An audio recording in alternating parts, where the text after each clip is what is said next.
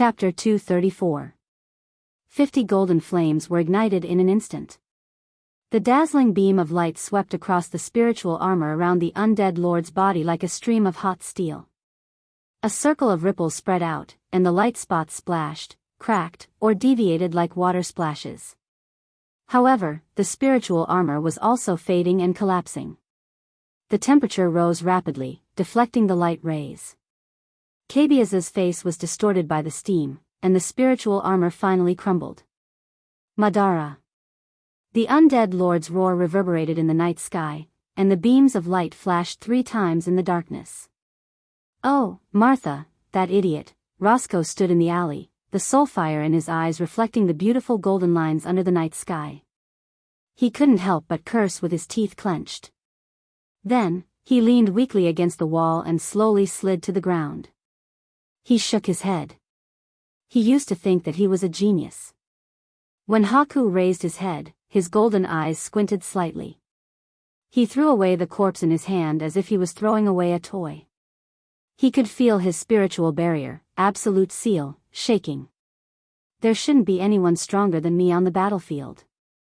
The Black Knight was doubtful, and a deep light flashed in his eyes. However, at that moment, everyone on the battlefield felt a throbbing in their souls. This throbbing feeling swept across the entire battlefield in an instant. Even the soulfire of the skeleton soldiers, who had no emotions, was shaken. Everyone, including the undead, turned their heads subconsciously. Their eyes, or the soulfire burning in their empty eye sockets, were staring blankly in a certain direction. The battle stopped. Scarlet, who was covered in blood, got up from the ground. She used her fist to wipe away the blood dripping down from her chin. Her amber eyes still had a hint of stubbornness, but she could still feel the throbbing feeling clearly. It was as if she heard a crisp shattering sound in her heart. Crack. Something broke. She raised her head and saw that the spiritual barrier above her was crumbling, scattering, and falling to the ground. The huge fragments were like black shadows that melted into the air, emitting a piercing sound. The undead knight let out a low groan on the other side. Haku pressed his chest in shock. Someone had forcefully broken his enchantment barrier. This was impossible. The undead general, one of the 4 knights of the apocalypse, felt as if his soulfire had turned cold. There was no one on the battlefield who could surpass him in terms of power. However, a halo of light immediately reflected in his golden eyes. It was a cluster of light that appeared from the darkness and swept across the sky. Everyone was stunned. Their eyes followed the movement of the light. When the light passed over everyone's head, everyone subconsciously turned their heads in that instant. Thus, they saw that in an instant, the light spots in the air became incomparably dazzling. An holy aura was gathering. Dragon Knights, attack! The first beam of light appeared. It pierced through the darkness and descended from the sky. The mercenary closest to the beam of light turned his head and saw the beam of light piercing through the skull, chest, and pelvis of the 3 skeletons. At that moment, it was as if time had stopped. The young mercenary was at a loss. He opened his mouth slightly, but with a crash, the 3 skeletons had already fallen to the ground. Then came the second, and the third. The light in the sky flickered one after another. The light became denser and denser as if it was raining. The rain of gods fell from the sky, and in the span of a breath, the skeletal spear throwers of the Bone Thorn army were reduced to ashes. After 2 rounds of attacks, only a few skeletal spear throwers were left standing outside the defensive line. The mercenaries were stunned for a moment before they cheered. Martha above. Kill these filthy creatures. Cornelius stared blankly at the scene before him. He placed a hand in front of Sifred to protect the little girl, and his heart was filled with joy. But even so, he could not help but wipe the cold sweat off his forehead. He looked at his second-in-command, who was also pale. The 2 of them had recognized the voice from the start. It was the voice of the young man. But they did not expect him to have such an ability. Cornelius finally understood what he had to do. He drew his sword and swung it forward. Brothers, attack!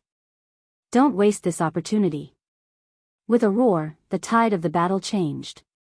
It was only at this moment that Ahab recovered from his shock. The undead knight's gaze landed outside the battlefield. But this time, he only saw two holy angels splitting the fog apart and charging at him from the left and right.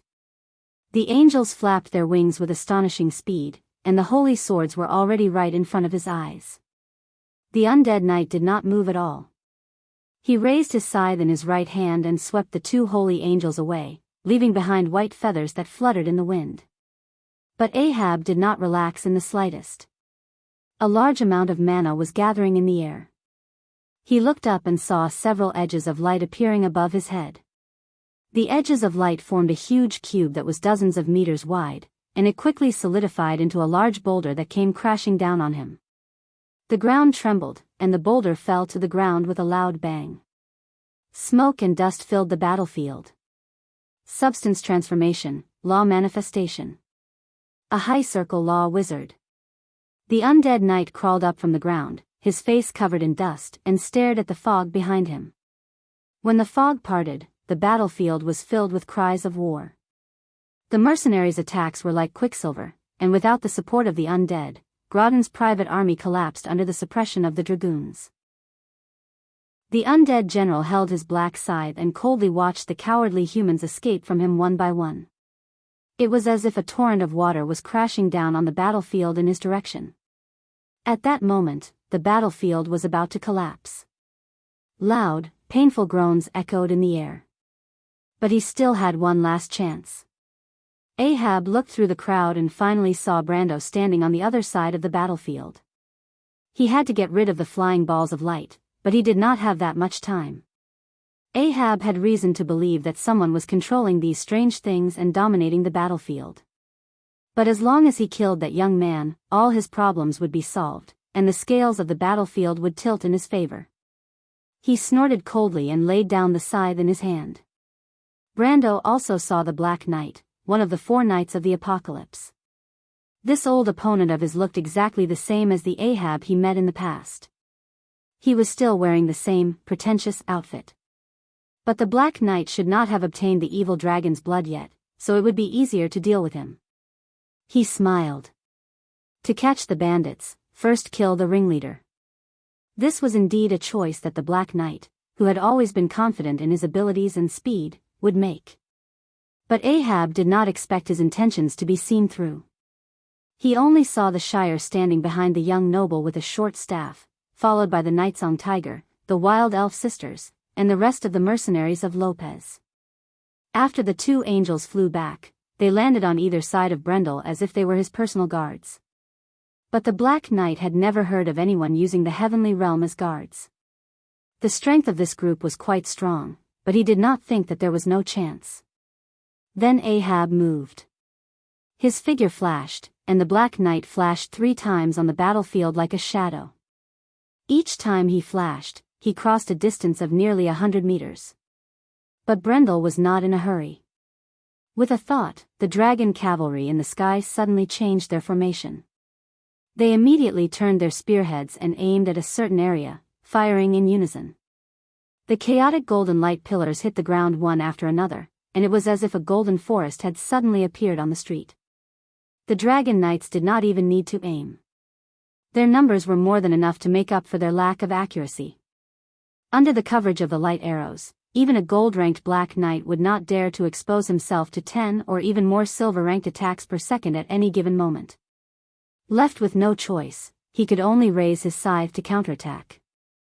A black arc of light dispersed the rain of light and wiped out 7 or 8 wind spirit spiders in an instant. The Holy Sword card could provide silver-ranked attack power to the attached card, but it would not affect the other aspects of the card. In the face of a gold-ranked attack, the wind spirit spiders, which were not even at the level of steel, were as weak as paper. But when Ahab wanted to pursue further, he realized that the light dots in the sky had already scattered and were firing at him from afar. When he started moving again, they gathered together and suppressed him with powerful firepower. Apart from the advantage of the first attack, the Black Knight realized that he did not have any advantage at all. Instead, his speed inevitably decreased. Ahab raised his head. For the first time, he felt that his every move was under the enemy's control. On the other hand, the Nightsong Tiger and the others were dumbfounded by the Dragon Knight's nimble fighting style. The Shire explained to them with a profound expression. That's why I said that there are 3 indicators that will always exist in a game: skill, equipment, and stats. You can see that this is the embodiment of Sir Lord's superior skills and equipment.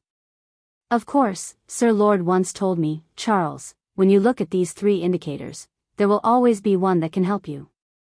If one day you grow into an archmage, then you must thank me for telling you this secret. He nodded and said something that did not match his heart. Now that I've become a great wizard, you can see that I'm very grateful to my lord for telling me this secret. The wild elf sister could not help but giggle when she heard that. The Shire, Brando gritted his teeth. You better join the battle as soon as possible. Of course, my lord, I'm preparing a spell, the Shire immediately replied. But my lord, I saw a lot of nobles' private soldiers. Wait, what does that emblem have to do with Count Ranner? That's Count Ranner's men. Another count? Does that mean my lord has offended a noble again? The young wizard was shocked. By the name of Martha, my lord, I bet you must have been a person with a deep grudge in your past life. It doesn't matter. According to what you said, the 2 of us were hanged the last time. Brendel continued to give orders to the dragon cavalry system while he replied in annoyance, and this time, they'll just drag us out and hang us again. That's true. The Shire raised an eyebrow.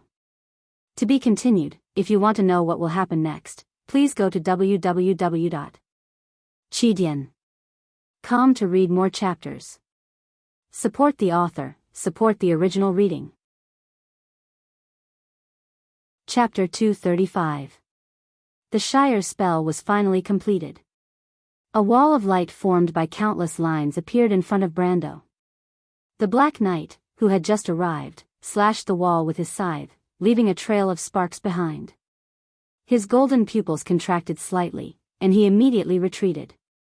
In fact, when he saw the wall, he already knew that his mission was a failure. He could no longer kill the young man in a short time. Putting aside the fact that the wall of law created by a 7th Circle mentor was extremely sturdy, Brando himself was also a gold tier ranked 1. At first, he thought that he could rely on his speed to win, but he did not expect that the other party seemed to have known what he would do from the start. The young human decisively gave up on supporting the entire battlefield and withdrew all the dragoons just to restrict his movements. Despite having so many bodyguards around him, he still chose to give up on the overall situation and focus on his own safety. Such a person was either too afraid of death, or he had a terrible sense of judgment. But no matter which one it was, at least he had won the gamble. Haku raised his head, the flames in his golden eyes burning. He calmly looked into Brando's light brown eyes not far away. He even had a feeling that his opponent was an old rival he had fought for many years. Of course, Haku did not know that Brando was the old rival he had fought for many years. The 2 of them had fought more than 10 times in the mountains of the Church's Knights Nation, Grace. They knew each other very well. Moreover, at that time, Haku had already obtained the evil dragon's blood. Whether it was maturity or strength, the Black Knight could not compare to him now. However, Brando's understanding of Haku and his own experience had not changed at all. But all of this was strange in the eyes of the Black Knight. He retreated, and Brando immediately ordered, "Stop him." Haku Tiamas Chiou, one of the 4 Knights of the Apocalypse, the Black Knight of the Scales of War and the Judge of War, was an undead general of Madara. Although his individual strength was always at the bottom of the 4 knights, he was the most talented commander among the 4. Brando knew that he was the one who led the strategy to defeat Braggs in the Second War of the Black Rose, and it was not his style to let him return to Madara and become a thorn in the side of Erewhon in the future.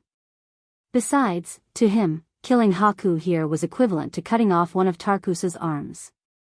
Furthermore, the undead army of Madara would not give him so much pressure in the south. Furthermore, he still had to face the wrath of Count Ranner. Haku heard Brando's words, and he could not help but sneer. "You want to kill him? It's not that easy." Even though he could not do anything to Brando at the moment, that was because he still had to maintain the noble's private army. If he did not have any worries and wanted to teach this young human a lesson, he believed that the outcome would be different. Even though Brando's words angered him, Haku still chose to retreat. As a general who excelled in intelligence, knowing what to do at the right time was an essential quality. He turned around and shook off the Shire's barrier of stillness, and flashed past the two holy angels like a ghost, and finally brushed past Scarlet, who had chased after him from the battlefield. The whole process happened in the blink of an eye, and the red-haired girl only had time to turn around to see the Black Knight's back was already dozens of meters away. Bastard, she gritted her teeth and looked in the direction of the Black Knight. Brando shook his head. In fact, he was also disappointed. He did not expect that he would fail. He wanted to use words to provoke this guy to stay, but he did not expect this guy to be as calm as he was after the first War of the Black Roses. He thought that Haku had always been arrogant, and he was not as mature as he was later, so he might be a little impulsive. How troublesome, this freak, Brando could not help but curse. Torrential Rain's design team, do you even know how to make an NPC? Can't you think from a player's point of view and make it simpler? Bastard. But he immediately thought of another problem and turned to the Shire. The Shire, go find Cornelius. He might need your help, and I'm worried that Haku will take Groudon away. Cornelius? A mercenary commander. He's one of us now. What should I do, my lord? Are you a mage or am I a mage? Act according to the circumstances, Brando replied. If that silly girl Freya can become the goddess of war, I believe you can do the same. Huh? It's nothing, Brando replied with a straight face. I'm just helping her plan her life. Understood, the Shire bowed. It's an honor. Go. Brando nodded. The Shire could not help but sigh when he saw the red-haired girl limping towards him. She really looks like Miss Freya, my lord. So this is your type, but before he could finish his sentence, Scarlet rolled her eyes. Scarlet gritted her teeth and glanced at the Shire before walking past him to Brando's side. Scarlet? Brando asked. Yes? Scarlet was slightly surprised. Brando looked at her. I'm fine, Scarlet wiped the blood off her face and replied casually, but my lord, Medisha, I know. Brando nodded. But it doesn't matter. I still have enough light elemental energy to save Medisha. Scarlet glanced at the young lord. She vaguely knew the relationship between the Silver Fairy Princess and this young lord. Even though it was a little strange, she nodded and did not ask any more questions. She just needed to make sure that Medisha was fine. Even though Brando did not reply, she got the answer she wanted from his face. She knew that Brando was not the kind of person who would be indifferent to his subordinates' deployment. The situation on the battlefield was changing. In fact, the mercenaries had already crossed the last line of defense of the nobles' private army. After Haku retreated, he immediately ordered the nobles to retreat into the inner city. But he did not expect that his order would cause the situation on the battlefield to become even more difficult to deal with. The Black Knight was used to commanding an undead army in battle. Even though he understood the habits of humans, he was not as good as the human generals when it came to understanding human nature. Without the support of the undead, Groudon's private army had no place to stand. Their morale was already shaken, and the nobles' private army completely lost their confidence when they heard the order to retreat. They scattered along the 5 streets like ducks being chased out of 1,000 miles. Grendel ordered the Nightsong Tiger to tell Cornelius not to kill them all before they entered the inner city. Otherwise, these arrogant and domineering nobles' private soldiers would probably be crying for their parents by now. Mr. Tyamas could only stare at the scene with his mouth agape. When the Black Knight got on his horse and saw the army scattering, he couldn't help but curse, fools. But cursing was meaningless. Haku understood that. He looked up and saw the light spots that seemed to be cruising in the night sky. Occasionally, they would shoot 1 or 2 beams to the ground, taking away the nobles' private soldiers who were still stubbornly resisting, or the undead squads that had been scattered. The undead general's eyes flashed with interest. The young human had given him a bigger surprise than he had imagined. A summoner? Summoners didn't have such strange summoning spells, but he couldn't rule out the possibility that it was ancient magic. In the era before the Dark Dragon, the system of magic was very different from the one now. Just like the ancient string magic used by the dragons, it was a completely different concept from modern string magic. Haku's golden eyes narrowed slightly. If only Lord Tarkus' main force is here. Ghosts and high-ranked liches would be able to suppress these aerial units. But he knew that it was just wishful thinking. Lord Insursta had a more important mission in the south, and his main force was used to deal with Erewhon's Southern Legion. It was impossible for him to appear here. He knew that the White Tower's Bone Thorn army was already the limit, but he shook his head when he saw that the young human had caused him to lose close to 10% of his army's strength. Fortunately, it was just a skeleton javelin thrower. But even if he won, it wouldn't be that easy. There were still a few dozen guards in the inner city, most of them were knights that Grodin had usurped. He could rely on them to hold on for a while, but in this situation, taking the Baron away was the safest option. It was hard to say if they could hold on until the main force arrived. He didn't want to take the risk. The Black Knight thought about this and silently looked towards the west. Young human, our battle is still ongoing. The Black Knight's nightmare warhorse passed by the scattered soldiers and entered the inner city at the fastest speed possible. He dragged his long cloak across the drawbridge like a bolt of black lightning, ordering the knight in the porch to raise the drawbridge and close the gate. He decisively gave up on the idea of reorganizing the burdens behind him. Not to mention whether the young human would give him the time to do so, Haku didn't plan to let them charge into the inner city to prevent him from taking advantage of the situation. As for whether the humans outside were dead or alive, it had nothing to do with him. When the undead general of Madara changed into a new set of armor and arrived at the top of the walls, he found that Brando and his mercenaries had already reached the inner city. They were faster than he expected. The scattered soldiers were fleeing along the walls of AB's castle, unable to stop them at all. He turned around and saw Grodin standing beside him, wearing a long silk robe. His face was pale. Lord Tiamas? The Baron couldn't help but ask. We can't stop them here, the Black Knight looked down and replied coldly, if you want to stay alive, you have to come with me. The Baron was stunned. What about my men? He asked in a small voice. Can you control them? The golden eyes under the metal mask coldly glanced at him. Grodin was speechless. Just as he was about to say something, he suddenly heard a cry of surprise. Both of them turned their heads at the same time, just in time to see a young man wearing a long robe with 3 golden patterns embroidered on his sleeves walk out from the mercenaries. He held a short staff in his hand and pointed forward. 6 golden rays immediately extended from the main street to the top of the inner city wall. Grodin was stunned. It's that archmage, stop him. Haku growled.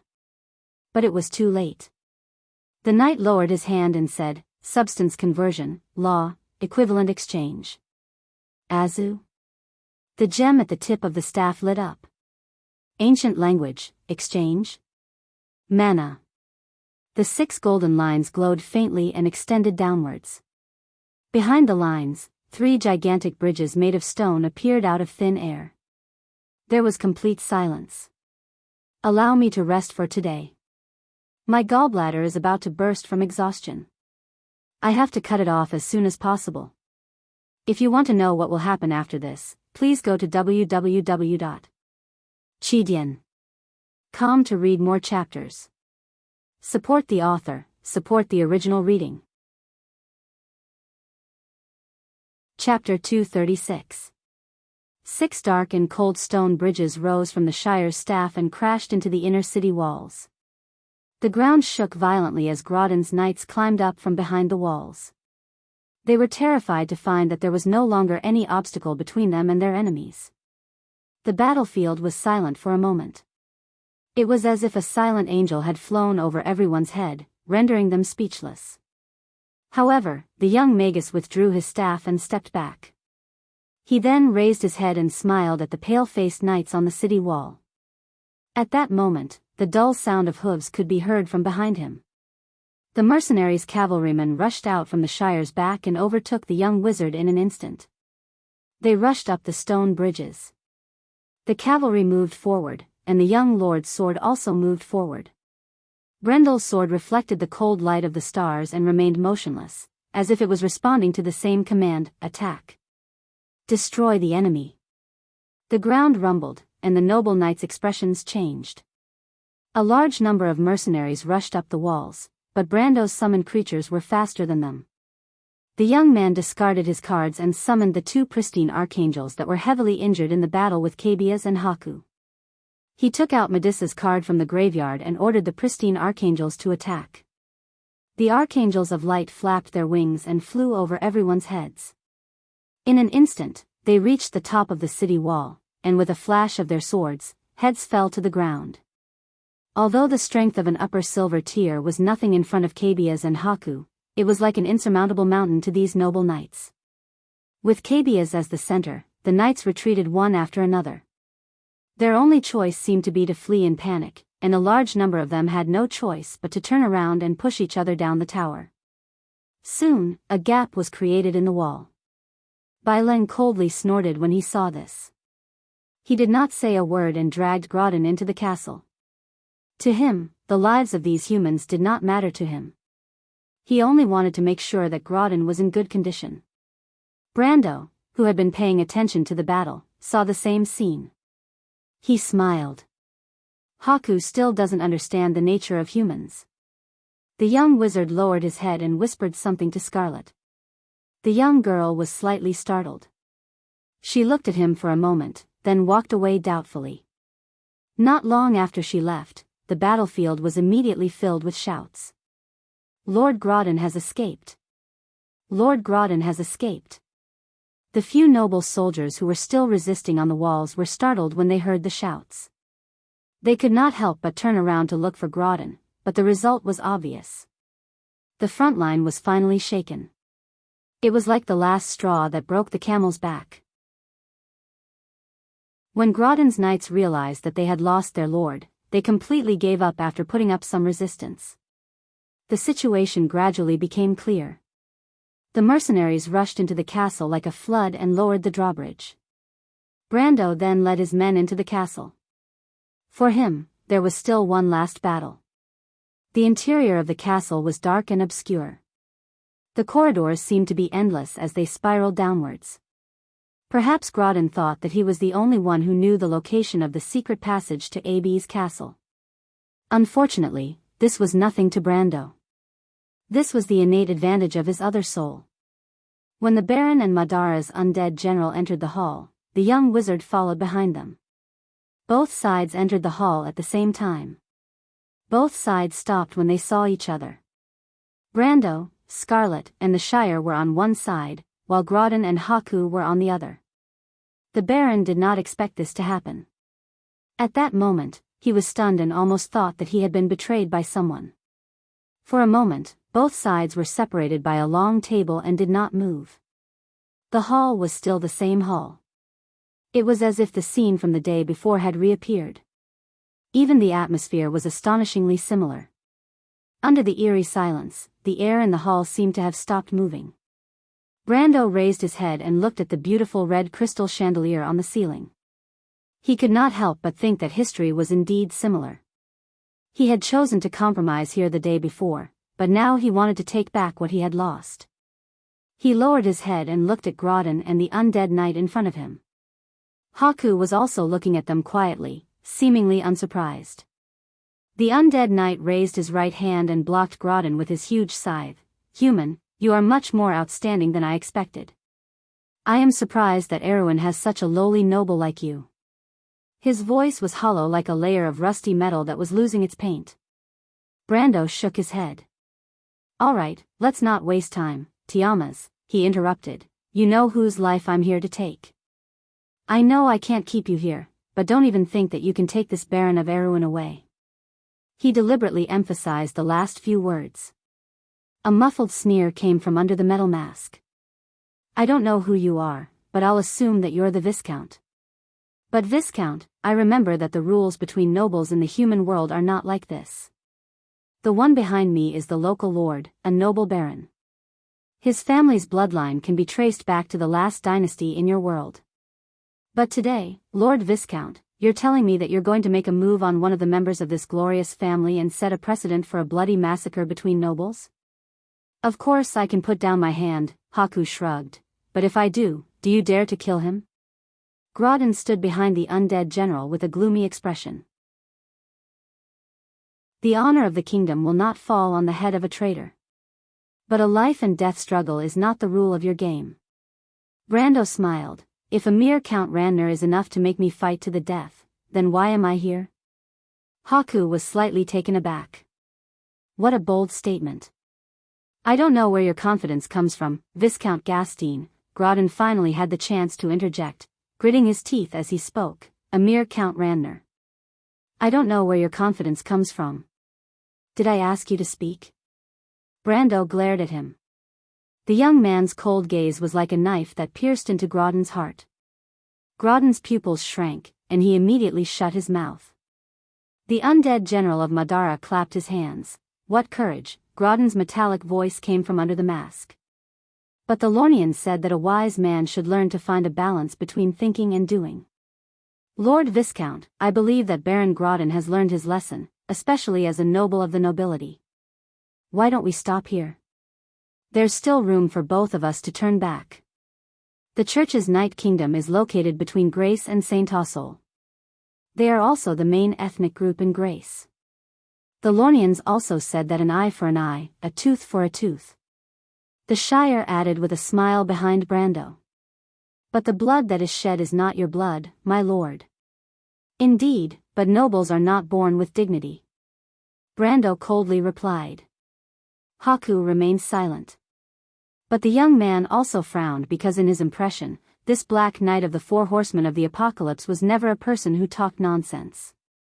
On the contrary, he and the White Knight, Ebden, were known to be taciturn and decisive in their actions. They preferred action over boasting. But now, Haku's behavior was the exact opposite of what he knew. He did not think that it was because Haku's current personality had changed drastically since then. There was only one reason left. Was Grodin that important? He did not know what kind of agreement Madara had with the Randner family. What made him even more suspicious was Haku's intention to stall for time. However, the best way to break an unknown trap was to prevent them from getting what they wanted. Brando did not say a word. He stretched out his right hand and placed it on the hilt of his sword. With a light push, he took a step forward. As soon as he moved, a cold aura spread across half of the hall. Haku did not move, but Grodin, who was behind him, took 3 steps back and almost fell to the ground. The Baron finally managed to stand up with a red face. He gritted his teeth as he looked at Brendel, but his heart was filled with disbelief. Even though he was just an iron-ranked swordsman, he could still feel the true strength that Brendel had displayed. He had grown stronger again. Grodin could not believe that a person could become so strong in a day and a night. Of course, he did not think that it was an illusion brought about by the fact that he was an elementalist. The only possibility he could think of was that Brendel was hiding his strength. He immediately whispered this to Haku. The Black Knight nodded and looked at Brando with a playful expression. It was impossible for Cabia's report to be wrong. However, Grodin would not lie to him. Moreover, he had experienced it himself. Who should I believe? However, the undead general of Madara remained calm and asked, Viscount, are you not going to think twice before acting? Tiamas, interfering in the affairs of humans is not beneficial to you. Brando shook his head. You know that you can't leave with Grodin. If that's the case, why do you want to fight a meaningless battle with me? Step aside, I know this is not your habit. Haku shook his head. He looked at Brando approaching and used his scythe to keep a distance from the Baron. This battle is not necessary for Viscount Grodin, but it's different for me. Even though Madara does not have the tradition of forming an alliance with the living, there's a first time for everything. If we abandon our allies the first time, it won't be good for our reputation. He smiled under his mask. Moreover, you're right about one thing. It will be difficult for me to protect the Baron when he's surrounded by powerful enemies, Mr. Iamus. Grodin was startled, his face turning pale as he hurriedly asked. P.S. Thank you for your support. Even though the highest order of subscriptions didn't change much, the average order of subscriptions increased a lot. Thank you. Chapter 237. Mr. Tiamas. Grodin was startled by Haku's words, and his face turned pale. The only person he could rely on right now was the undead general of Madara. If Haku couldn't protect him, the young Viscount would definitely kill him. But Haku ignored him and continued, "But I'm confident that I can hold on for half an hour." Half an hour? Brando caught the gist of Haku's words like an old rival. What's the point of half an hour? Or do you have a purpose for stalling me for half an hour? If you weren't an enemy, I would have suspected that you were one of my best friends when I was alive. Haku sighed. Why do you always act like you know me so well, even if it's Marissa? No one knows me so well. Brando only smiled. He knew that Marissa was Haku's personal maid, and he knew that Haku was insulting him by saying that. But he was not willing to show any signs of weakness even if he lost. This was in line with his understanding of this person. Even if he lost, he would not admit defeat. Even in Madara, he had offended many people, or else he would not have been sent to Insursta's army, which was a ragtag army. But he didn't hold back at all. He continued forward until he was less than 10 meters away from Haku. At the same time, the Shire also prepared a spell behind him. Mr. Viscount, Haku said, have you ever wondered why the West Gate didn't give you a signal? Brando was startled. He thought of something and his face darkened. I remember that it's a beautiful red-haired mercenary, right? The undead knight replied, of course, you don't have to worry, my lord. I don't have enough men to cause any trouble for them. But there's one thing I have to tell you. The men I sent to stop them should be more than enough to buy them some time. Brando didn't say a word. However, Bai continued, I think at this time, Shiman and my kind should have already broken into the city. Of course, they are all filthy, low-level skeletons that lack command. You know that I don't really trust those low-level liches.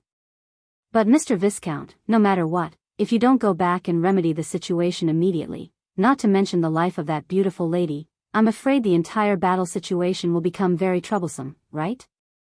The young man had finally finished listening to his nonsense. He took a deep breath and tried his best to restrain himself from punching him in the face. Right now, he only wanted this crow's mouth to be unable to speak anymore. However, although he was angry, his heart was very clear that the other party had no reason to lie. As a matter of fact, he had been worried about the battle at the West Gate. Just like what Bai said, he had not received the magic beacon from the female mercenary group leader named Yuta. However, if the situation was really as serious as the latter said, the situation would not be as simple as just troublesome. It would be extremely dangerous. Not to mention the losses these undead caused to ABs, they also sealed off their escape route. The walls of the inner city were low and could not withstand the impact of the skeleton army. And if they let the enemy take advantage of the situation and attack the inner city, Brando could not help but feel his heart sink. He did not think that Brendel would dare to divide his forces at this time. He could not help but wonder if Brendel really cared about Grodin's life. Even if he said that he did not care, his actions did not seem like it. But if he said that he cared, this plan was more like a madman's. Unless he wanted to take Grodin away from the start. But was there a need for that? Grodin was only one of Count Randner's sons, and he was not even the eldest son. Brando could not help but take a deep breath. Tiamas's attack had hit his vitals. He raised his head and looked at the Black Knight with a gloomy expression. He finally understood the knight's intention to stall for time. Fortunately, he was alert enough and did not let the knight's scheme succeed. At least he still had a choice. Damn it, as expected of the scales of war, Brando cursed in his heart. This was the first war of the Black Rose. But this guy had already displayed wisdom and foresight that was not inferior to the future. Brendel even had a feeling that this guy might have already guessed what he was planning to do. Brando tightened his grip on his sword hilt. If he could, he really wanted to kill Brendel. Compared to killing Grodin, Brendel was more willing to kill Grodin first, but he knew it was unrealistic. Brendel smiled at him. There's still half an hour left. Let's make a deal. Grodin, who was behind him, also let out a sigh of relief. The Baron squeezed out an ugly smile from his stiff face. He looked at Brando, who seemed to be stuck in a dilemma, and his heart was filled with a sense of schadenfreude. It was as if the city of Abes, which was about to be destroyed, was not even part of his territory and had nothing to do with him. But that's true. I can just rebuild the city if it's destroyed. As for the people, they're all over the place, and I don't care about them. He was more concerned about Brando's feelings. He couldn't help but smile. Young man, there's a price to pay for being impulsive. But he suddenly remembered the price he had to pay for provoking Brendel, and his tone softened. But I admit that you're strong. Strength is always worthy of respect. Of course, if you're willing to put this matter to rest, I can also make a promise on behalf of my father. I promise that the conflict between us will end here. He seemed to relax as he spoke with assurance. You should know that nobles aren't willing to go to war where both sides suffer. But there's one more thing. My adopted daughter is still in your hands. He was about to continue the topic when he saw Brendel turn around and stare coldly at him from under the metal mask. Grodin felt a chill in his heart. He suddenly realized something and quickly shut his mouth. At the same time, Brendel turned around and waited for Brando's reply. The Shire and Scarlet also looked at their lord. Brando replied coldly, compromising again and again, Tiamas. Do you think I'm a complete idiot? Or are you willing to give up? I know these skeletons can't stop you, my lord, but what about your subordinates? The undead knight asked. Of course, I can accept it. This is the difference between you and me. Grodin smiled gloomily. He knew that Brendel was trying to force Brando to give him a hard time. But he liked the idea, especially the day before when he used the same method to force Brando to compromise. Seeing his opponent walk into the same trap twice filled him with a gloomy sense of mischief. Brando sighed. Tiamas, there's an old saying in my hometown. He loosened his grip on the hilt of his sword. A man can't step into the same river twice in his life. Brendel nodded. Brando's right hand flashed, and the long sword in his hand drew a straight line towards Grodin. The undead knight reacted in a split second.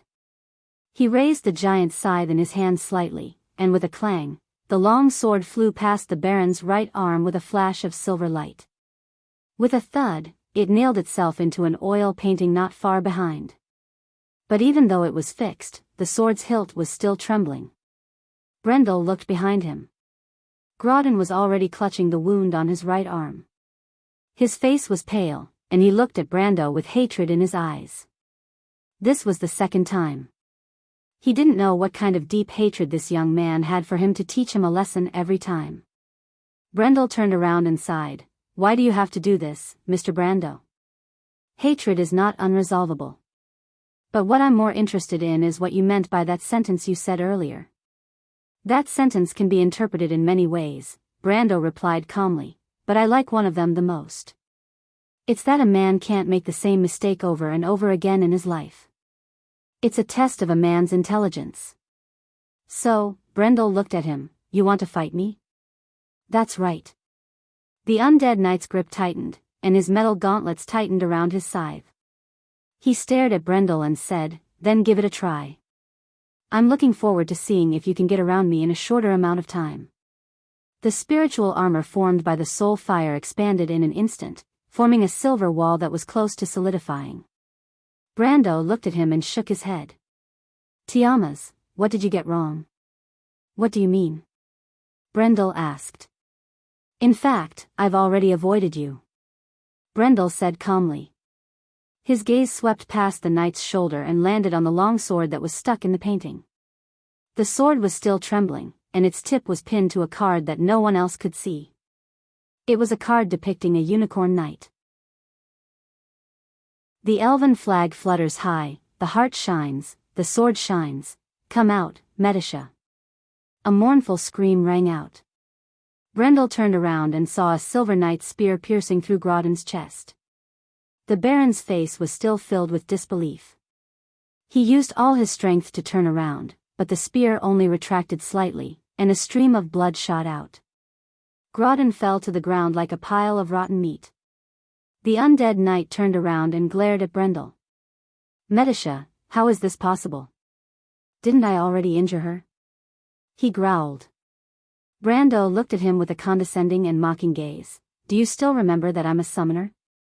The Shire couldn't help but shiver when he heard Brendel's words. What kind of summoner is this? Brendel frowned. That's impossible. Summoners can't bypass my soulfire wall and summon at a fixed point. Brando smiled. That's why I'm the special one. To be continued. If you want to know what will happen next, please go to www.chidian.com to read more chapters. Support the author, support the original reading. Chapter 238. The slender sword pierced through the skull, and the last undead terracotta also lost its strength and fell to the ground. The female mercenary with long red hair held her sword with one hand and panted heavily as she looked around. Her emerald eyes reflected the corpses and skeletons on the ground. The battle was over. Although they paid a heavy price, they managed to repel the attackers. Janna heaved a sigh of relief and sheathed her rapier in a black leather sheath. Leader! A shout came from behind. She turned around and saw a young man running out of the crowd. The female mercenary saw the young man running in front of her, but she stopped him and said, "No need to say anything, leave some people behind to take care of our injured brothers. The rest of you, come with me. We've wasted enough time, we need to take control of the west gate before the undead army arrives." Wait! The young man called out to him breathlessly. What's wrong? Yuta frowned. It's too late, the young man said loudly. When we were fighting with the monsters, Rat, and the others saw the magic beacon from the south. Leader, it's too late, the undead have already arrived. If we go there now, we'll only face the undead army. The female mercenary leader stopped and looked at him. What else did Rat say? Rat said that our only choice is to give up. We'll break through the encirclement to the north and leave Abes. If the undead come, we'll all die here. If we leave, what about the others? Leader, can we change anything by staying here? The young man said anxiously. Bastard. The female mercenary leader punched the wall. Tell our people to prepare.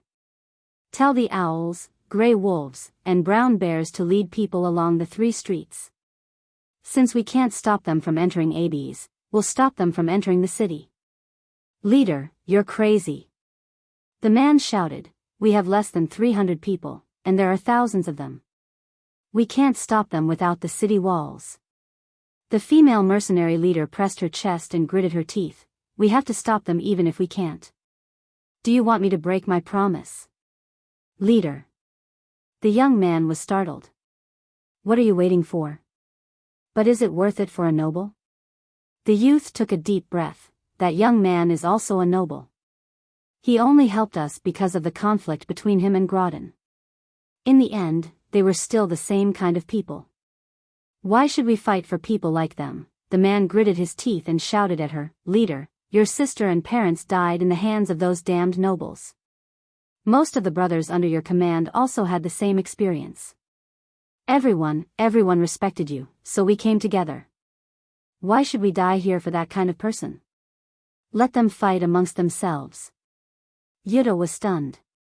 She sighed and raised her head to say something. However, at this moment, a loud bang came from the direction of Ab's castle.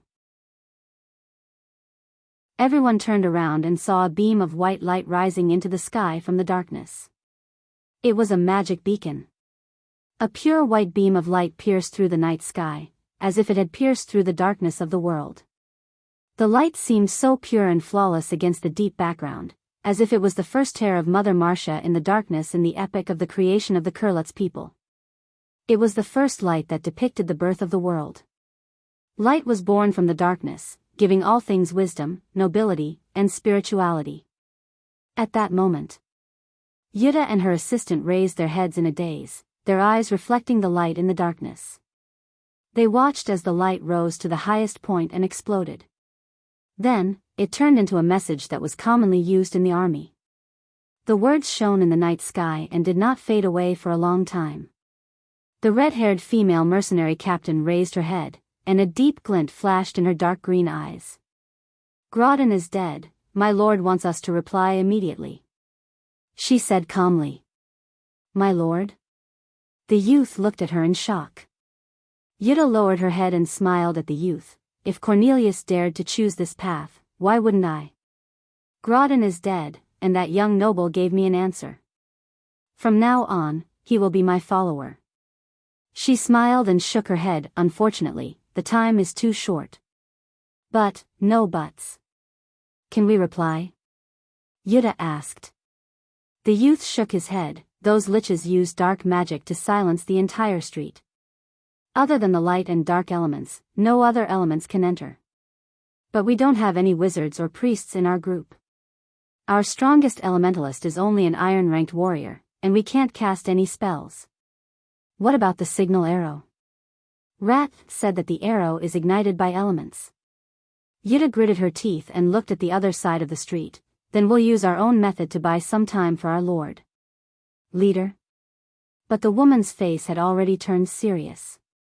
She was silent for a moment, raised her head, turned around, pulled out her thin sword and waved it to the right.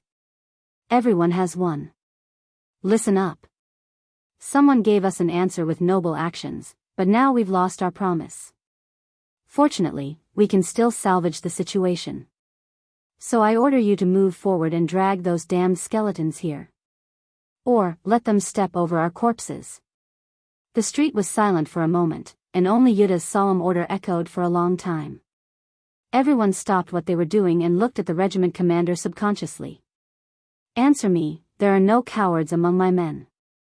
"There are no cowards." The mercenaries raised their weapons. The young man stared blankly at Jana. He wanted to say something but was interrupted by the female mercenary commander. "You don't have to say anything. You know that I won't change my mind easily once I give an order."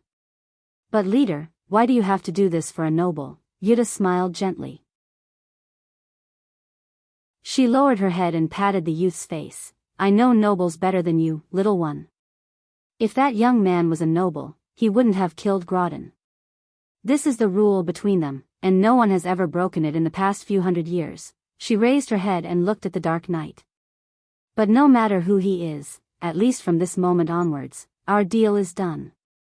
The youth was stunned for a moment. At the south gate, the fierce battle was still ongoing. Under the supervision of the Firebrand Legion's Grand Commander, the mercenaries maintained the same rhythm time and time again, engaging in a tug-of-war with the skeletal army without any regard for their own losses. The battle in the darkness seemed to be endless. Everyone could not help but feel exhausted. As far as the eye could see, all they could see were piles of white bones. The humans and the undead exchanged losses, and the corpses piled up like mountains. However, the most they could do was to maintain the battle line above the ruins. Fortunately, the breach in the city wall was only 10 meters wide, and most of the iron-ranked mercenaries were barely able to stop the undead army that outnumbered them by 100 to 1. In fact, the mercenaries understood this, and they were willing to pay 10 times the amount of blood to repair the breach in the city wall. It was no longer a battle, but a mincemeat that lacked the beauty of battle tactics. The commanders of both sides were like grim reapers, silently adding more lives to the short 10 meters of flesh and blood battlefield. But to Madara's side, the liches could emotionlessly push the skeletons to the center of the table as if they were worthless chips. And this was the most chilling thing for the humans. Crossbowmen in position, reload the blunt arrows. The leaders of the mercenaries acted as heralds at this time. They watched as the experienced warriors unscrewed the corks of the bottles of holy water and poured it on the bundles of arrows. They could not help but feel a little sad. In normal battles, they rarely used these consumables so extravagantly. The warriors raised their four-armed crossbows, aimed, and fired. Then, there was a shrill sound, as if an invisible wall had swept through the rows of skeletons below. The skeletons fell without warning and immediately turned into ashes in the white light. Rabin stepped on a pile of skeletons with one foot and carried his sword on his shoulder with one hand. He had just indifferently replaced the exhausted first team with his second team. Then, he ordered a small mercenary group to carry the wounded down from the city wall. To him, this battle seemed endless, just like the battles he had experienced in Karsuk. Rabban calmly commanded. He knew how far Madara and himself could go. But at this time, he also turned his head and looked up at the flash in the dark sky. His eyes reflected the beam of light, and he smiled. Nobles killing nobles, it's worth the ticket price. But it's the first time I've seen them use methods other than conspiracy, poison, and assassination. That young man is really barbaric. Those nobles are capable of anything, his deputy replied. Rabban glanced at him. You don't understand, he said. Then he asked, how long more? Half an hour, the deputy replied immediately. Rabban waved his hand. Go, put our battle flag higher. After repelling this attack, they will replace the lich. That guy gave me an answer, and now I have to give him an answer. Dawn. The leader of the Firebrand Legion looked at the horizon. Soon. The deputy was slightly stunned. However, Vern smiled and said, this is also the first order of that guy. Of course, we have to act according to the orders of the boss. Boss? Let's think so for now. Rabban looked back at the battlefield. To be continued. If you want to know what will happen next, please go to www.chidian.com to read more chapters. Support the author, support the original reading. Chapter 239. The main hall of Abi's castle was bustling with activity. Brando, Medisha, the Shire, Scarlet, and the Nightsong Tiger were all gathered together. They watched as the mercenaries carried a huge dusty map out of the basement and placed it on a long table. When the map was placed horizontally on the long table, everyone around the long table couldn't help but sigh softly. However, only the younger of the Wild Elf sisters asked, My lord, how did you know that bastard would put the map in the basement? After she finished speaking, she immediately looked at her elder sister carefully. Fortunately, Furlern didn't look for trouble with her this time and only glared at her in annoyance. In fact, the scene of Brando becoming an elementalist had shocked her to the core, and she was still in a daze.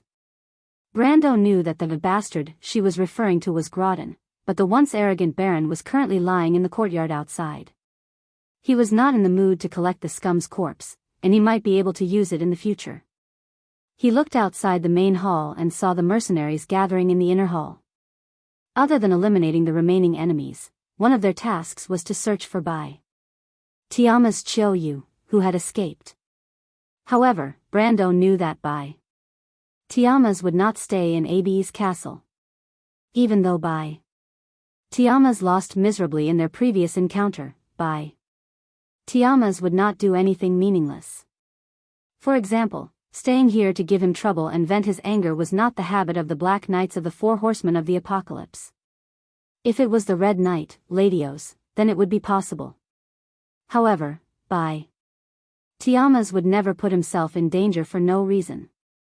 This was one of the reasons why he was the most difficult to deal with among the four Knights of the Apocalypse. He would not leave any traces that could be used against him. Most of the nobles have the same habits, Tia.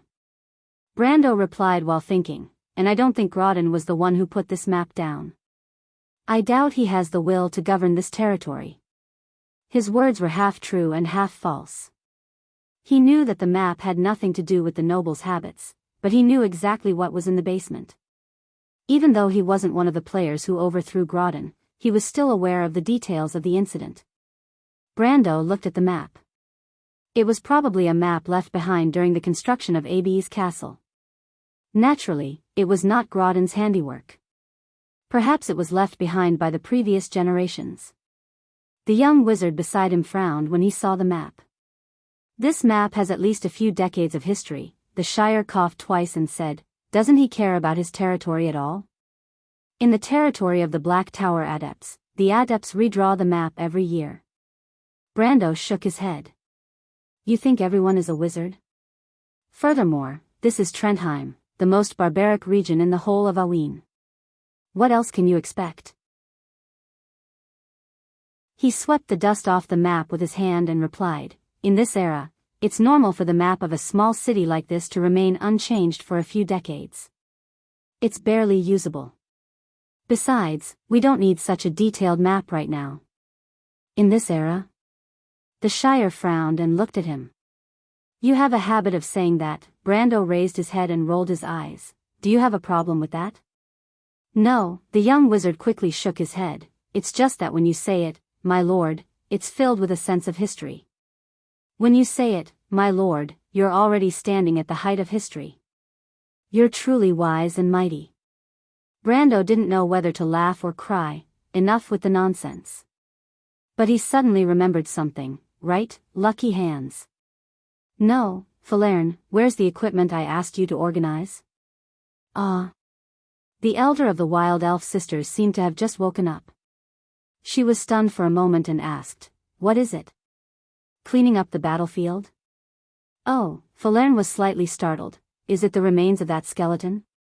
Speaking of which, there's something strange that I wanted to ask my lord. Something strange?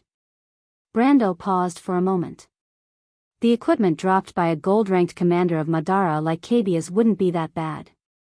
However, there were many strange equipment in the Amber Sword. Other than the low-level toys, all of the fantasy grade and above items were considered small artifacts by the players. That was why he couldn't help but be curious when he heard what Lucky Hand said. But just as he was about to ask, he saw Cornelius, who was sweating profusely, and a young man in a green-gray robe walking into the hall. Seeing the two of them, Brando's expression turned serious and he immediately interrupted Falerne's words. He hurriedly asked Cornelius, how is it? We're well rested, my lord. We can set off at any time. Cornelius carefully glanced at him and replied. His words were like a signal, and everyone in the hall picked up their weapons and stood up from their seats. Even Scarlet, who had been chatting with Sifrid, patted her shoulder and stood up. Brando looked at them and nodded. Then let's set off. I'll leave Rabin's support to you, Lord Cornelius. I'll have Miss Medisha go with you. What's the situation on the other side? Medisha nodded to Cornelius after hearing Brando's words. Cornelius frowned and shook his head. We've already sent the signal, but there's still no news. I've already sent a scout to contact them, but they won't be back for a while. It's too late, Brando shook his head. We have to set off immediately. But my lord, I know Yuta, Cornelius suddenly said, even if she doesn't arrive in time, she'll still do her best to delay Madara's undead. My lord, I don't think you need to worry too much, Brando interrupted him before he could finish. It's useless. They won't be able to delay the undead. I know Madara's usual tactics better than all of you. Under the encirclement of the endless skeleton army, unless they are in a defensive position, the 200 to 300 mercenaries are like stones thrown into the sea. In just a moment, they will be reduced to ashes. He placed his hands on the table and looked at everyone, not to mention there's still the necromancers and dark warriors hiding among them. Brando straightened his back and picked up Scarlet's sword. The only thing we can do now is to set off immediately. The only thing left is to pray that Miss Yuta can reach the west gate in time. Otherwise, there's only one outcome. The hall fell silent. Everyone looked at each other, but when they saw that Brendel did not say another word after he finished speaking, he picked up his sword and left his seat. They were stunned for a moment, but they still followed him one by one. At this moment, Seal lifted his head from the dusty map and asked calmly, so the worst outcome is to give up on Ferber City, right? My lord? Everyone was stunned. They didn't understand why the young adept would change the topic to this. But Brando stopped at the door and looked back at him. What did you think? I was just thinking that my lord is as daring as ever. Brando smiled faintly. Because the price is too high, he replied. I don't want to lose money. I can only choose the path with the highest returns, even if the risk is higher. But like I said, a dead man won't care if there's 1 or 2 ropes around his neck. That's true, but now I know that my lord and Miss Roman are a perfect match.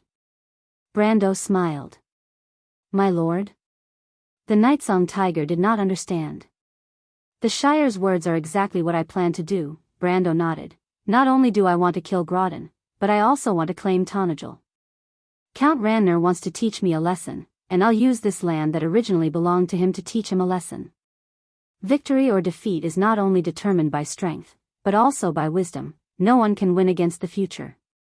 He stepped out of the door and looked back at the silver-haired middle-aged man who was the only outsider in the hall, besides, who said that a new noble can only have one piece of land? Don't you agree, Cornelius? Cornelius was sweating profusely as he looked at Brando in a daze. There was only one thought in his mind: either I'm crazy, or this young man is crazy. He's challenging the traditions of this ancient kingdom and the rules of the game between the nobles. Forcefully invading a noble's land, Martha above. If he succeeds, he'll overturn Erewhon's ancient beliefs. The silver-haired middle-aged man lowered his head and thought of another possibility: they've all gone mad. However, the Shire had a different opinion from the mercenary leader. The young magus raised his head and asked without surprise, but now it seems that the risk is indeed very high. The undead are just outside the city, and if we give up Abes, my lord will lose the excuse to establish a foothold in Tanajul. So, my lord, what do you plan to do? Do you plan to hide in the forest and fight as a guerrilla? By the way, my lord, what did you say about the 16 words you taught me last time? Brendel smiled faintly and turned his head back. His gaze passed through the large arched door outside the corridor, and it was dark outside. But Brando knew that dawn was only a moment away. Perhaps the sun would rise from the horizon in the next moment. However, could Abes really hold out until the next moment? Man proposes, God disposes. The young man replied, since you've chosen the life of a gambler, then you should calm down and enjoy the thrill of a gambler. As for guerrilla warfare, he replied, don't worry, I'm also a descendant of a grandmaster. If you want to know what will happen next, please go to www.chidian.com, there are more chapters. Support the author and support the original reading. Translator, Endless Fantasy Translation Editor, Endless Fantasy Translation. Chapter 240. There are no enemies. There are no enemies on the left either. Those damn skeletons aren't here either, shouts could be heard on the empty street. Yutta turned around. Her anxious dark green eyes reflected a faint light. Where did those undead go? The mercenary leader's slender fingers pressed on the handle of her rapier. The doubts in her heart were like a fog that gradually spread out. Everyone looked around in this fog, but they couldn't find anything. The mercenaries moved forward in the darkness. Their footsteps were rustling. The unknown was hidden in the silence of the night. Everyone's heart was imperceptibly cold. Fear was like a shadow hanging over everyone's head. It didn't need to speak, but it still grabbed everyone's throats. It was so quiet that you could hear a pin drop. Everyone was vigilant with their bright eyes in the dark. They were afraid that the undead, who had suddenly disappeared without a trace, would rush out from an alley and surround them so tightly that not even a drop of water could trickle through. They crossed half of the city. They thought that they would encounter those bloodthirsty undead on the way and then engage in a life-and-death battle. But the enemy seemed to only exist in their imagination. The undead at the west gate didn't seem to exist at all. Could it be that the young noble made a wrong judgment? Yutta turned around. The light from the illuminating crystal in the young man's hand penetrated deep into her eyes, reflecting his pale face due to malnutrition. Leader? The young man asked. What? Could it be that the noble made a wrong judgment? He whispered, could it be that they went around to the north? Impossible, the mercenary leader firmly denied this judgment. Every second counts on the battlefield. The enemy's commander can't be an idiot. But the young man still wanted to say something, but someone in front of them shouted, Leader. Both of them were startled and looked in that direction at the same time. What's wrong? I found something, that person shouted, come and take a look. Yutta and the young man looked at each other, nodded, and followed. But when she turned the corner, she was stunned. The scene on the long street had completely changed. It was as if a fierce battle had taken place here. As far as the eye could see, there wasn't a single intact stone slab on the ground. All that could be seen were large pits one after another. The cracked stone slabs seemed to have been overturned by some kind of powerful force from the ground. Some of them were even thrown dozens of meters away. If it weren't for the fact that they couldn't feel any elemental disorder caused by the elemental power in the air, everyone present would have reason to believe that there had been at least a battle of gold-tier strength here. Yida raised her head and saw a two-story building not far away from her. It had caved in and collapsed on one side. It looked as if the center of the building had been hit by something. The wooden beams that supported the structure were all broken. That kind of attack was at least at the level of silver. She took a deep breath and walked forward while looking at the skeletons and human corpses in the pit. Who are those people? The female mercenary group leader looked at the corpses and frowned. The corpses were dressed the same as the poor people outside the city. That was easy to explain, but what about the skeletons that were scattered around the corpses? She had observed carefully and found that the casualty ratio was close to 5-1. That meant that there were at least 5 skeletons beside each human corpse. If the poor people outside the city were this strong, Yuta wondered how Groton was able to survive to this day. The mercenaries shook their heads. Where are their weapons? She asked again. No weapons. The mercenary replied. No weapons? Yuta took a deep breath. Are you trying to tell me that these humans fought the undead with their bare hands, or that they are the silver folk? Leader, I don't know if they are the silver folk, but the first thing I want to say is that they are the silver folk. The mercenary who called out to them earlier lowered his head and answered softly. Yuta's eyes flashed. The things that happened tonight were beyond her understanding. At this moment, the sound of hooves could be heard from the street. Everyone looked up and saw 2 or 3 riders parting the night mist and stopping in front of them. They were the scouts that were sent out earlier. The female mercenary group leader immediately snapped out of her thoughts and asked, "What's the matter? Did you find anything ahead?" "Leader," the rider immediately replied, "there are sounds of fighting coming from the city gate." Sounds of fighting coming from the city gate? Does this mean that the refugees pushed the undead back? Everyone stopped and couldn't help but look at each other. Martha above, what kind of situation is this? The light in the darkness was not as simple as a white paint on a black background. Especially in the deep darkness, the only ray of light seemed to be the hope that flowed in people's hearts. Although they were not illuminated by it, they still wanted to move towards that ray of light. Even if it was just an imagination that existed in the heart, people were willing to trudge towards the direction of light in the darkness. Even if there was a deeper shadow behind them, they were willing to face the light. In the darkness, the light of the torch flickered. The girl quietly knelt in front of the torch. The red light of the torch outlined the soft lines of her cheeks. Between the light and the darkness, the beautiful lines extended to her neck and the shadows under the edge of her face. Her dark eyes reflected the light of the torch, as if there was a flickering flame in the deepest part of her pupils. She quietly pursed her lips and put her hands on her knees, motionless. It was as if everything in front of her had nothing to do with her. With a loud bang, a vine that could only be hugged by 2 people suddenly rose from the ground. Along with the gravel and soil, it formed a bough and whipped towards the white skeletons under the night sky. The vine, which was dozens of meters long, swept across the sea of skeletons. With a series of crackling sounds, countless broken skeletons were thrown high into the air and swept to the side. 3 tall men wearing animal skin robes with cold expressions stood on the city wall and commanded the vines. It was as if they were cleaning up garbage, and the vines repelled the skeletons that surged up from below again and again. The werewolves who stood beside them, even though they were half hunched over, were a head taller than the 3 men. They stared at the sea of undead with gloomy eyes, ready to repel the sneak attacks of the dark warriors and necromancers hidden among the undead. The battle had lasted for almost an hour. Finally, a tall werewolf walked to the girl's side and bowed his head respectfully. "Miss Amandina, it seems that reinforcements have arrived." Amandina's eyes flashed. "Who are they?" she asked. "They seem to be mercenaries." She turned back to look at the city wall and nodded without saying a word.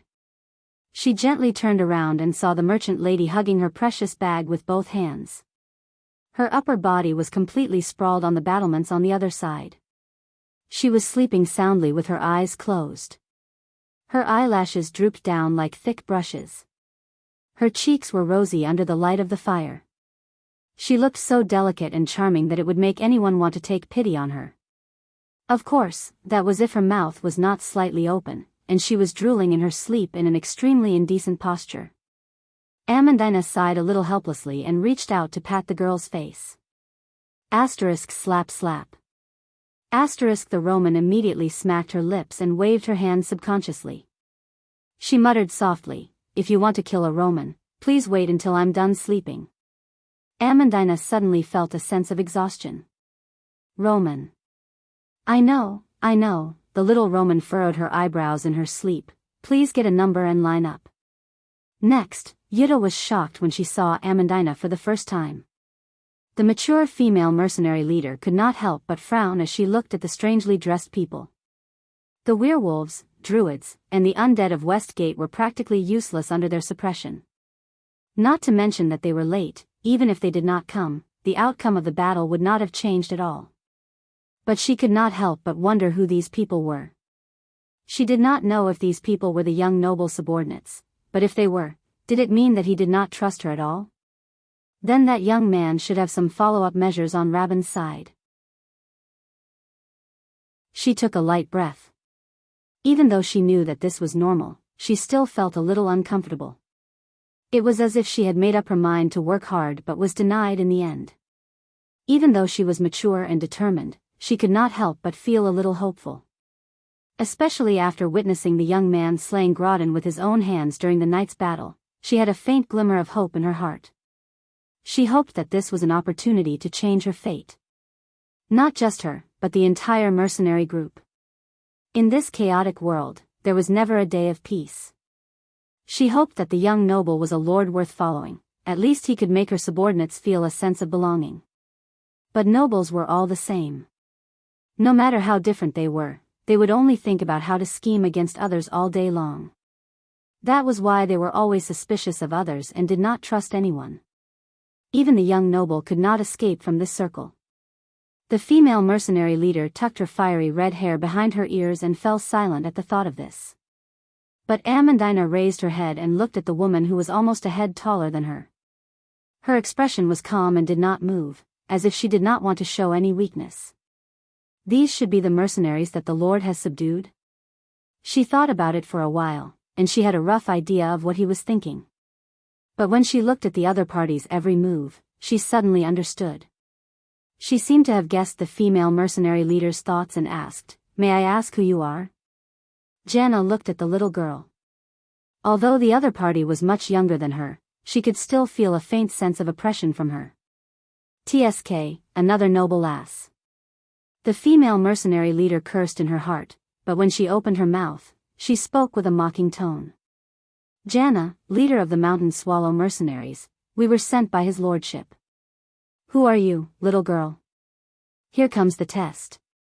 Amandina smiled lightly in her heart, but her expression did not change as she replied, "I am also the Lord's subordinate. To be more precise, I am his chief advisor." She stretched out her hand. "This is a Roman lady, the Lord's fiancée." The merchant girl yawned and rubbed her eyes sleepily. As expected, Yuta's heart skipped a beat. A trace of disgust and disappointment flashed in her eyes. This trace of disappointment and disgust did not escape the noble girl's eyes. As expected, she had the same thought as Yuta, but her expression changed and she replied coldly, "But Miss Yuta, please do not be suspicious. Even though I am here as the Lord's advisor, it does not mean that I agree with his actions." She raised her head and looked at the female mercenary leader with a cold expression. "So, Miss Mercenary Leader, please help me tell the Lord, if he thinks that by being single and abandoning everything, he can avoid harming others, I hope that he can abandon this naivety.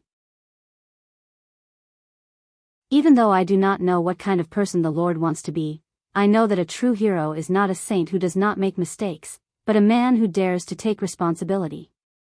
Even if it is a wrong decision, I hope that he understands that a person's life does not only belong to himself, but also to everyone who depends on him, cares for him, and loves him. Just like how I respect the Lord's decision, but I will never forgive him for abandoning his subordinates. Also, please tell him." Amandina suddenly stopped and looked into the distance. "In this world, there is no hope and freedom that can be obtained through charity without bloodshed and struggle." Amandina stopped and her last sentence was transmitted far and wide. A moment later, every werewolf on the city walls turned around and looked at the noble girl with an indescribable light in their eyes. Yuta was slightly taken aback. She looked at the girl and asked, "What do you mean?" Amandina did not answer. There was a dead silence on the city walls.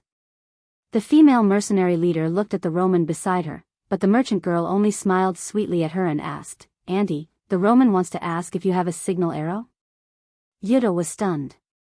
When the signal arrow rose from the west gate, the bright light of the fire illuminated the depths of everyone's eyes. Brando, the Shire, and Scarlet behind him stopped in an instant, and the mercenaries following them also stopped in an instant. Everyone subconsciously raised their heads to look at the resplendent light.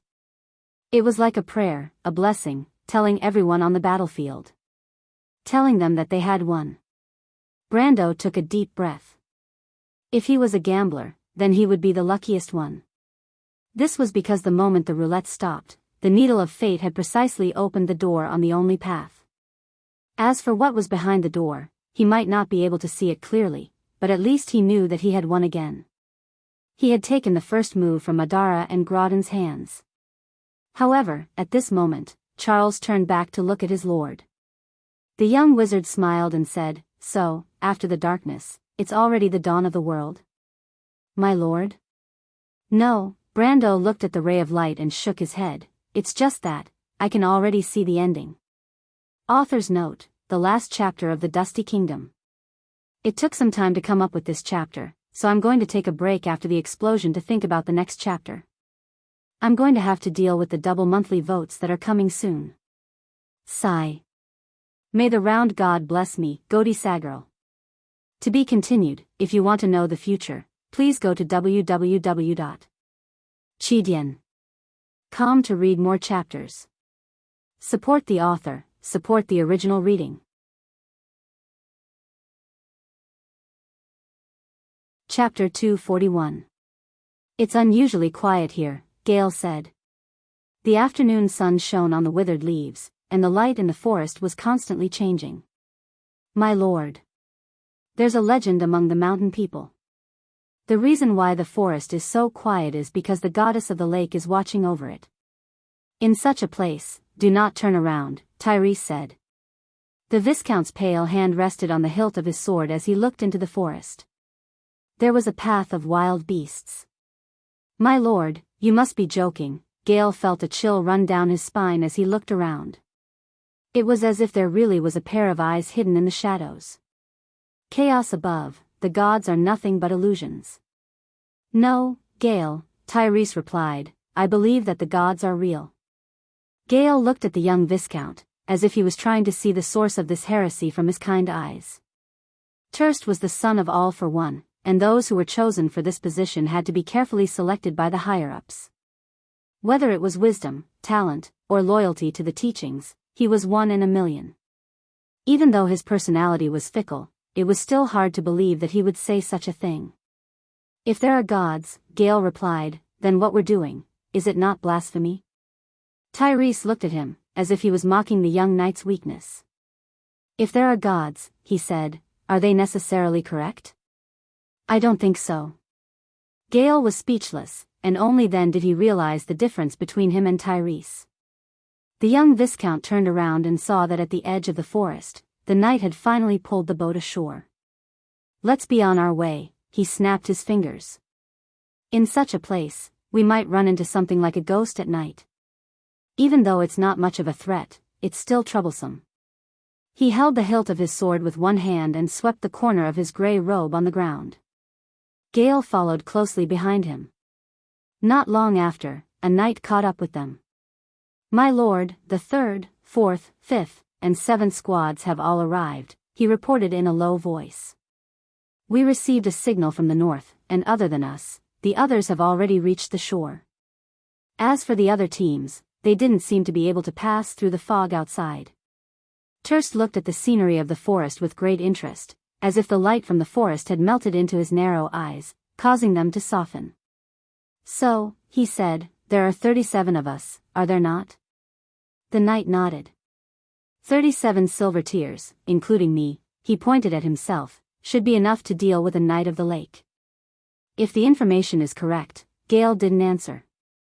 Terst turned around when he heard the rustling of footsteps in the forest. Gale's hand was still tightly gripping the hilt of his long sword, his nose hissing.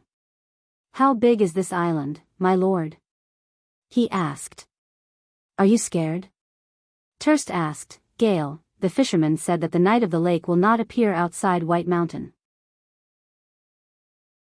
Gale took a deep breath and released his hand stiffly. I'm sorry, my lord. Terst smiled good-naturedly. The group passed through the forest and met up with their companions in the north. They arrived at the holy white rock before the sun set in the afternoon. The afterglow fell on the white stone walls, dazzling them. The young Viscount placed his hand on the boulder in front of everyone. His slender fingers traced the uneven surface of the boulder, and the rough texture gave him a sense of history. It was as if he had gone back in time, thousands of years ago, to the time when a king came here with his sword and slumbered in this forest. There is a king here, he said. Do you know who it is? King Eric? Gale asked. No, Terst shook his head, it's not him. He lowered his hand and walked along the boulder. It didn't take long for them to find a cave that led to the interior of the boulder. Behind the cave was an emerald forest, which the natives called the Forest of Dreams. The young Viscount stopped and asked, Is this the place? Yes, my lord, the knight behind him replied. The information said that the Knight of the Lake is in the forest behind us. Then, are you all prepared with your weapons? Everyone patted the swords at their waist. Terst nodded with satisfaction. If that's the case, then follow me. Chaos above. The knight replied. Brando sat in front of his walnut desk and suddenly felt the philosopher's slate tremble slightly. Again? He was slightly surprised. After a moment of confusion, he put down the quill in his hand and took out the philosopher's slate and placed it on the desk beside the letter. The sage slate trembled slightly, as if it had suddenly come to life on the wooden table. But after a while, it calmed down. It did not move. What's wrong, my lord? Amandina asked and blinked her eyes. She sat quietly on a high-backed chair beside Brando, and the sunlight shone in from the window. Her posture was elegant, and her neck was as slender as a swan's. Brendel turned back to look at her, lost in thought for a moment. It's nothing. He used his hand to push the philosopher's slate lightly, but there was still no reaction. It's probably a low-frequency resonance, Brando thought for a moment. It's a common occurrence recently. He opened the drawer and placed the philosopher's slate inside. He then took out the quill from the ink bottle, but his train of thought was interrupted and he did not know where to start. Brando rubbed his temples as he felt a headache coming on. Are you writing a letter to Miss Freya? Amandina glanced at the letter on the desk. Yes, my head hurts. Brando replied, even though we killed Grodin, the real trouble has only just begun. He raised his head again. Tell me, Amandina, how should we deal with Count Randner? Amandina raised her head and looked at him with a hint of annoyance. I thought my lord had a plan, she replied. Why didn't you ask for my opinion when you insisted on doing things your own way? If I gave up, Brando smiled, would you be at ease? Amandina turned her head away and did not say anything. Tsundere. Brando thought to himself. He poked the quill on the paper and asked, by the way, what did you mean when you said those words to the mercenary leader? What I meant on the surface. I don't think so, Brando shook his head. I understand that you have complaints in your heart, but you and I both know that you're not someone who speaks without thinking, and you shouldn't say so much in front of an outsider. He took the parchment, crumpled it into a ball, and threw it out of the window. Aren't you smart, Amandina? I'm lucky to have a subordinate like you. Amandina looked back at him with a hint of admiration in her eyes. It was because my lord wanted to subdue the mercenaries, she replied. That's why I acted on my own accord. So you don't blame me? Brando breathed a sigh of relief. Thank the heavens. I've never blamed you, Amandina smiled faintly. I'm just a little angry that you left me behind. She furrowed her brows. I'm more worried that I won't be able to keep up with my lord's pace. I don't know, maybe there's something deeply rooted in my heart that will lead me further and further away. Brando smiled. I won't go too far if I have the heart. But he did not say it out loud and took out another piece of parchment. So you have an idea, Amandina?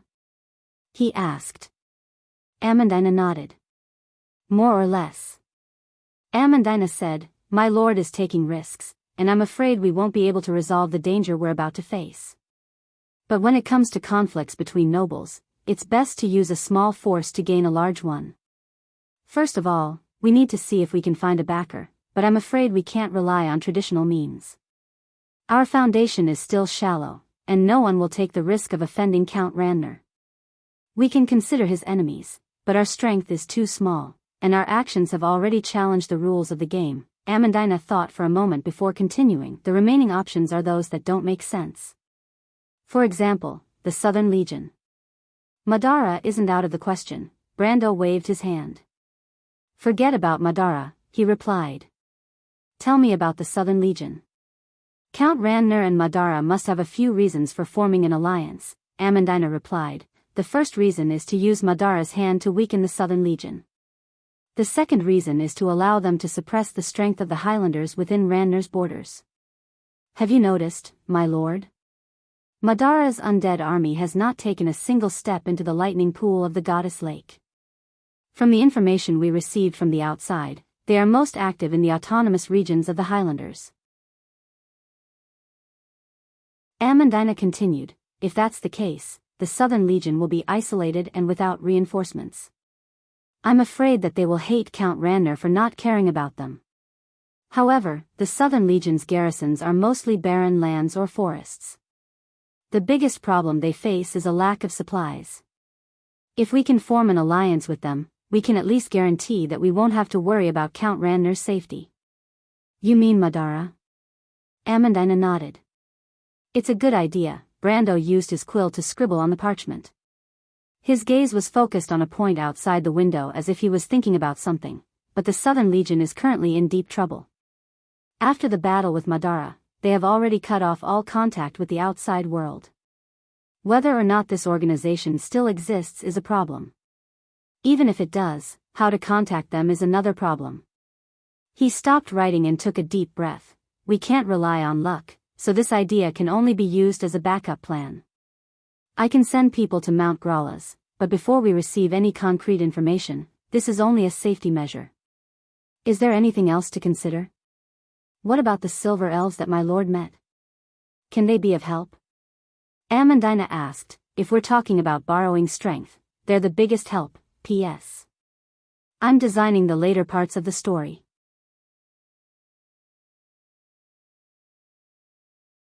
Chapter 242.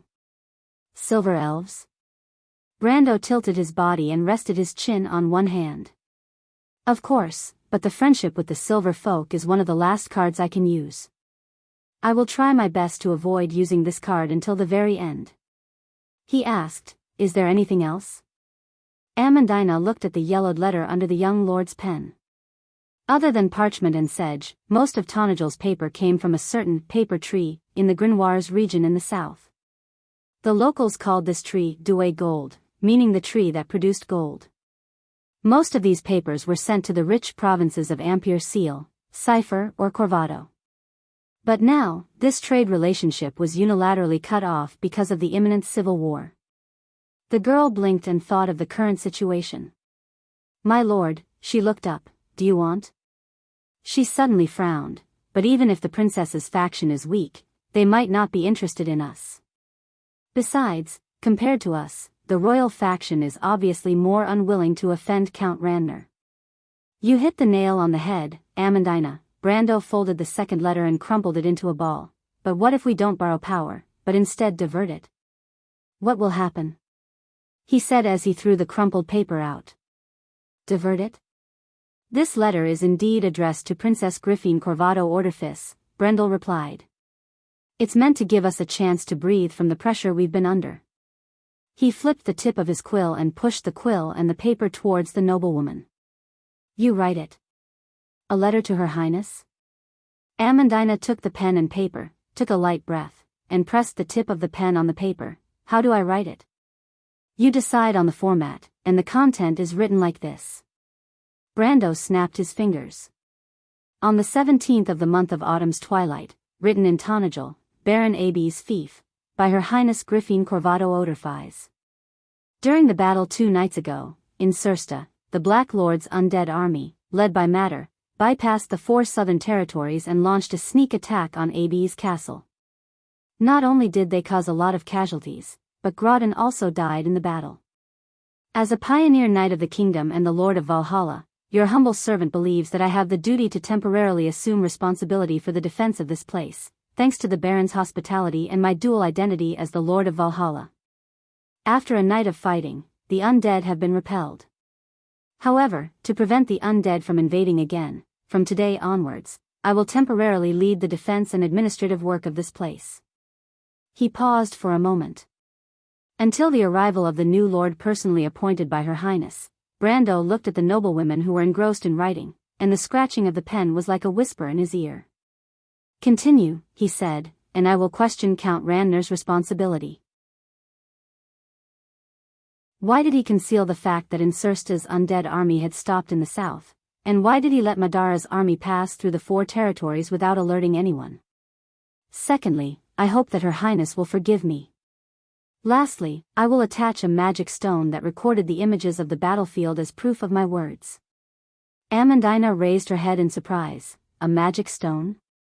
She asked, where did this come from? Just as she finished her sentence, there was a knock on the door. Knock, knock, knock. The young lord raised his head and answered, and the door opened. The one who came in was Falerne, the elder of the Wild Elf sisters. She looked at the 2 people in the room, and then walked to Brando's side. My lord.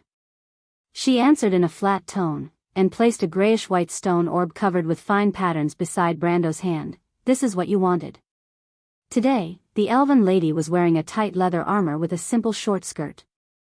Her thin golden hair was tied up behind her head, making her look natural and capable. Are you done with the inspection? Brando asked. Falerne nodded. Amandina recognized that the orb in Falerne's hand was a magic stone. It was a magical item made by the mages of Buga, and it was able to record and transmit images. Before the establishment of the Silver Union, the mages and craftsmen had discovered a type of quartz that could record images for a short period of time, 1 or 2 days. However, the silver folk had channeled the quartz into a magic circle to create magic stones that could store images for decades. Magic stones were not rare, but the noblewoman took a closer look at the young man. My liege had prepared everything yesterday, she thought to herself. My liege may be impulsive, but he is not reckless. Brando put away the orb and said to Amandina, with this letter, we will have to see how Princess Griffine Corvado Oderfis will react. But I believe that Her Highness is a smart person, and I believe that she will make good use of this opportunity. You are familiar with Her Highness? Amandina grasped the crux of the matter with her unique sensitivity. My lord? A girl who can leave the turbulent Corvado alone, sneak back to her own territory, and borrow the power of the royal faction to oppose her brother. Is this not mature enough? Brando turned around and answered, Amandina, don't forget that she is not yet 16 years old. He paused for a moment. Even if we take 10,000 steps back, the people around her are not deaf or blind. The royal faction has experienced the power struggle in the palace, and they should be able to see the meaning behind this letter. He took the letter from Amandina's hand and flicked it. The paper made a rustling sound.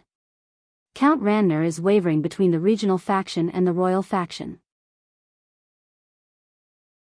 Both sides are happy to see a variable like us appear to pressure him, Brando replied. So the key to this letter is not whether what is written in it is true, but how true it can appear.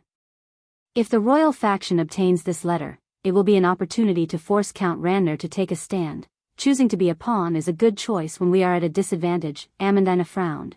But once Count Randner leans towards the royal faction, we will be abandoned. It's not that simple. The young lord shook his head. Count Randner is an old fox, and he is cautious by nature. How can he be easily manipulated by one side? He has an indecisive personality, and once he is pressured, his anger will be replaced by vigilance. This way, at least temporarily, the pressure on us will be relieved. But in the long run, as long as we have time to breathe, there will be variables for us. He waved the letter and answered, in the end, strength determines fate. Amandina glanced at him, but quickly lowered her eyes. Brando had told them in private that he was just a knight from the frontier, but how could a knight from the frontier know so many secrets? Only those who had received special education could know the traditions and personalities of nobles like the back of their hands. Even though the mysteries of the youth were revealed one by one, Amandina was more and more certain that there was a story behind him. She was not the only one. Most of the people who followed Brando believed so as well. But we killed his son. Amandina was a little confused. Are we going to let it go just like that? For an old noble family, compared to status and power, their children are nothing. Amandina answered calmly, Grodin is not Count Randner's only son, but he will not let this matter rest for the sake of his family's honor. No matter when, we will still have to face Count Randner's army. Brando nodded in agreement with Amandina's words. Pawns also need to have value, he replied. We need to show the princess that we can pressure Count Randner. If we don't even have the ability to stand on our own, no one will be willing to invest in us. Invest in us? It's like a gambler placing a bet. Brando explained, a good gambler doesn't just believe in luck. Amandina nodded to show that they understood. But Brando put down the letter and took out another one from the drawer. He said to Amandina, Amandina, make another copy of this letter. Amandina was stunned. This letter is for Reto and the others. We will have to fight Count Randner and Grodin's retainers soon. The young lord replied, I can only rely on the mercenaries outside, but I don't know if they are reliable or not. He glanced at the door. You know that I don't like to rely on uncertainties, so I need them to give up on their original plans and meet up with me here. Amandina opened the letter and read its contents. A trace of surprise flashed in her eyes. She thought for a moment and suddenly raised her head. How do you plan to deal with the people in the Green Village?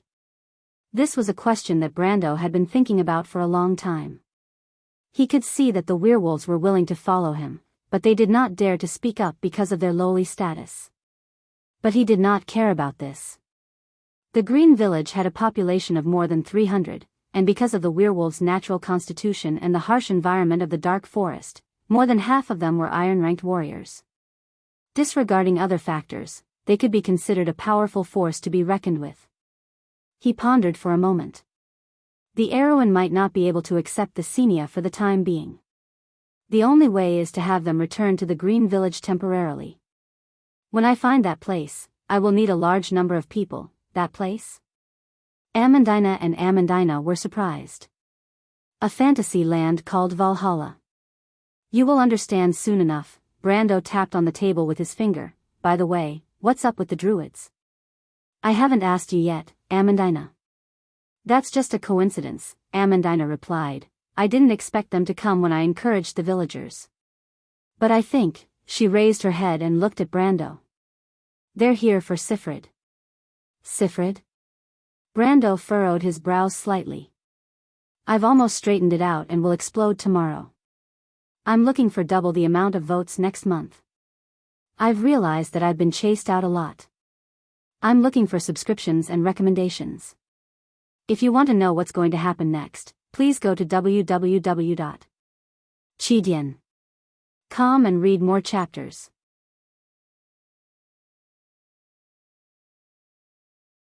Chapter 243. Just as Brando was about to mention Sifrid's name, the door to the room was pushed open without warning. The young lord's mouth froze as he felt a little annoyed. Who was so rude? He turned around and saw the most unique of the three faces outside the door. It was a man with dark skin with rocky edges and deep-set eyes. His hair was braided and fell on a bearskin coat. Sir, at this time, you can't. The mercenary who had been forced to retreat into the room stopped abruptly. He turned around and looked at the young lord apologetically. "My lord, they..." The mercenary who had been forced to retreat into the room stopped abruptly. He turned around and looked at the young lord apologetically. "My lord, they..." Brando waved his hand, indicating that it was fine. He raised his head and looked at the tall druid standing motionlessly by the door. He recognized the druid's name as Andrew, one of the elders of the Withering Tree Council. The two men behind him were Rend and Ramu, both of them from the younger generation of the Forest Council. The mercenary left the room and closed the door behind him, and the room became quiet. Andrew's eyes were sharp as a hawk's as he looked at the furnishings in the room. Since the battle had just ended, the room was still decorated in the dark red style that Groton favored. However, there was a pungent smell coming from the thick carpet that made him frown. When the guards left, Amandina stood up angrily. "What are you doing?" Even though she was petite, she did not back down. "How can you just barge in like that?" Brando sighed when he heard her words. These beasts really don't know how to interact with humans in a civilized world. He stopped Amandina and looked at Sifrid, who was standing behind the three druids.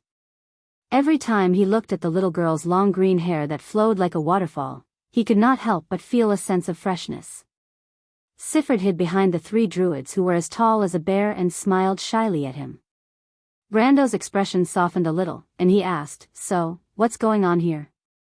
He was certain that the druids were here for Sifrid. The druids of the forest were a special force in the Amber Sword. They abided by their agreement with Sifrid and lived in the dark forest beyond the borders of civilization. Other than recording the effects of the magic moon on the animals in the wilderness, they also monitored the growth of the dark forest. Some of the druids had a good relationship with the locals and would occasionally come out of the dark forest to warn the locals of the invasion of monsters. But the druids of the Withering Tree Council did not belong to that group. Something must have happened in the dark forest for them to appear here. What to do with Sifrid? "Lord Viscount," Andre replied stiffly, "we have come to take Sifrid away." "What do you mean?" he asked as he looked at Sifrid. But the little girl avoided his eyes, lowered her head and nodded. This made him feel a little strange. "So," Brando looked at the three druids, "what business do you have with me?" "It's like this, my lord," the youth who had been standing behind Andelu interjected. "Even though we have sought the opinion of Miss Sifrid, her father, and the village elder, Miss Sifrid still insists on obtaining my lord's permission before leaving." "Is that so?" Brando lowered his head to look at Sifrid. "That's right," Sifrid whispered, "Brother Brando." The young lord looked at her, then at Andrew's party. He pondered for a moment, and the more he thought about it, the more he felt that something was amiss. "So, what's the matter?" he asked with a frown. "Just tell me." "Miss Sifrid has requested for us to form an alliance with you, my lord." Andrew's light gray eyes fell on Erwin's body, as if he was sizing up a certain part of Erwin's old nobility system. He said, "Because it said that you got into trouble in order to save her." Andrew's stiff Kurlut's language was rather forceful. "We've considered it, and it's not unacceptable, but there are a few conditions." "Wait," Brendel frowned and waved his hand to interrupt them, "I'm not interested in human trafficking. You better tell me what's going on from the beginning to the end." The room fell silent, and Amandina and Falern turned their heads to look at him. The three druids looked at each other, and Andrew spoke up, "Very well, my lord. The reason why the three of us left the forest is because of the saint's prophecy." Brando raised his eyebrows slightly, but he continued to listen patiently. The druid elder continued, "The prophecy mentioned that a little girl will inherit Lady Sifrid's will, and will be born in this land." He paused for a moment. "And we believe that this little girl is Sifrid." "Apocalypse?" Brando nodded. In the world of Wond, even though the gods were incarnated into the laws of nature, they still had the power to influence the world. When this power interfered with the history of mortals, an oracle would be sent down. This was the prophecy of the saint. But when he looked at Sifrid, the first thing that came to his mind was whether the druids were lying to him. A druid would never joke about the name of the forest god, unless they were imposters. But of course, they were not imposters. The druid's magic could not escape Brando's eyes. This news surprised him. If Sifred was born because of the saint's will, then she was not a chosen. Brando then thought of Grodin's actions against Sifred. Perhaps the undead of Madara had received some sort of revelation from this prophecy. Furthermore, the Baron might have also received this information from the skeletons. If that was the case, then the previous mystery could be explained. It seems that the relationship between Count Randner and Madara isn't as simple as just using each other. Based on this prophecy, there's a possibility of a deeper alliance between them. But if the prophecy involves the Druids and Madara's undead at the same time, then it might not be as simple as Naya. Brando could not help but think that the forest goddess and the undead were enemies, and Madara was under the protection of the Darkness Dragon. In this way, things became complicated. How can you be sure that the person mentioned in the prophecy, Brando asked seriously, is Sifred? My lord, we have the means to confirm it. Reed replied. Means? Andro nodded and immediately bowed to Sifred. Miss Sifred, can you please turn around? The tall druid bowed down to a little girl who was less than half his height, looking like a clumsy bear. It was rather comical.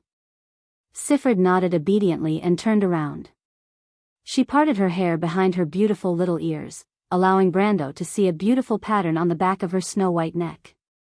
It was a leaf-shaped pattern that was derived from a thumb-sized emerald in the middle of her neck, forming a vein. When Brando saw the pattern, he almost jumped up from his chair. Naya's sacred rune. He shouted in a low voice, his hand holding the table tightly. He blurted out subconsciously, Marcia above, daughter of the forest. Andro nodded to Sifred, and the little girl let her hair down again. She turned around and smiled shyly. But the tall druid's expression turned serious as he looked at Brando. My lord, Andro asked, do you know of this legend? You mean the saintess of the forest? Brando calmed himself down and nodded. I forgot to introduce myself. I'm not Viscount Gaston, but I used that identity to deceive Grodin. You can call me Brando. I'm a Highland knight. The Shire is my retainer. He paused for a moment. In fact, I've learned a lot of things from my mentor, and I also heard about the legend of the saintess of the forest. Brando finished telling the old lie, and the three druids did not raise any objections. Instead, they were enlightened. Brando's claim that wizards were knowledgeable was the best excuse for him to hide his identity. Besides, the Shire would never help him expose this lie anyway. But when they heard the young lord's next sentence, their expressions changed. The saintess of the forest is the founder of Valhalla. Valhalla? Andro almost rushed over and grabbed Brando's collar, but after taking a step forward, he remembered that this ordinary-looking young man was actually a terrifying gold-ranked warrior. He paused for a moment and asked, My lord, you said that Valhalla is related to the saintess of the forest? The fantasy country that only exists in legends? You don't know about it? Brando was surprised. The saintess of the forest was Naya's chosen one, the daughter of the forest. She was the only inheritor of the bloodline of Valhalla, and she had a considerable connection with this group of druids. He found it hard to believe that they did not know anything about it. But he still shook his head. Valhalla does not only exist in legends. On the contrary, it has always existed in this forest. But I'm curious. You have been living in this forest all this time, and yet you don't know anything about it. The druids looked at each other and whispered to each other for a while before they calmed down. The existence of Valhalla has always been a legend in this area. According to the rumor, this dusty country is one of the first few places left behind by Lady Martha, Ram said. No one can confirm the story from such a long time ago. But rumor has it that there is a primordial flame in Valhalla. If it can be reignited, the Black Forest south of Tonajul will become a place of order. He could not help but gulp. In this way, the druids of the Deadwood Council, who have been guarding the land for generations, can finally come to an end, and we can also answer to Lady Naya. So, Brando glanced at them. This is the meaning of the apocalypse. 1. Goddess of the forest. 2. A kind of wilderness. The Black Forest was a vast forest located on the border of Wonde, outside of civilization. It was widely distributed from the south of Erewhon, all the way to Saint Tassol, the Knight's Nation, Grace, and even the area on the border of Iranta. Long before the Dark Age, humans had learned to explore and open up new places in the Black Forest. To be continued. If you want to know what will happen next, please go to www.chidian.com. There are more chapters. Support the author, support the original reading.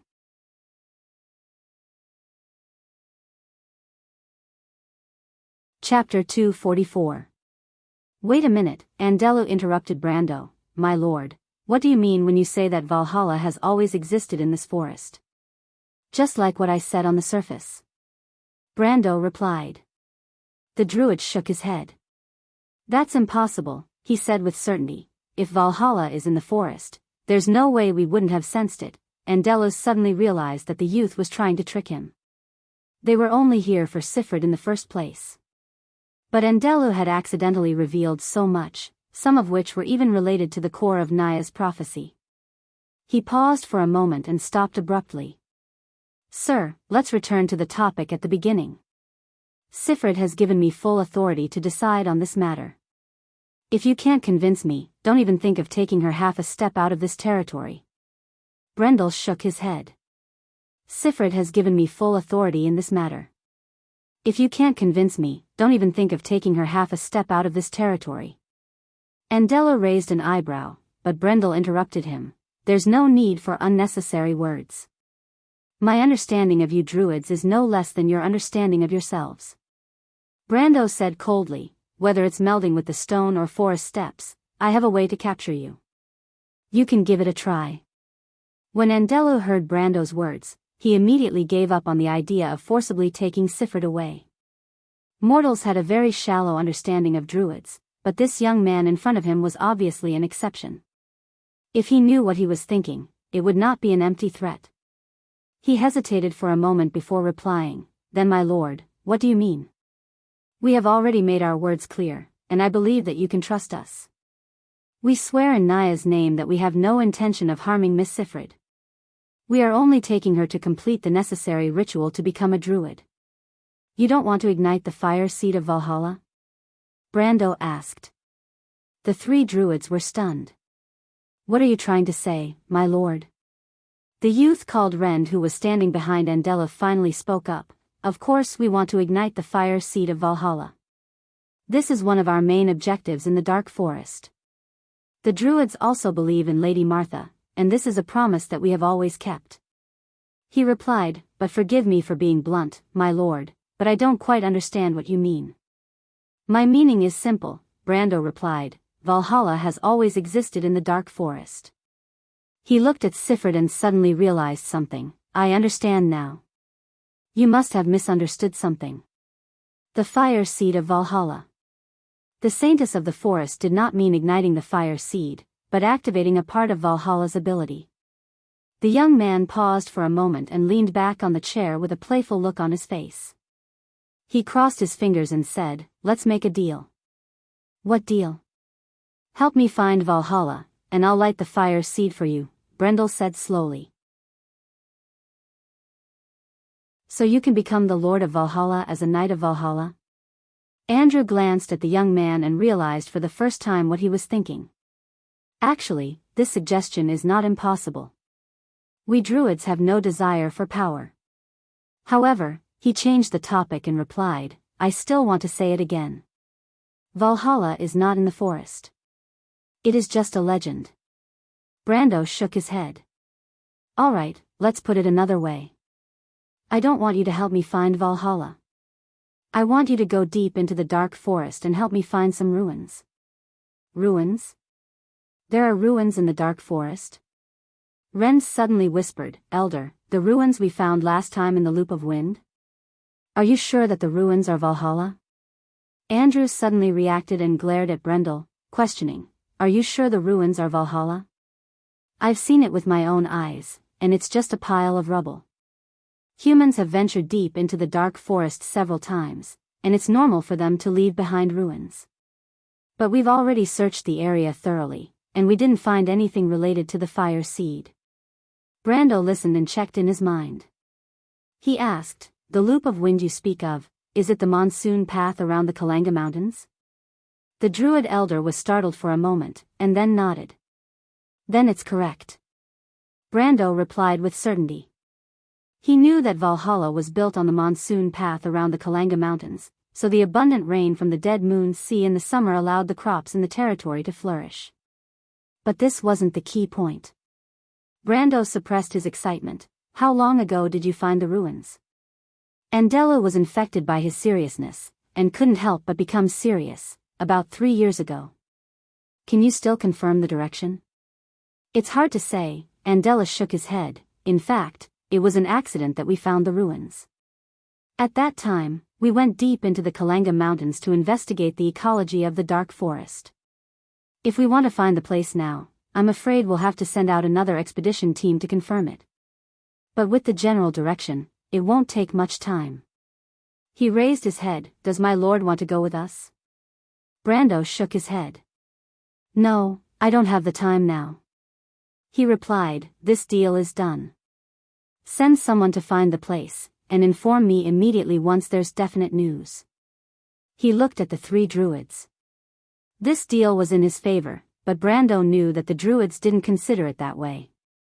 These people who lived in the dark forest didn't care about fame and wealth, and to deal with them, one had to understand what they were interested in. And the fire seed of Valhalla was an irresistible temptation to these druids. Andelu and the 2 youths behind him nodded as expected. In their eyes, Brando's proposal was also beneficial to them.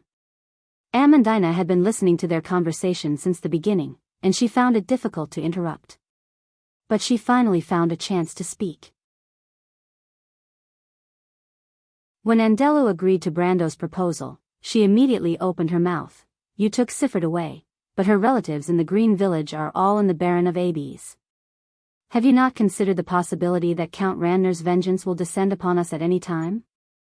Andrew glanced at the noble's daughter. Her words made him frown. Don't worry, my lord. When I return to the council, you will receive the druid's aid. But like we said before, we have a condition. Brando looked at Sifred, and the latter nodded. Speak. He said. Our duty is only to protect your forces in the Ferber barony, the druid said as he looked at the young man. It was as if he could see the ambition in the young man's eyes. He knew that the young man's intentions were far beyond that. But he did not want the druids to be tied to Brando's war chariot, so he reminded him, other than this, we will not provide any more help. He was waiting for the expected bargaining, but Brando nodded instead. The druids have always been neutral. I'm satisfied that you can say so. Let's leave it at that. He thought for a moment and added, but there's one more thing. The area of protection includes Valhalla. Andela was stunned for a moment before he nodded, of course. Brando was laughing in his heart.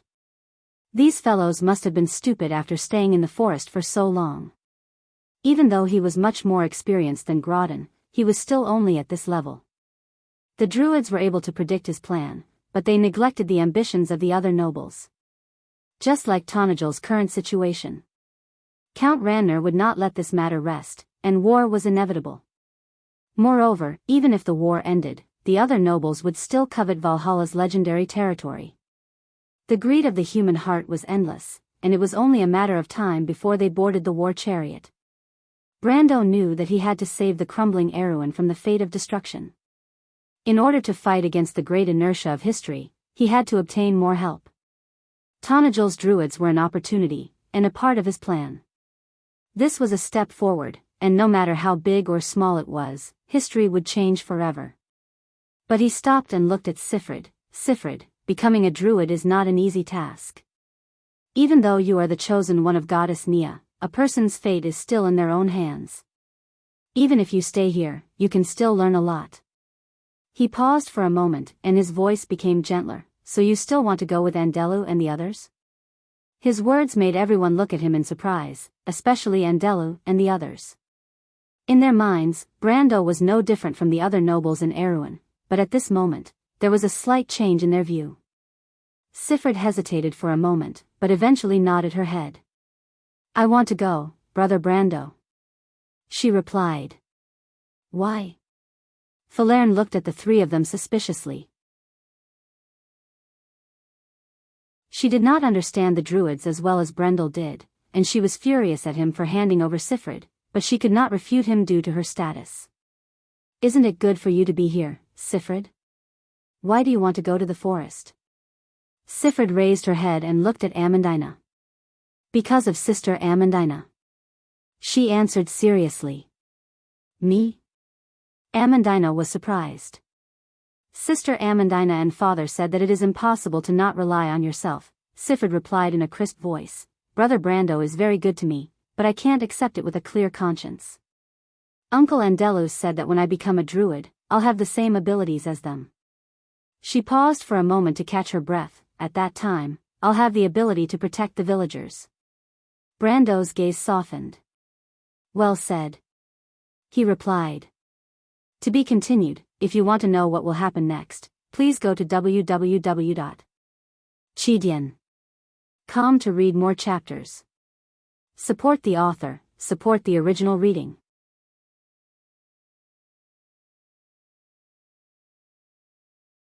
Chapter 245. Brando walked to Sifrid's side and placed his hand on her shoulder. Sifrid is a sensible child. He raised his head and looked at the tall druid elder. I treat her as my own sister, and I'm entrusting her to you according to her wishes. As for whether or not she can become a citizen of the forest, Invant, another name for druids, I don't care, but I ask that you must ensure her safety. He paused, and his tone became more serious. Can you do it? Andela nodded. There's no need for you to say it, my lord. Thank you, Brother Brando. Sifrid held onto the corner of her clothes with both of her hands and replied obediently. Brando smiled faintly and patted her forehead. The little girl's seriousness and sensibility were naturally lovable no matter where she went, but Brando did not mind her request to form an alliance with the Druids.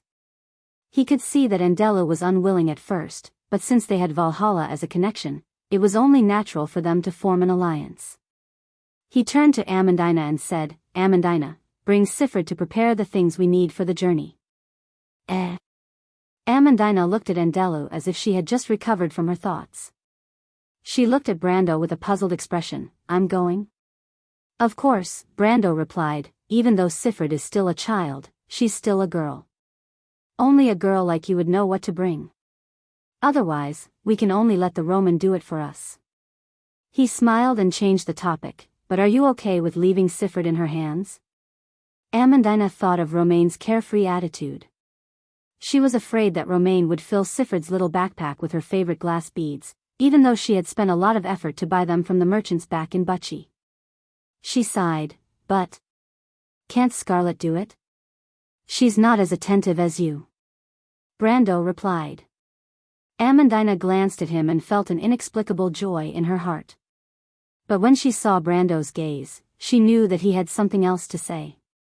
She thought for a moment and asked, Is there anything else, my lord? Inform Cornelius to come see me. Brando replied. Amandina nodded and walked over to Sifrid's little hand. She took the little girl's hand and led her out of the door and closed it behind her. When they left, the only people left in the room were Brendel, Andrew, and Brendel, as well as the elven girl who was hugging a record book. Do you have any other orders, Sir Overlord? Andrew looked at the ambitious young man and asked. Even though he was not a worldly man, he knew that Brendel did not simply send Sifrid away to prepare her luggage. We are druids, and we don't know how to beat around the bush. My lord, please speak your mind. I'm very busy, so I won't be sending you off for the rest of your journey. Brando replied, I do have some things to say. I know that you don't think our alliance is essential, my lord. Rant, who was behind Andrew, frowned and interrupted him. But he immediately saw Brando waving at him. Wait for me to finish. Brando opened his mouth. I know the druid's attitude towards the dark forest, and I also know the agreement between you and Naya. This is your tradition, but I also have something to tell you. The power of chaos is very strong. You're a member of All for One? Andela's eyes turned cold. Silver Sky Snake? Tree herders, or sheep's head cultists? I thought you would put the tree herders at the front. The druid snorted coldly. Neither. But Brando shook his head. Those people you're talking about are all my enemies. But the enemy of my enemy is not necessarily my friend. Indeed, the young suzerain said without hesitation. But you and I both know that this era is coming to an end, and the demon moon is about to reach its peak. The last magic tide ended the era of chaos, and no one knows what will happen this time. In such an environment, it is no different from a fantasy for you to suppress the growth of the dark forest. So what? I know much more about the dark forest than you do. Andela crossed his arms and looked at the young man with extreme suspicion. They were people who had dealt with the dark forest all their lives, but now a stranger told them that he knew more about the forest than they did. This feeling was even more ridiculous than showing one's slight skill in front of an expert. It was simply arrogance for no reason. Brando just smiled. It doesn't matter if you don't believe it. Think back, before the era of chaos, the area of Wonde was less than a quarter of what it is today. Who opened up such a vast territory and turned the thorny dark forest into the land of civilization today? Andela was a little proud. It was the druids. Brando still shook his head. To be exact, it was the ancient druids of the Ring of the World. After the fall of the Tower of Babel, the dark dragon scattered the druids in the wilderness, and the Ring of the World was divided into the tree herders and the orthodox druids today. He paused. I don't need to say this, do I? My lord is indeed knowledgeable. No, it's just that we have something in common. Brendel sighed deliberately. Ever since the fall of the Tower of Babel, there has been a rift between the ancient magic system and the modern magic system. Both the druids and the wizards are looking for the ancient heritage, but I happen to know a member of the dragon clan, and I happen to know some of the doctrines of the druids. You know ancient magic? Andela's eyes flashed and became sharp. He knew that the only known golden tribe in this world was the dragon clan. Dragons were also the only existences that understood ancient string magic. Although druid magic was an even more mysterious type of runic magic, mysterious knowledge was often shared. Moreover, since Brando said so, he must have some hidden meaning. If he still didn't understand, he would be a real fool. Seemers. Brando almost finished the incantation word by word. Have you heard of the Seed of Life? He raised his head and asked, You should understand the meaning of this sentence. The three druids' faces suddenly changed. The seed of life that Brando spoke of was the seed of the elven tree.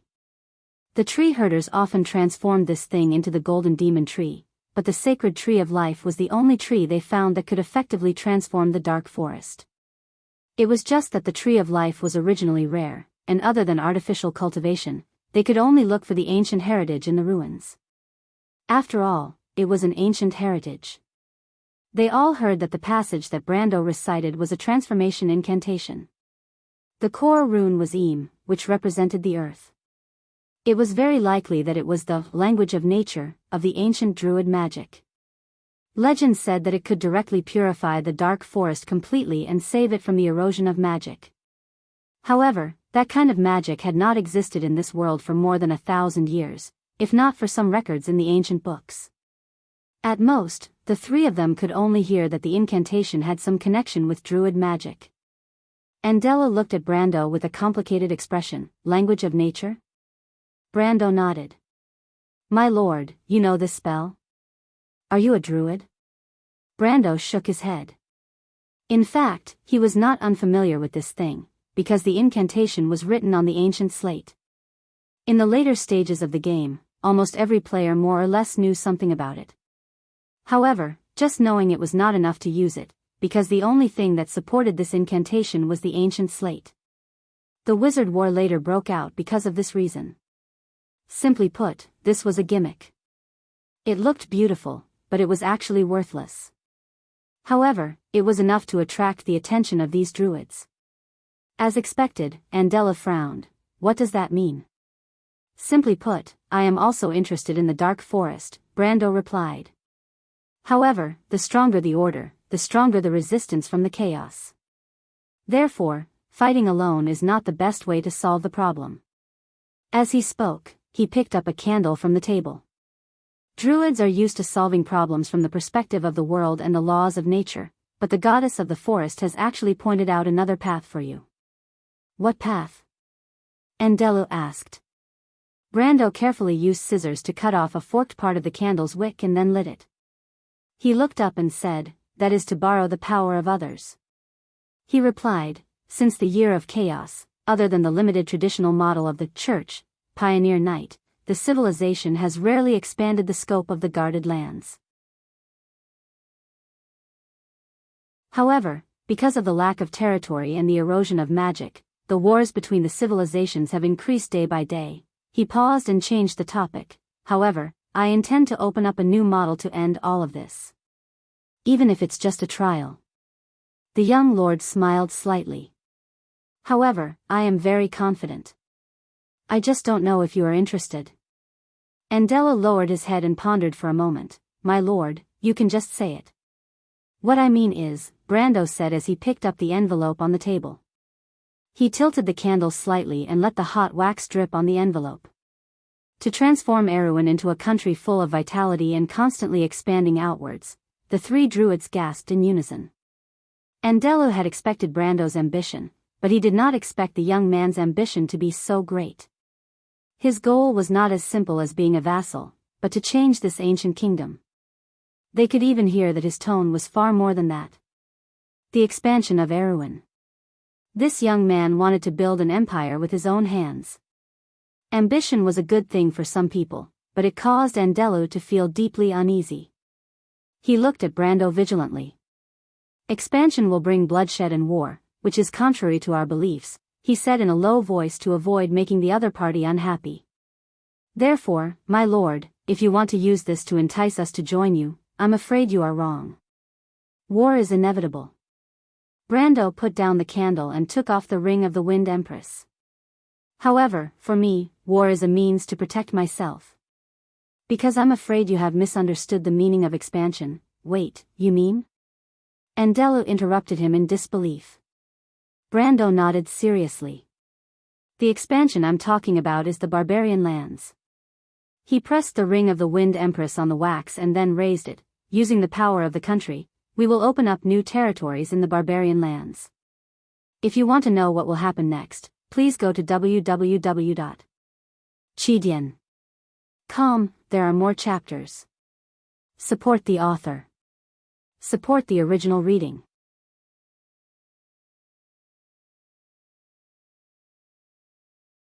Chapter 246. The expansion I'm talking about is aimed at the wilderness. Using the power of the kingdom, we can open up new territories in the wilderness. Brando replied, pausing between each word. Then he stopped what he was doing and looked up at Andrew, who was looking at him with a complicated expression. The druid elder took a light breath, but he still did not believe it. "But the law of nature is a cycle, and as the lord of a land, you can make things simple. But it's like a force, where there's oppression, there's resistance. You pushing all this with your own power may be a good thing for the world of order, but others may not agree." The elder paused and changed his way of answering. "Opening up the borders of civilization is a dangerous and difficult thing, especially in this day and age. My lord, will you take the risk of being opposed by the majority to push all this? It's actually not that difficult. Profit will always drive people to act." Brando replied. He could not help but think that this was just like how gold and silver drove the Portuguese and the Spanish to fight to go out to sea. He was just repeating the path that Prince Enrique had taken. Besides the Holy Cathedral, he was probably the only one who knew how much value there was in the wilderness. It was just that the Holy Cathedral had to measure the ratio of investment to return, and he had a ready-made example. The return from the wilderness will naturally be the motivation for Erewhon to move forward. And people are always forgetful. When there's gold in hand, only a few people will see the risks that come with it. The young lord replied, "Not to mention, when the majority of people's lives improve, they will not want to go back to the past. You're so sure that investment will produce returns, and that not making ends meet is a common thing." Andrew retorted, "Once there's a setback at the beginning of the plan, it will be a devastating blow to your entire plan." Brando laughed in his heart. The fact that they were already thinking on his side meant that he had convinced them. After all, this was an innate temptation for druids, and it was almost irresistible. "That's why I need you, in addition to my experience," he replied, "a thorough plan with a bit of luck. Everything has its risks. You can see that individuals often fail because they lack a strong support behind them. This support is the support of the territory, the lord, and even the entire kingdom." Brando thought to himself. In fact, some great lords would occasionally take the initiative to explore new territories. However, with so many enemies, no one dared to invest too much in unknown territory. As a result, this kind of investment was usually a one-time thing that never returned. Over time, apart from the true gamblers, no one was interested in the wilderness anymore. However, this was also because most people did not have a clear understanding of the wilderness. However, he had an advantage, and that was that he knew that his investment would definitely yield returns. This was the advantage of experience. Andrew was silent for a moment before he finally nodded. "All right, my lord, you've convinced me. If you can really do all this, what do you need us to do?" "It's not what I need you to do," Brando replied. "It's just that you have to protect the fruits of your labor. You'll understand. In this world, I'm not the only one with ambition. You haven't really seen the greed of other lords." The elder druid nodded. "I understand," he replied. "I have to say, my lord, you're the best lobbyist I've ever seen." Brendel smiled faintly. He picked up the 2 letters from the table and said, "There's one last thing I need to ask of you." "Speak." Andrew took a deep breath. Brando's words had even made him a little excited. If he could really do it, then the changes to the entire world of order would be earth-shattering. If the merciful King Eric was the greatest pioneer after the Year of Chaos, then this young man would probably dominate the history of the next era. If he could succeed. "Help me deliver these 2 letters." "Letters? Who are they for?" the elder druid asked. "Pass through the forest and you'll be able to reach Port Gris from the east. Some of my subordinates are currently there." Brando replied, "Deliver these letters to a man called Copper Dragon Redo. Copper Dragon is his title, so I'm sure you won't get it wrong. Is there anything else?" Andrew took the letters and looked through them. Brendel shook his head, "There's nothing else. The only thing left is for time to prove itself. I have other matters to attend to, so I won't be seeing you off." "I wish you success," Andrew nodded. "Then we'll take our leave." He bowed deeply to the young lord, opened the door, and went out. Falerne raised her head and watched the trio leave. She turned around and asked, "My lord, are you going to deliver the letters to them as well?" Even though she knew that Brando was a meticulous person, she still couldn't help but feel uneasy when it came to strangers. She didn't understand why Brando would trust 3 people he had never met before. Not only did he entrust Siffred to them, he even entrusted them with a matter of life and death. Even if the other party was a druid, what if this identity was fake? Brando naturally couldn't explain the reason to her. He could only explain his knowledge of the druids as a wizard. But on the other hand, he couldn't tell her that he actually knew these people. Where did he meet them?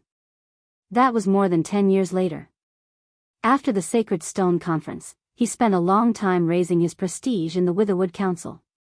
It was all for the sake of clearing the Valhalla ruins. In that era, Grodin was long gone. It was the era when Aween was at its strongest after its resurgence. No one would believe it except for a lunatic. He thought for a moment and replied, "Copper Dragon Redo has always been in contact with Freya. It shouldn't be too troublesome to deliver a letter to her." Amandina glared at him. "You know that's not what I'm talking about." She snapped, "My lord." Brando smiled. "Of course I know what you're talking about, Miss Elf. But you have to admit that I know the druids better than you do. Trust me, they're telling the truth.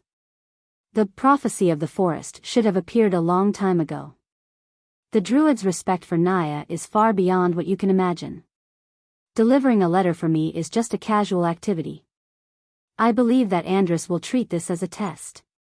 If you don't put yourself in their shoes, it's hard to understand how important this matter is to them.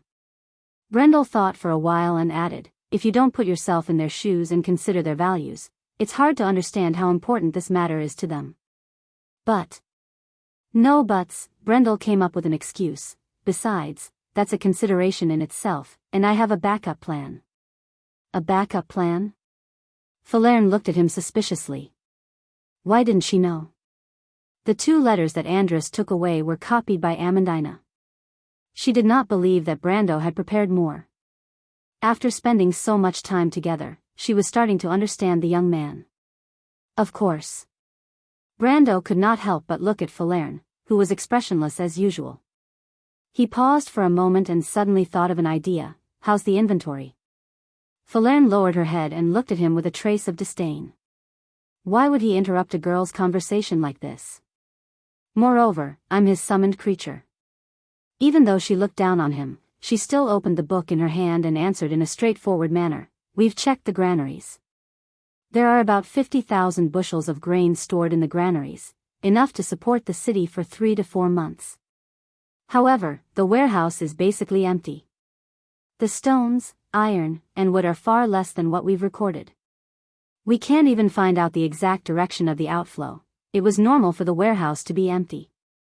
With Grodin's ability, it was already a miracle that he did not turn Abes into a black forest.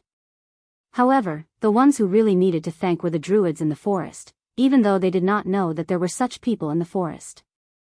Brando shook his head. We have to find a way to solve the stone and wood shortage. Abes is not safe right now. The walls that were damaged in the battle 2 days ago must be repaired and reinforced immediately. He could not help but rub his forehead when he thought of this. In the game's Lord mode, resources were quantified. This method of making it convenient for the players had caused him a lot of trouble. For example, in the game, reinforcing a section of the city walls required 2 units of stone and wood. However, how much would 2 units of stone and wood cost in real life? Brando had no idea. It was a pity that even though Amandina was knowledgeable, she was not omniscient. Especially when it came to matters like this, he would have to ask professional masonry or officials for advice. But the crux of the problem was that Ferber lacked both stonemasons and officials. The captains of the garrison were not willing to work for her, and most of them were recruited by Grodin from the mercenaries. They could not answer these professional questions. In fact, they did not know as much as the Nightsong Tiger, although the Nightsong Tiger was not much better than Amandina. Brando felt a headache coming on when he thought of this problem.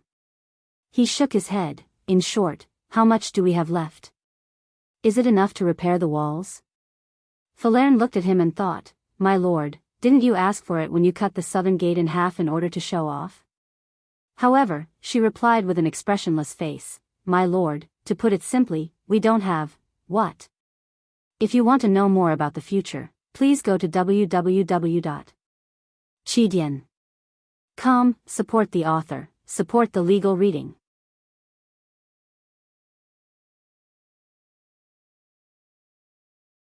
Chapter 247. After listening to Falerne's explanation, Brando finally put down the matter at hand and became serious. There are 4 lumber mills and 2 quarries near Abes. How can there not be any reserves? He raised his head, his light brown eyes reflecting Falerne's slender figure. Even if there is no reserves, Grinoires and Randner are the most important provinces in Erewhon, and Tonagel is no exception. As far as I know, there are as many as 7 sawmills in the barony of Ferber alone. Even if we can control 4 of the sawmills near Ferber, it would still be enough to repair and reinforce the city walls within a week. Brendel paused. In the game, the lumber mill's weekly output was 1 unit, and Tonagel specialty products were doubled. However, that was only in the game, and he was not sure if it was the same in real life. My lord, do you know about this? Falerne asked. Of course I do.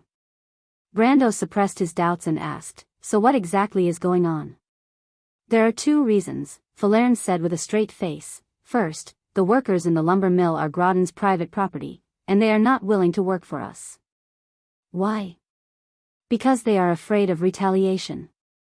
In their eyes, my lord is bound to fail sooner or later. After all, your enemy is Count Randner, and you, my lord, are but a fledgling noble.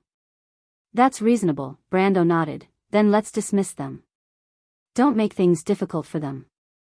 Without a sense of security, the people will not follow us. Humans are realistic, and no one will believe in empty words. But it's fine, the key to turning the situation around is just around the corner. As long as we get through the first hurdle, our forces will stabilize. Then before that, what about the workers in the lumber mill? Falerne asked in a calm voice. Don't we still have the Xenia people? That won't do. Why? Because before that, my lord must take back the lumber mill. What? Brando was amused. Could it be that the sawmill is still not under our control? He clearly remembered that the nearest sawmill to Abes was only a few miles away. Could it be that the noble's private army that had escaped from Abes had regrouped outside the city so quickly? In the young lord's impression, the noble's private armies did not seem to have such high combat strength and tactical accomplishments.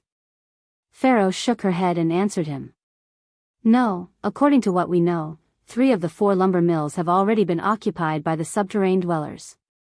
The remaining one was abandoned 5 years ago. Cavemen? Brando asked, aren't they the residents of the lowest level of the underground world?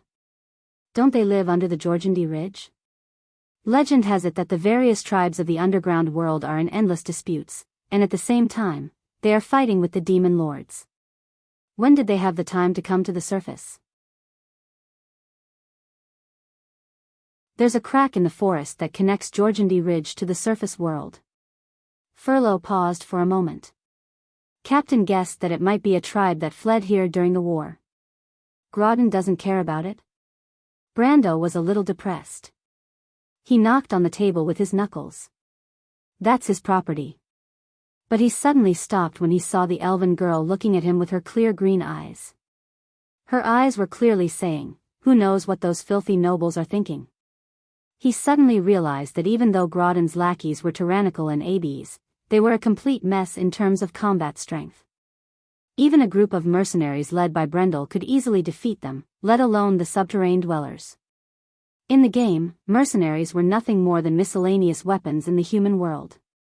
Even though the subterranean dwellers were the lowest level of residents in Georgiandy Ridge, they were also the first official army of the underground kingdom. They were equivalent to Cruz, the strongest human empire under the Holy Cathedral of Fire. They were at least light cavalry or spearmen, and were the core of the army in the Erewhon kingdom. If Grodin wanted to rely on his lackeys to fend off the subterranean dwellers, he would have a headache just defending against them, let alone attacking them. Brando couldn't help but pat his forehead as he cursed himself for being incompetent. However, this realization also reminded him of something. Even though level 1 subterranean dwellers were nothing to him, he had to realize that this was before the Second War of the Black Rose. During this time, the highest level of level 5 subterranean dwellers was only level 1. Unlike the second chapter of the Amber Sword, War and Chaos, where monsters like the great alchemist Tamar emerged one after another. Ancient units also appeared in the world, and the ranks of the subterranean dwellers rose like a rocket. It was precisely because of that glorious era that Brendel's vision was so high. Thus, the current wars were like child's play to him. For example, the Insursta Dragon's invasion of Bucci, in the future, would be considered a border conflict, but in this era, it could be considered a rare war. After all, he only had a few mercenaries under his command. Most of these mercenaries had yet to reach the level of Iron Ranked, and they were considered as the noble's private soldiers in the Amber Sword. However, in this era, in this place, they were considered the main force of the war. After all, this was Erewhon, not Cruz of the Eagle Empire. Thinking of this, the young lord stood up. The elven maiden who was holding a book looked at him calmly, but a hint of curiosity flashed in her green eyes. My lord? Follow me. Brando replied. Where are we going? We're going to meet someone. Someone? Falerne was startled, unable to follow his train of thought. What's wrong? It's nothing. Brando shook his head and took out the sage slate from the drawer. He then took the sword that the elven maiden handed to him. It was an ordinary magic sword, one of Grodden's collection. The Baron was cruel and bloodthirsty, but he was not a brave warrior. It was just that Erewhon's nobles valued martial arts, so he could not help but pretend to be a gentleman. However, all of these items had now become Brando's spoils of war. The young lord weighed the sword in his hand and sighed. It was just an alchemy-grade sword with a black iron label. It could not withstand his full power, but it was slightly better than a common longsword. Every time this happened, he could not help but miss the Thorn of Light. It seemed that ever since he lost that sword, he had not found another weapon that suited him. Although he had many goals in mind, he did not have the time, or the spawn point was not on the way. He put away the sword and added, "I just suddenly felt that time was pressing." The elven maiden glanced at him. Soon, the two of them left the study and silently walked along the corridor on the north side of the castle. Brando looked at the elven maiden who was holding the book as if she wanted to say something, but she held back her words and asked, "What's wrong?"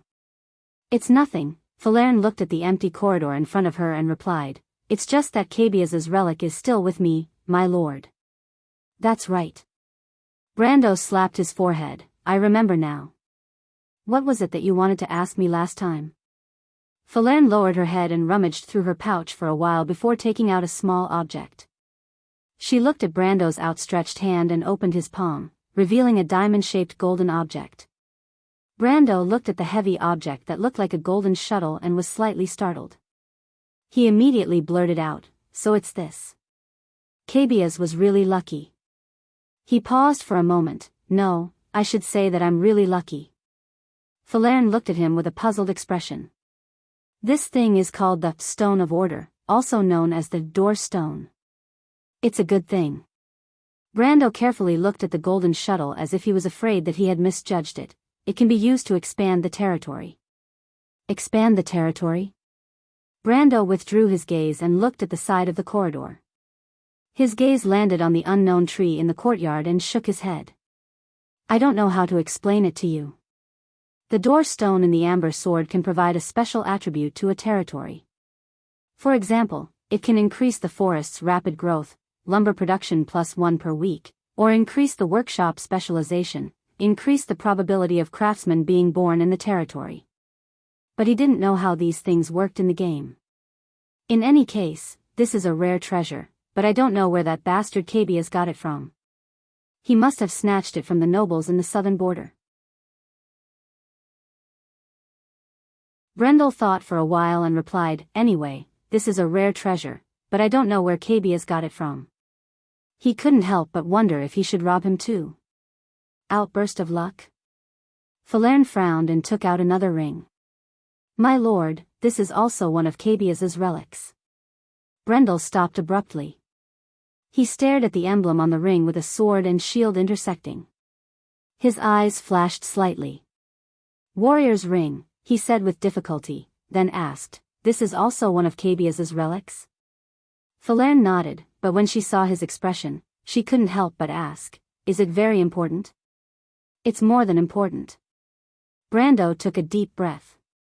The warrior's ring, although its name was ordinary, it was just like the knight's ring, the wizard's ring, and even the elementalist's ring. At first glance, people would think that it was a common item that could be found anywhere. If you weren't familiar with its properties, you might be misled by its name. But for players who were familiar with its properties, it was one of the rare priceless treasures in the game.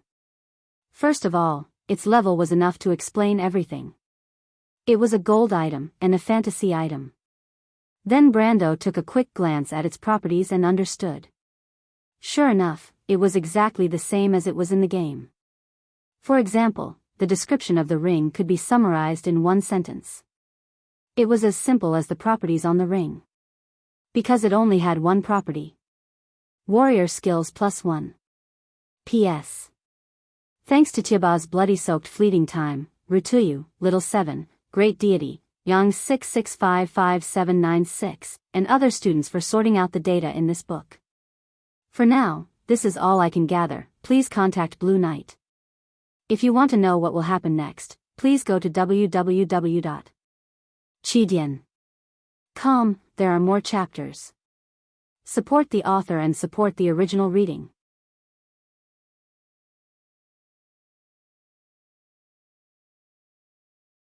Chapter 248. It's more than just important, Brando said as he gently took the ring from Falern's hand.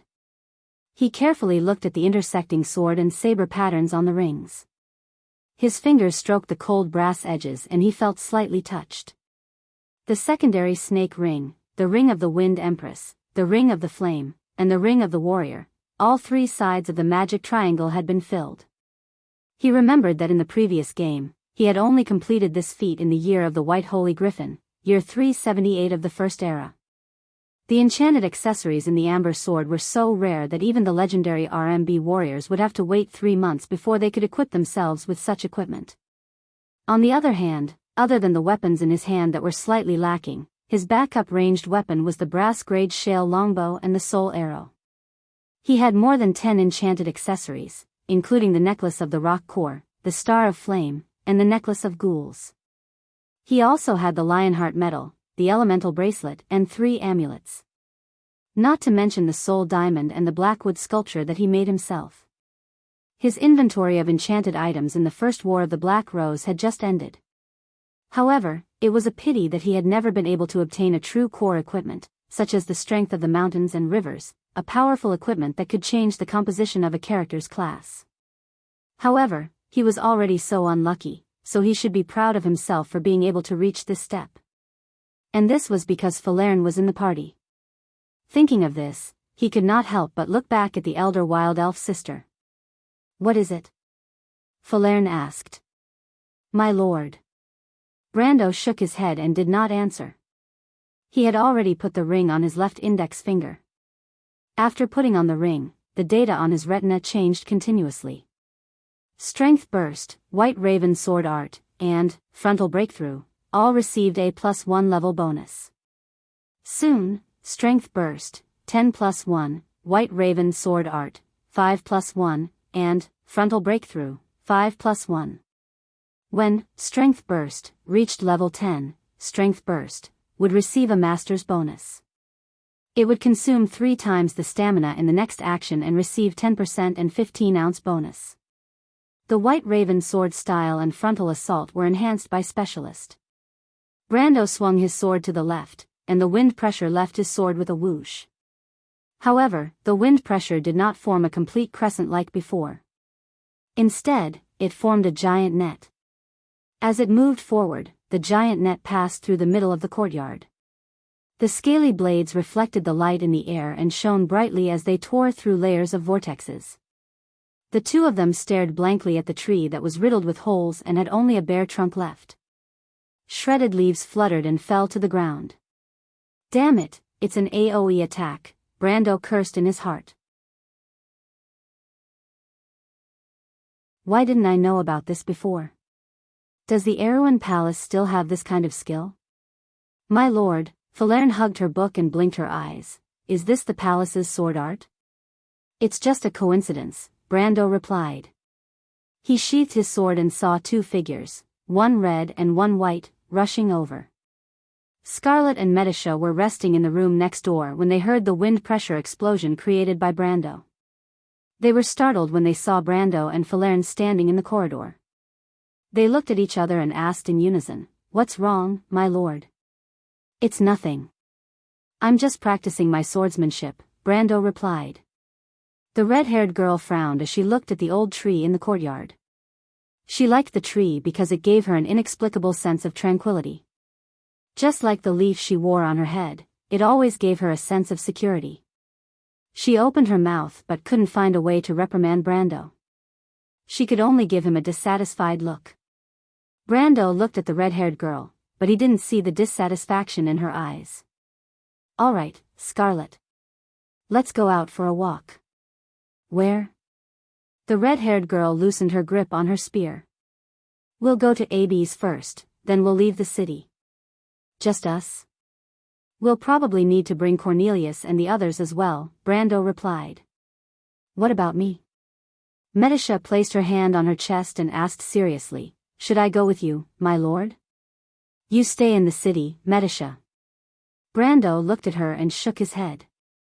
The undead didn't go far after they retreated. I need to leave some people in the city to prevent them from taking advantage of the situation. Although it's a waste to fight a war without a purpose, the situation on the battlefield is ever-changing. I need to be prepared. You and the Shire will stay in the city. The two of you should be enough to deal with the undead. The Silver Fairy Princess wasn't surprised. She nodded quietly and returned to her original position. Scarlet looked at her and thought of something, but she didn't say anything. She lowered her spear and walked to Brando's side. So where are we going, my lord? The dungeon. The dungeon? The dungeon of Coldwood Castle was exactly what most people imagined it to be. It was dark, gloomy, and there was a rotten stench in the air. Occasionally, a rat would run across the uneven stone floor, often bigger than a cat. Abe's castle was built in the year of the Green, about 240 years ago. At that time, Erewhon still had to deal with threats from the borders, so the dungeon was built to imprison barbarians who were captured during the war. But today, it was mostly used to deal with those who couldn't pay the taxes. Poor people, poachers, and nobles who offended Grodin were all casually charged with a crime. Sometimes, even this step was skipped and thrown into the dungeon. This kind of dark days usually lasted for a few years in prison. Aween's criminal law was enacted during the kingdom's most difficult period, and the provisions for the lower classes had not been amended for centuries, so it was extremely harsh. In fact, there were many people who died of illness in the dungeon of Abe's castle. After a night of fighting, Brando ordered Amandina to release most of the peasants who couldn't pay the taxes. The usually crowded dungeon was unusually quiet at this moment. The sound of footsteps could be heard in the silent darkness, occasionally colliding with the iron chains that hung from the ceiling. Bosley's sharp senses caught the sound of the footsteps. Someone's coming. The old man calmed his breathing. The footsteps were steady and strong, and they were moving at a steady pace. It didn't seem like the messy footsteps of the prison guards. Moreover, the guards in the dungeon seemed to have changed since last night. The footsteps of the newcomers were also different. They seemed more like soldiers who were trained in the battlefield, steady and capable, but there was a slight difference. His eyebrows twitched slightly. The footsteps were getting closer. Bosley had interacted with soldiers for half of his life, and he had an instinctive sense for people who were filled with killing intent. He heard the footsteps coming to a stop not too far away, and then a clattering sound could be heard in the darkness. It was the person opening the door. The door led to this area, and the old man knew that he was the only prisoner in this area. He couldn't help but think to himself. Is the person looking for me? His heart pounded violently. The iron chains fell to the ground with a clatter. Not long after, the first ray of light shone through the corner and into his cell. Bosley stared greedily at the ray of light. Tears flowed from his eyes, but he didn't move an inch. He couldn't remember how long it had been since he last saw light. He didn't even know the sun after he was captured. Did they change their lord? But there's no good person in the Diener family. He snorted lightly in his heart. The flickering light from the torch finally shone into his cell. Bosley moved slightly and lowered his head, allowing his messy hair to cover his face. But after a while, he heard the gentle voice of a young man. The voice was like a clap of thunder, and he couldn't help but raise his head. Bosley Houston, Lord of Jincheng, Royal Faction. Didn't you die during Everton's rebellion? Bosley raised his head as if he was under a spell. His body was stiff, and his face was pale as he stared at the young man who he had never seen before. The light from the torch in the young man's hand caused him to shrink back, but he couldn't help but ask in a hoarse voice, "Who are you?" Brando wasn't wrong. He was Bosley Houston, Lord of Jincheng. The royal faction suffered a crushing defeat in the last war. Even the leader of the royal faction, the Earth Knight Duke Everton, was implicated and imprisoned, let alone a small character like Bosley. When he escaped from the capital, he lied that he had died during the night of the rebellion. But because he wasn't an important character in the royal faction, he was able to escape death. After that, he came to the border of the kingdom and concealed his identity, waiting for the day when the royal faction would rise again. He never thought that he would offend Grodin over a small matter and be thrown into this dark prison. He thought that he would spend the rest of his life in this prison because no one would care about a small character like him. However, he never thought that there would be a day when someone in this dark prison would call out his true identity. Even Grodin didn't know his true identity. It wasn't just him. When Brando spoke, even Falerne and Scarlet looked at him in surprise. It was as if this young lord had always given them curious glances. The two girls were puzzled because he seemed to know people everywhere. A person with vast knowledge could be said to have a good memory. Furthermore, he had such a wide range of connections. He was only in his early 20s, and in their eyes, he was close to a monster. Unless it was as Amandina had guessed, there was an unimaginably large family behind him. But Brando only smiled. It doesn't matter who I am. I'm not part of the royal faction, nor am I part of Duke Arek's people. Furthermore, I have nothing to do with the Ranner family. The old man who was sitting cross-legged in the cell like a beggar was slightly startled. He looked at Brendel in confusion. Then you can think of me as a faction of my own, Grandmaster Bosley. Brando took the water bag from the mercenary behind him and handed it to the old man. But my goal is the same as yours. The old man looked at him with gratitude. Brando's action made him feel more at ease. He took a sip from the water bag and asked, "What do you mean?" "Erwin of Zhongxing." "Erwin of Zhongxing?" Bosley looked at the young man suspiciously. He put down the water bag with his withered hand that resembled a tree branch. "If that's the case, why don't you join the royal faction and help the Covardo royal family?" He suddenly stopped and looked at the young man carefully. "Or, are you on the side of House Cipher?" Brando shook his head. "I have my own position, and I have my own methods. But that's not important. I'm here to ask you to join me. What can an old man like me help you with?" The old man's eyes flashed as he asked sharply. "Grandmaster Bosley, you're Erwin's master craftsman. You're an expert in armor and smithing. Am I right?" Brando asked. "You want to raise a private army?" Bosley's eyes darkened. "Something like that." Dividing Line, Gingxin Juju's latest masterpiece, Thief Chow, book number 15090007. The Three Kingdoms again. However, the main character this time was not Dong Feifei, who had killed many people. Fine, I'll admit it. I love Chow Chow in the Three Kingdoms. I hate Uncle Lu and Sun Zhongmo the most. This book tells the story of Thief Chow. It's not Chow Pai, Chow Ji, or Chow Anmin, it's just like a hot-blooded villain, but I'll try to add in some new material. It's not just about fighting for hegemony. It's actually quite interesting to see one's father become a dragon. It's a bit refreshing. I hope everyone will like this book, like Thief Chow. The rolling waters of the Yangtze River flow to the east, washing away all heroes. Right and wrong, success and failure vanish in a blink of an eye. The green hills are still there, and the sun is still setting. To be continued. If you want to know what will happen next, please go to www.chidian.com to read more chapters.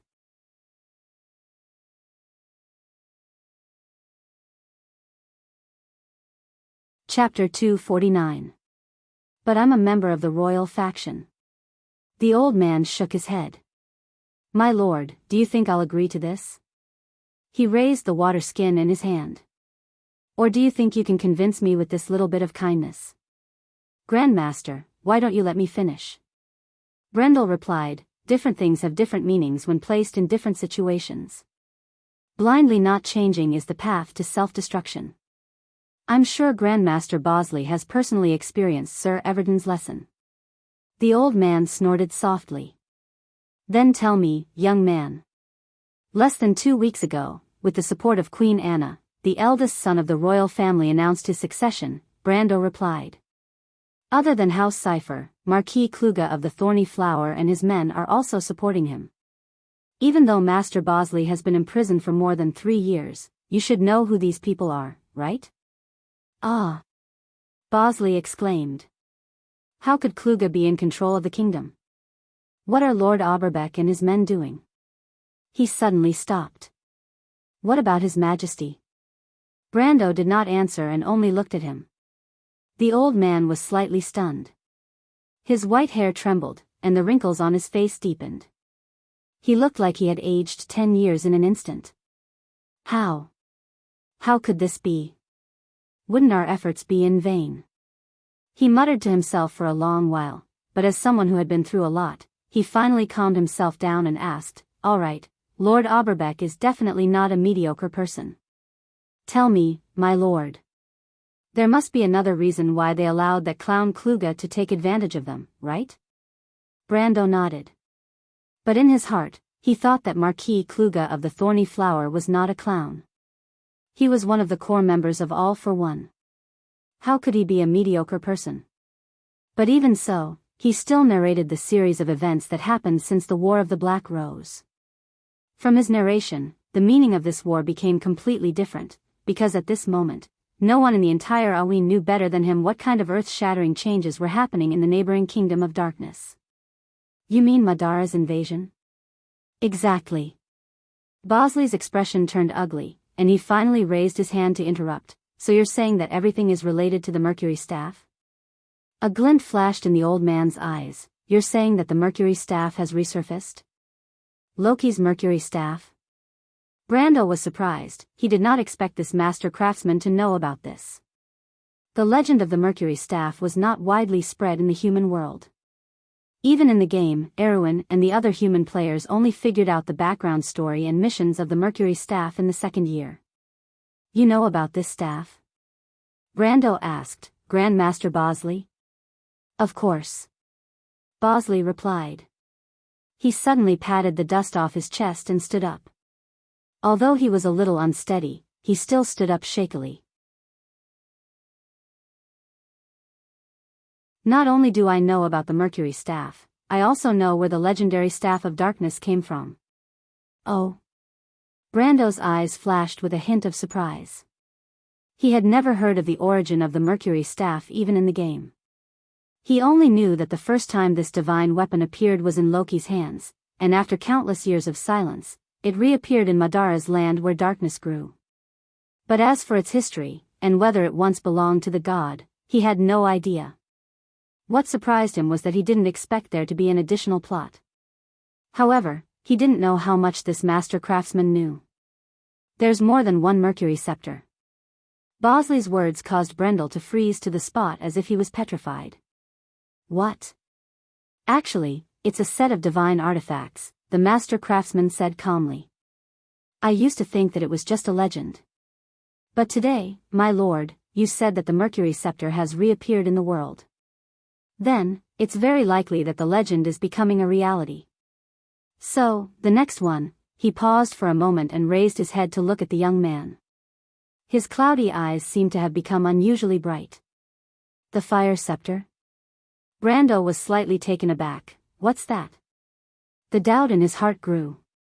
He was confident that he was knowledgeable enough in the game, but he had no idea what the master craftsman was talking about. He did not even have the slightest impression of what it was.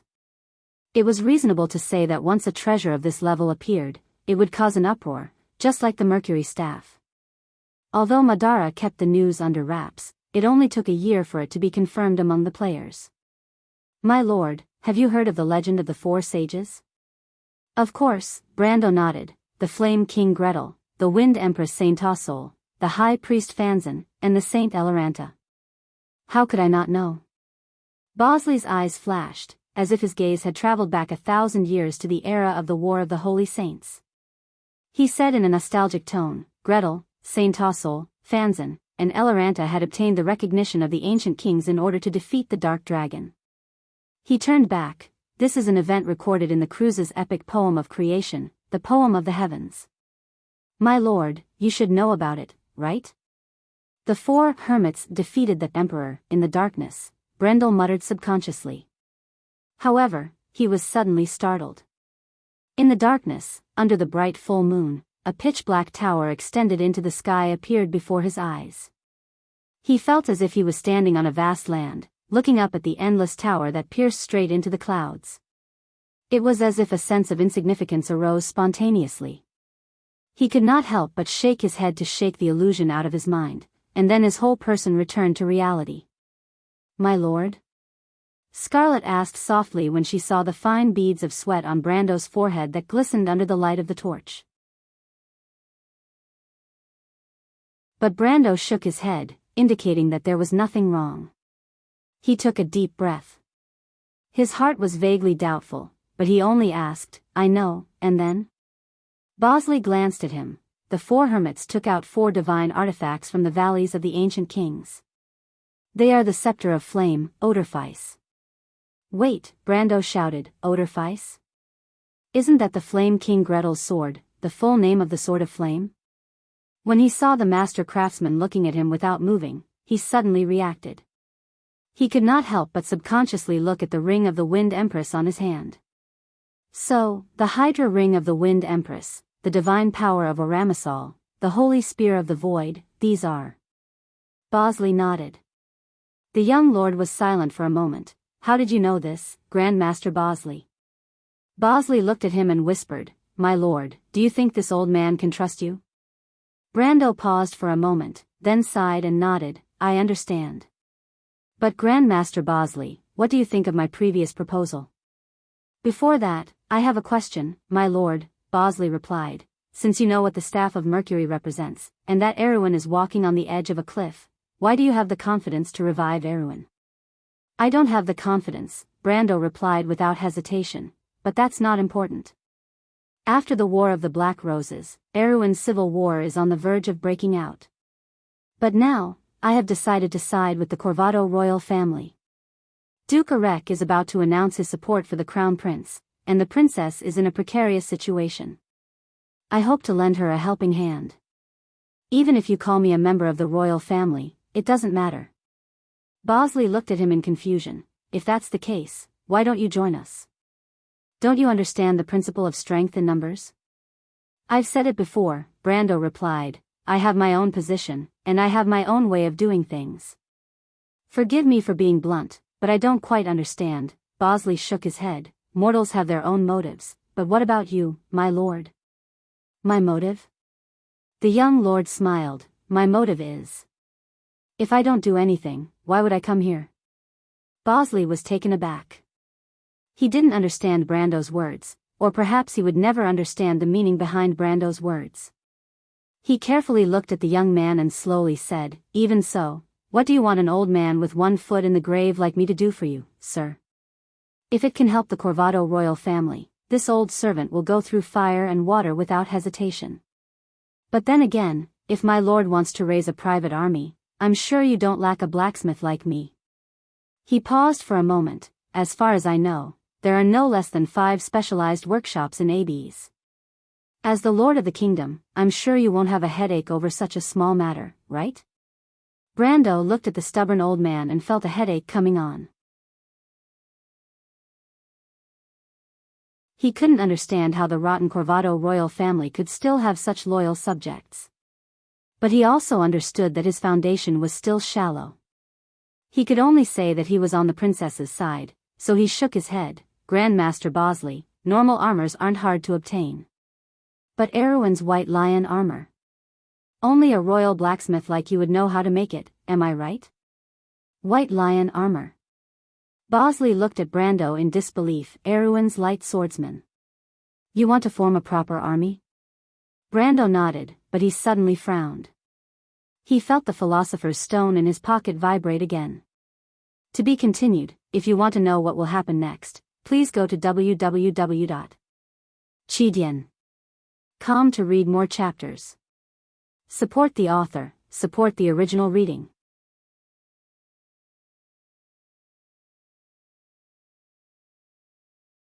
Chapter 250. Terst looked up and saw that the forest in front of him was a mottled, dreamy green. 37 knights were lying on the ground around him. Their corpses lay quietly among the piles of dead leaves. They had long lost all signs of life. The young Viscount could feel the pain from the sword wound under his ribs, and every time he breathed in, he felt a prickling sensation that made him dizzy. He saw a green knight behind a chestnut tree looking at him coldly from the darkness like a ghost. Terst's head spun as he realized that he had been tricked. However, the information came from within the unifying guild, and the letter from Mejk, the commander of the silver-winged cavalry, had the Krite seal on it as well. Unless that damned cavalry commander was a traitor, Terst sighed and cursed in his heart. His hand subconsciously reached for his sword that had been knocked away. It was a subconscious action. Even when he was at his peak, he had only exchanged a single blow with the knight covered in emerald armor and was severely injured.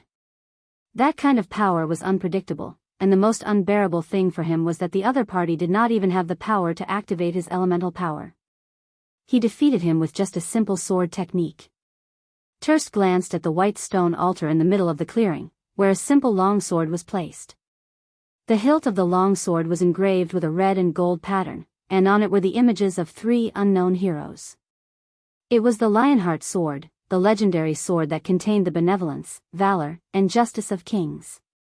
However, there was still the motionless Knight of the Lake in between him and the sword. It was as if there was a chasm between them.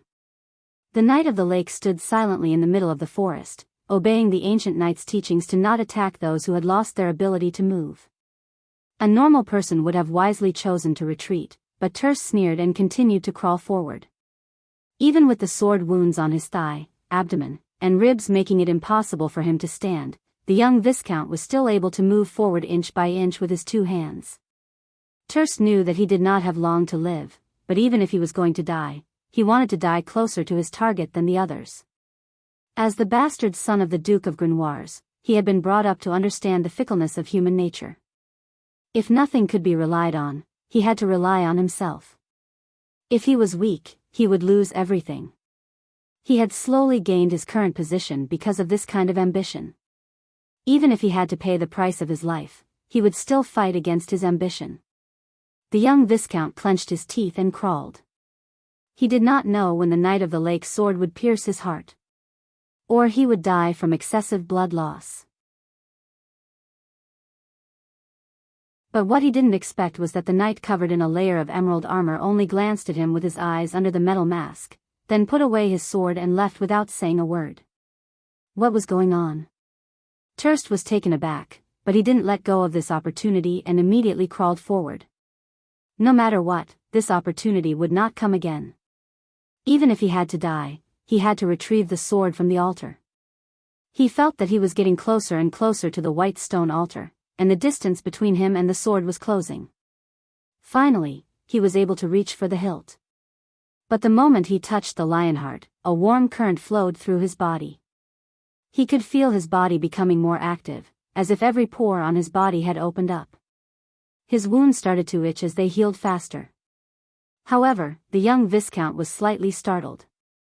He lowered his head and discovered that apart from the bloodstain on his chest, the wound under his ribs had already disappeared without a trace. A holy sword. Terst took a deep breath and knelt down with great difficulty. He examined the sword in his hand carefully. But to his surprise, the Lionheart in his hand started to emit a faint light that healed the wounds on his body. But in the next moment, the light on the sword quickly faded. Then, it turned into stone. The young Viscount was so shocked that he almost threw the stone sword away. However, when he calmed himself down and carefully stroked the sword with his hand, he could no longer feel the ripples of mana. It was as if he was really holding an ice-cold stone in his hand. Other than its shape, it was no different from any other stone in the forest. What's going on? Terst, who had just survived the ordeal, looked at the sword in bewilderment.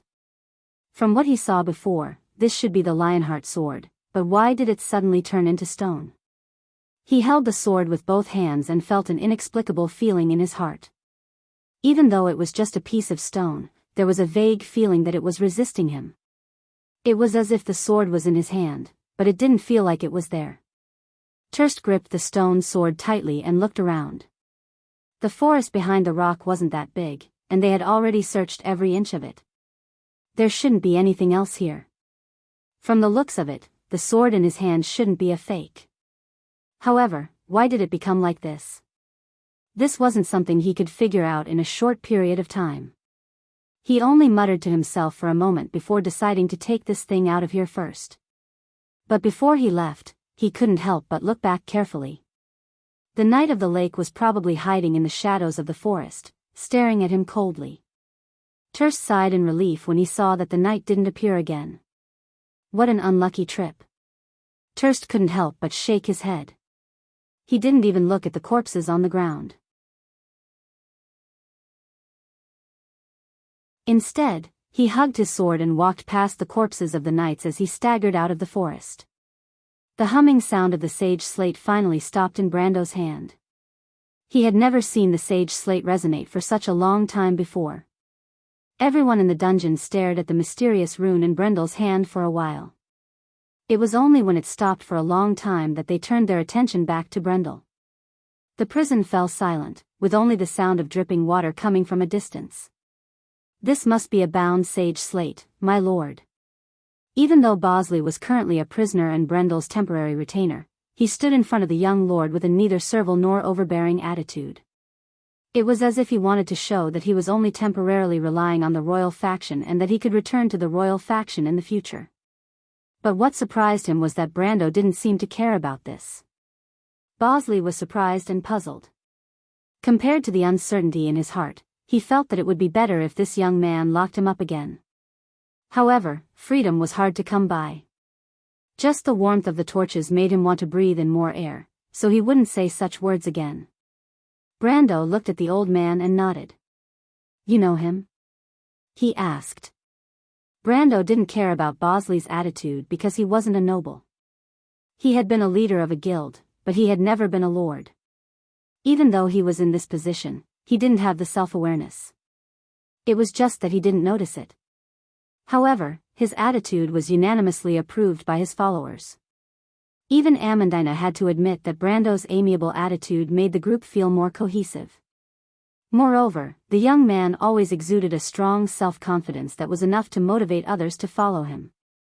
Even the noble ladies couldn't help but think that perhaps this was the so-called unique charm. Brando's curious gaze landed on Bosley. The philosopher's slate was described in the Cruise's creation myth, Poem of the Blue, and the mountain people's ancient records, Howling Wind. The Myrna people and the witches believed that it was a fragment of a star that fell to the earth because it could connect with the threads of fate in the sky. In fact, the mortals knew a lot about the philosopher's slate for thousands of years. Xing Jian also used it for divination. The method was to connect the philosopher's slate with something, then she could accurately predict the direction of the thing related to it. The stone sage also used the same method to foresee the future. As long as the philosopher's slate was placed on the stone sage's body, the player would be able to obtain the answer in their heart. This was the legend of the people, and the players had personally confirmed that there was such a setting in the game. However, the master craftsman was able to see that the philosopher's slate was bound to him. This wasn't simple. Not everyone knew about runes, especially since the philosopher's slate was one of the oldest runes in the game. As a royal craftsman, it was understandable that he had heard about the legends of the divine artifacts, but it was strange that he was proficient in ancient runes. After all, even the craftsmen of Buga were not proficient in runes. Brando stopped and looked at Bosley, but he didn't rule out the possibility that the master craftsman was just guessing. He asked, indeed. But can you tell what the philosopher's slate points to? Brando's question was a little difficult because even he didn't know what the philosopher's slate meant. At most, he guessed that it had something to do with the Lionheart. That is. Bosley suddenly stopped, and his face turned serious. Brando saw the master craftsman's hands trembling as he stared at the philosopher's slate. The sage, the emblem of a king, valor, justice, and mercy. How? He took a deep breath and couldn't help but look at the philosopher's slate again, but the more he looked, the more serious his expression became. In the end, he couldn't take it anymore and took a step back. He looked up at Brando in disbelief and asked tentatively, "The Lionheart sword?" Brando's expression soon became even more surprised than him. Scarlet exclaimed. Even though she didn't know what the sage slate was or what magical runes were, as a citizen of Erewhon, the most famous story she had heard since she was young was the story of King Eric and his Lionheart sword. She immediately turned her head back as if she wanted to get confirmation from the young man's face, but she heard Brando ask in a hoarse voice, "How did you know?" If you want to know what will happen next, please go to www.chidian.com. There are more chapters. Support the author and support the original reading. Translator, Endless Fantasy Translation Editor, Endless Fantasy Translation.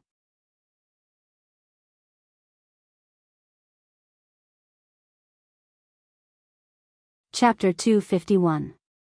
The dungeon was so quiet that one could hear a pin drop. Falerne looked at the old man suspiciously while the others were speechless. "It really is the Lionheart," Bosley muttered to himself and took a step back. "How is this possible? How is this possible?" King Eric once said that if one day his descendants forgot his glory, the Lionheart would be lost as well. The royal faction gathered together to reclaim our lost glory, but why is the Lionheart linked to your fate, my lord? Grandmaster Bosley. Brando put away the philosopher's stone and looked at the confused old man. He found it hard to connect the old man to the royal faction's chief craftsman. However, the information on the forums was never wrong. Even though the old man was a little strange, he had already shown the ability to surprise Brendel. Brando was surprised that the chief craftsman of Erewhon knew runes. "You know something about the Lionheart, right?" Bosley stopped and calmed down after hearing the question. He looked at the young lord and knew that he could not hide anything from him, but he was still in a difficult position. "My lord, this is a secret. My family once swore an oath." Brando waved his hand impatiently. "I can guess what you mean. I know that the Toots have always served the royal faction. However, King Eric of Erewhon swore an oath on the Lionheart.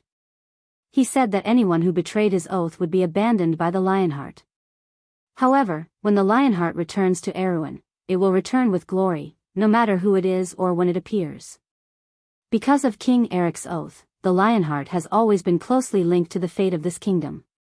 However, because the Lionheart has inherited King Eric's will, it can choose the one who brings the glory." He stopped and looked at the old man in front of him with his light brown eyes.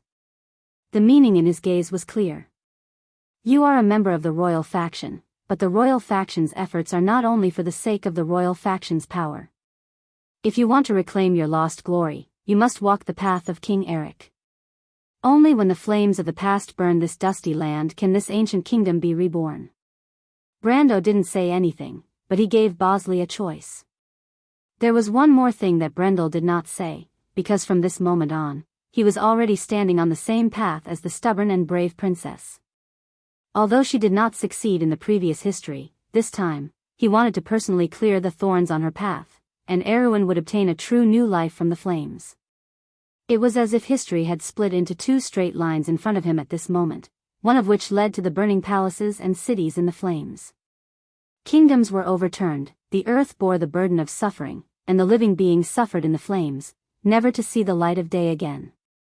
As for where the other path led to, he did not know. Perhaps there were difficulties lurking on that path, and the thorns were soaked in blood. But no matter what, at least there was a glimmer of hope in the deepest darkness. The old man lowered his head and hesitated for a moment, but in the end, he chose to compromise. He sighed and said, "You're right, my lord. No matter who has the sword, at least the ancient legends will not be wrong. I just didn't expect Erewhon's path to glory to return to this ancient kingdom by burning the earth. Perhaps we have fallen too far." He raised his head and looked into Brando's eyes. "My lord, you know that there are some families in Erewhon with a long history, but not all of them can be traced back to the era of King Eric. The Cipher dynasty and the Corvado dynasty both created and destroyed a group of noble lineages." He paused for a moment. "But there are some unknown small families that have been passed down from generation to generation since the ancient times." Master Craftsman's tone became a little proud. "The Tugos family is one of them. Although our family is not well known, our ancestors were the attendants of King Eric and were blacksmiths in the army. Generation after generation, our family served the royal family. The craftsmanship of the white lion armor was indeed invented by us. Later on, our family supported the Corvado royal family until today. Brando nodded. He knew this history, but at least he knew that Bosley was not lying to him. But in fact, not only was my ancestor an attendant of King Eric, but he was also one of the 5 attendants who brought the Lionheart sword from the Eagle Empire of Cruz. Bosley's voice became deeper. But many people don't know the true identity of the Lionheart sword. Most legends say that the Lionheart sword is one of the 4 sacred relics of Cruz. But most people in Cruz probably don't know that the 4 sacred relics were originally one. Brando's eyes flashed as if he had thought of something. So? He asked. When the 4 sacred relics were combined, they were called Odorfice, or the Scepter of Flames. Most people call it the Flaming Blade, the sword of King Gretel, Bosley said, emphasizing each word. A true divine artifact. Brando's body suddenly swayed. He stuttered for the first time, Master Bosley, the resonance between the sage slate and the Lionheart sword. Could it be a divine artifact? Of course not. Bosley shook his head. The Lionheart sword may be a divine artifact, but it's only a divine artifact. The difference between a divine artifact and a divine artifact isn't as simple as a few words. Although I've never come into contact with a divine artifact before, from the ancient records, the difference between the two is incalculable. Then is there a possibility that the Lionheart sword was sanctified by King Eric's oath, and after so many years of accumulation, it became a divine artifact? Brando asked again. Bosley shook his head again. My lord, I suggest that you put away your unrealistic imagination. I'll say the same thing again. Once you see the difference between a divine artifact and a divine artifact, you'll understand how naive and laughable your thoughts are. When it came to the knowledge of these treasures, the master craftsman was filled with unquestionable confidence. However, he quickly realized that he had offended Grodin and was sent to prison. He quickly lowered his head in apology, but his heart was filled with regret. Unfortunately, his actions were destined to be in vain. Brando didn't have the time to think about these minor details. He felt his vision turning dark, and he finally understood why he resonated with the Lionheart sword that day. It wasn't just the resonance between him and the Lionheart sword, but also the prophecy that Bosley had told him. He could guess what kind of good deed he had done. The Flaming Scepter. It was the Flaming Scepter that resonated with him. It was the Flaming Blade, Odorfice, that King of Flames Gretel once wielded. Oh my God, Martha. Brando couldn't help but groan in his heart. What kind of joke is this? But I didn't hear anything about Odorfice's reappearance in the Amber Sword. Even the Lionheart sword disappeared without a trace. According to Bosley's prophecy, history must have changed there. But where did it change? Brando couldn't help but rub his temples. All right, he shook his head, let's end this topic here, Grand Master Bosley. I don't want these words to spread. He paused for a moment. I'm sure you don't want everyone to know that the Lionheart sword has chosen me. Am I right? Bosley looked at him doubtfully. The Lionheart sword is Erwin's legitimate weapon. Because of Erwin's oath, he can use it to proclaim himself as the king. In fact, when the Corvado dynasty was first established, they used the name of the Lionheart sword. But most of the people didn't know that the Lionheart sword was lost. If this matter was made public, it would shake the royal family's influence. Bosley couldn't figure out why this young man would take the initiative to hide this fact. Could it be that he really supports the princess? When Bosley was imprisoned, the princess was not even 12 years old. Of course, he couldn't figure out Brando's background. But no matter what, he was still skeptical of Brando's words. In the end, Bosley nodded. No matter what, he didn't want the royal family's reputation to be tarnished. He had dedicated half of his life to the Corvado royal family. He spent the most blood-boiling time as a member of the royal faction. Even if he lost in the end, he had no regrets. That was why no matter how correct Brando's words were, he wouldn't side with him. He just hoped that Brando wouldn't go back on his words. Like he said, he would help the princess. If the eldest son of the king had the backing of the All-for-One and the restoration of the Cipher dynasty, then the princess would be the only source of support for the Corvado dynasty. Bosley didn't have a choice. He lowered his head and sighed. My lord, I'm willing to contribute the craftsmanship of the White Lion armor. But if my lord wants to train light swordsmen, I'm afraid that equipment alone is far from enough. Although the White Lion armor is the core of this unit, but... Brando's face was hidden in the shadows of the torches. He smiled faintly. The White Lion swordsman is Erewhon's first-rank unit. It became famous in the battle against the Cruz Empire in Valnoja. It's known for its outstanding speed and defensive capabilities. Its core is the White Lion armor's outstanding ability. But this armor is based on the design of the half-plate of the Wind Empress. On the other hand, although the White Lion armor is complicated, it's not irreplaceable. Bosley looked at him, his mouth wide open. You know about the White Lion armor? Brando glanced at him. What's there to know about an inferior battle technique? When the late King Eric broke away from the Cruz Empire, there was the shadow of the Saint-Tossel Empire behind him. Otherwise, do you think that Erewhon alone could fight Cruz to a draw? If it wasn't for Eric's vow not to break away from the Holy Cathedral of Fire, it might have turned into a war between the two holy cathedrals. The first holy war recorded in history would have happened hundreds of years earlier. He smiled. It's just that the Holy Cathedral of Wind didn't do it right. Whether it's the White Lion armor or the White Lion armor, it's too different from its original. It turned a third-rank unit into a first-rank unit. Bosley's expression changed. He had heard of these secrets before, but it sounded different when it came from this unfamiliar young man. My lord, you mean? The original version of the White Lion swordsman was originally the White-Winged Knight of the Wind Elves, one of the Wind Elves' imperial guards. It's just that it's too small. He smiled again. But although the White Lion armor is one of the biggest secrets of the Erewhon Empire, it's not worth mentioning to me. If you can forge a batch of White Lion armor in the shortest time possible, I'll give you a surprise. Brando laughed inwardly as he said this. Although the White Lion armor was of a lower level, it was impossible for him to find someone within 100 miles who could teach him this technique. Not to mention the whole of Tanajul, even in the whole of the Southern Kingdom, there was probably no one who could learn this technique.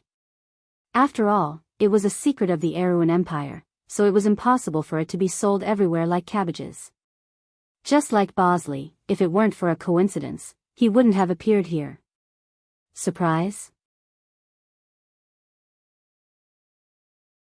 The old man naturally couldn't tell that Brando was deliberately mystifying things, so he only asked in confusion. Of course. Bosley frowned. Very well, he replied, but my lord, the White Lion armor is actually a type of enchanted armor. You mean special materials? The old man nodded. So, what's missing? Brando asked. As far as I know, Bosley replied, Tanajul doesn't have any high-purity crystal mines, right? If you want to know what will happen next, please go to www.chidian.com. There are more chapters. Support the author. Support the original reading.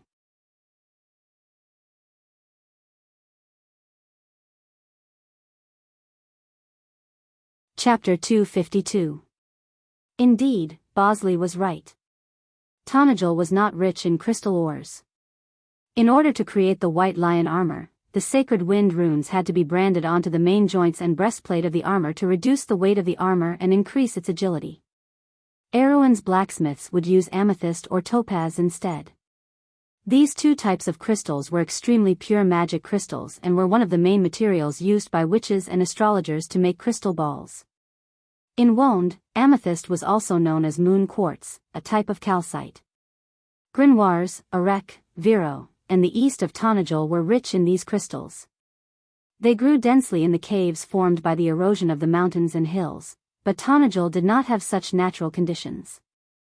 Trentheim was an unfamiliar territory to him, and it was an unfamiliar territory to him. The drawbridge creaked as it was lowered, and the chains connecting the drawbridge to the city gate made an ear-piercing sound as they rubbed against the bricks. A ray of light shone in from behind the drawbridge, imprinting itself on the brick wall on one side of the pitch-black gate. Brando sat motionlessly on his horse. His light brown eyes reflected the light that was gradually becoming more and more dazzling. He pursed his lips and looked at the drawbridge that was slowly lowering. The gap between the drawbridge and the gate was getting wider and wider. More and more light was pouring in from behind the gap, illuminating his eyes brightly. Behind him was the main street of Abes. Other than the short speech he gave to the surviving mercenaries and citizens in the morning after the bitter battle that night, this was the first time he observed the city from the perspective of a lord. At least for the time being, this was his own city. Baron Abes' territory was located in the south of Tanajul. It was directly under Grodin's jurisdiction. There were only 4 major populated areas: Abes, the mining town of Schaflund, Gris Ferry, and Port Gris to the east. The population was estimated to be around 80,000. 30,000 of them lived in Castle Abes and the surrounding areas. Of course, there were many settlements like the Green Village that were not included in the statistics, but Brando guessed that the total population was less than 100,000. However, this was the most densely populated area in Tanajul. There were about 300,000 people living in Tanajul. Tanajul had a total of 170 knights' territories. Grodin's territory was not the only one. Most of the territories were occupied by his retainers. Brando knew that Saluf was nicknamed the Benevolent Knight. Saluf was a strict and inflexible knight compared to the tyrannical nobles here. Brando knew that the only reason Saluf was able to get along well with Grodin and was entrusted with such an important task was because Saluf had always been loyal to Grodin. Therefore, he would have to face the armies of these 2 lords first. These people were Count Ranner's pathfinders, and only by teaching them a lesson would the Count, who was hiding behind the scenes, become more cautious. Therefore, their first goal was to make Grodin's retainers fear them in the upcoming battle. The door of the drawbridge creaked as it was lowered. After a flash of white light, Brando saw the blue sky. He raised his head and looked at the sky. From Abes Castle to the Parton Wilderness in the north, the Tanajul plains between the Horn Gorge and Mount Greyhar shared the same beautiful weather. This was the best period of time for Ranner before winter. The plains shone with a golden luster, but after the autumn harvest, the temperature would quickly drop. Thus, the nobles in the north were preparing for war.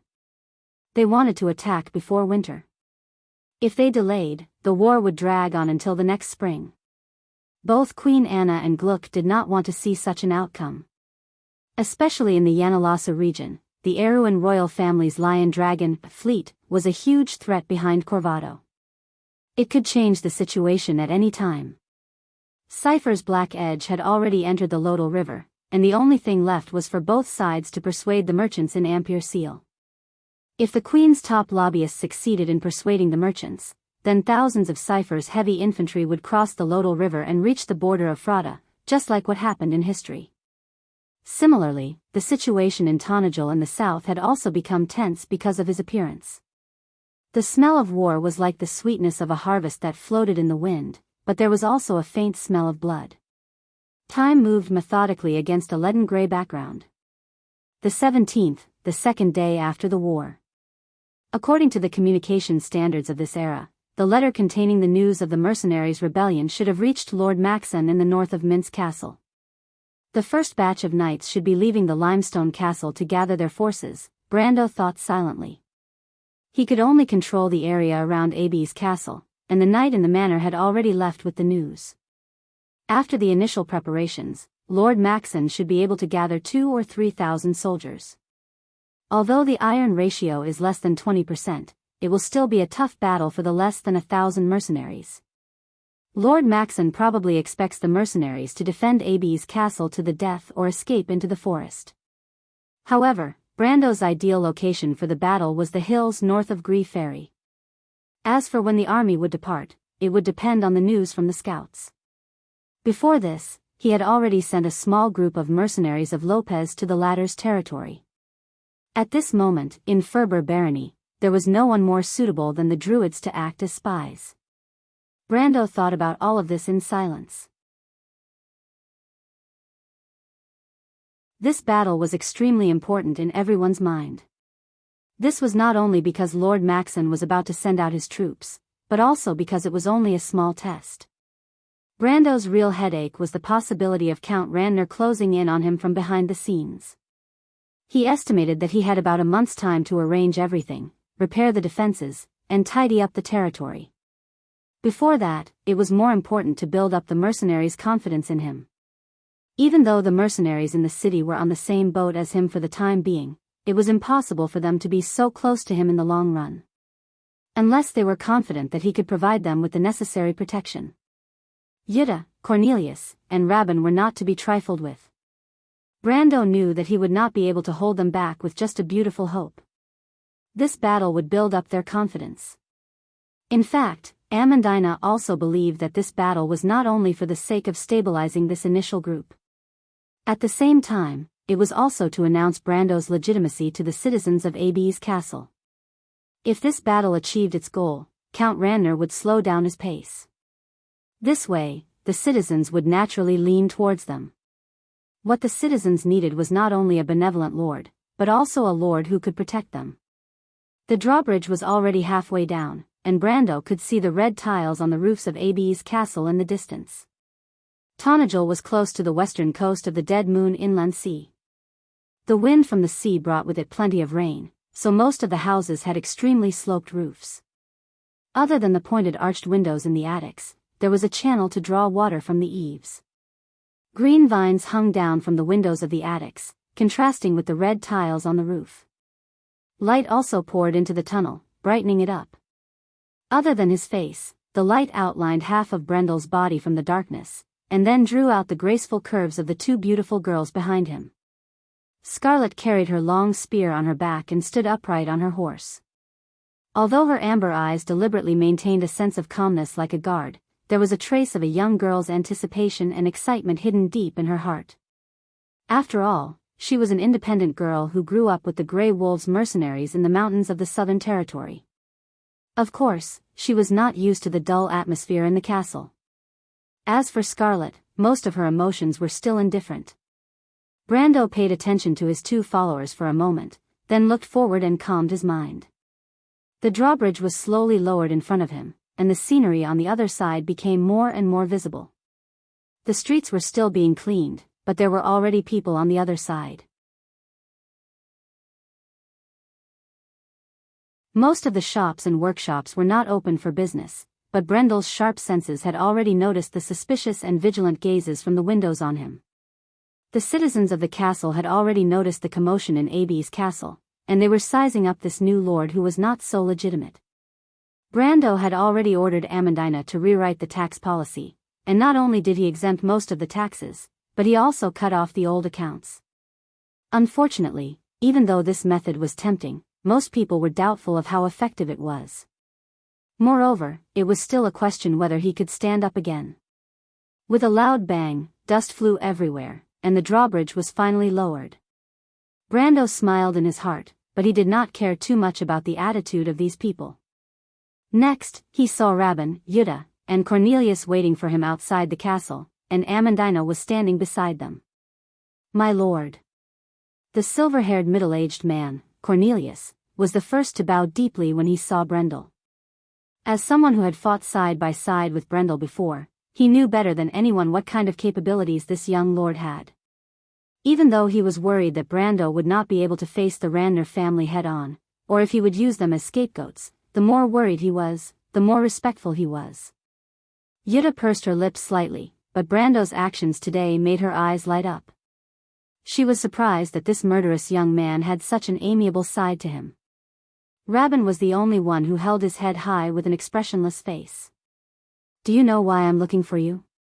Brando asked. The three of them shook their heads.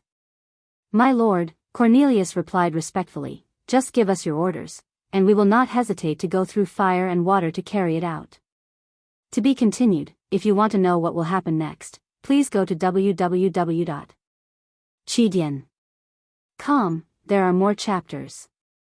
Support the author, support the original reading.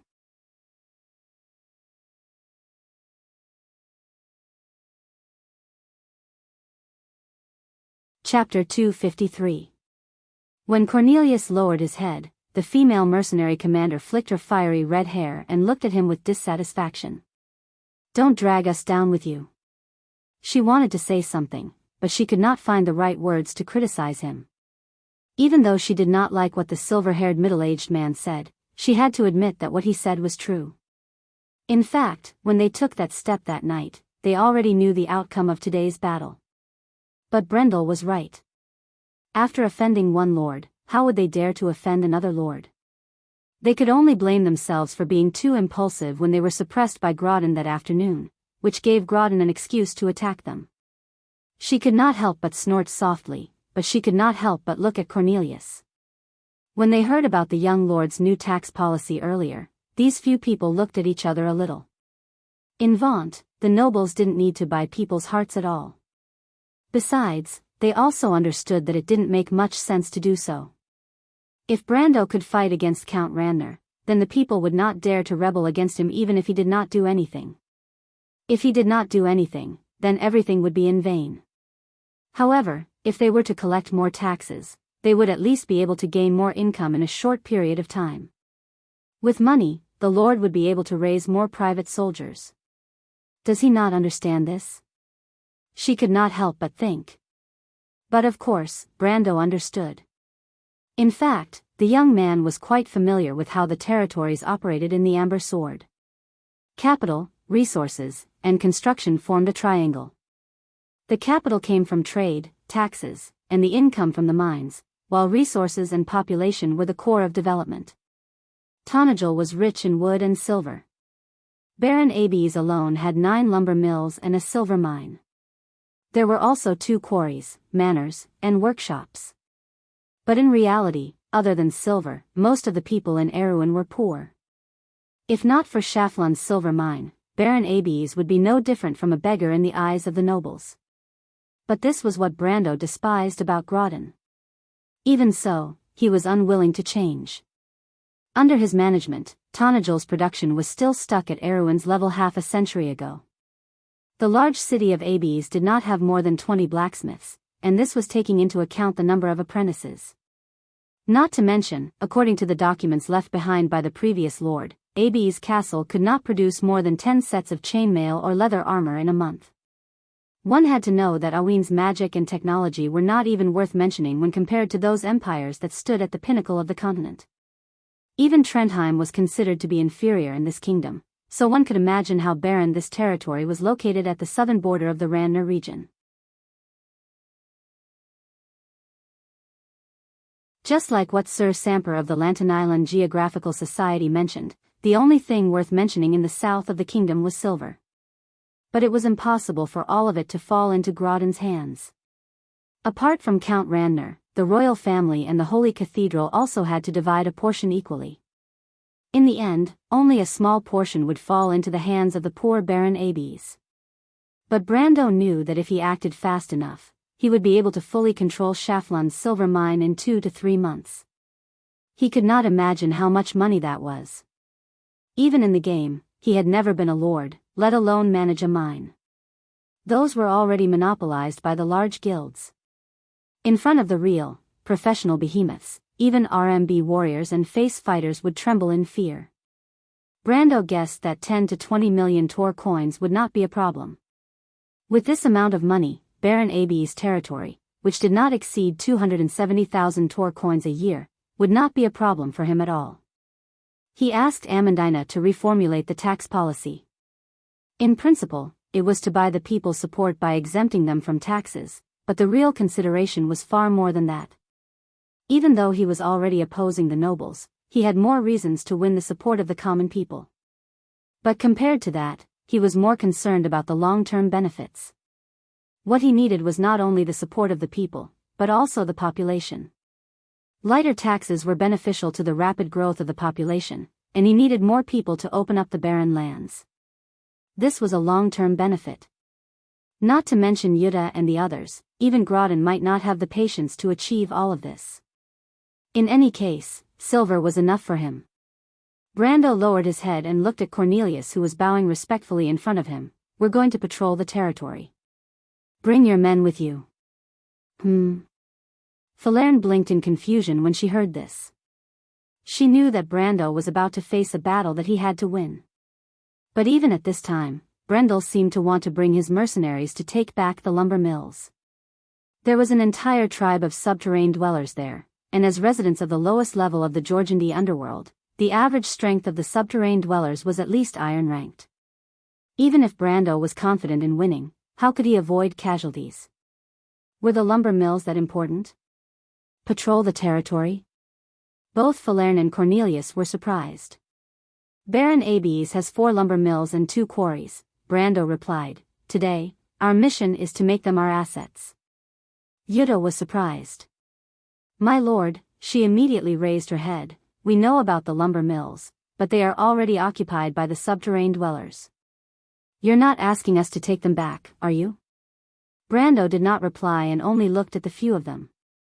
On the other hand, Janna and Cornelius had ugly expressions.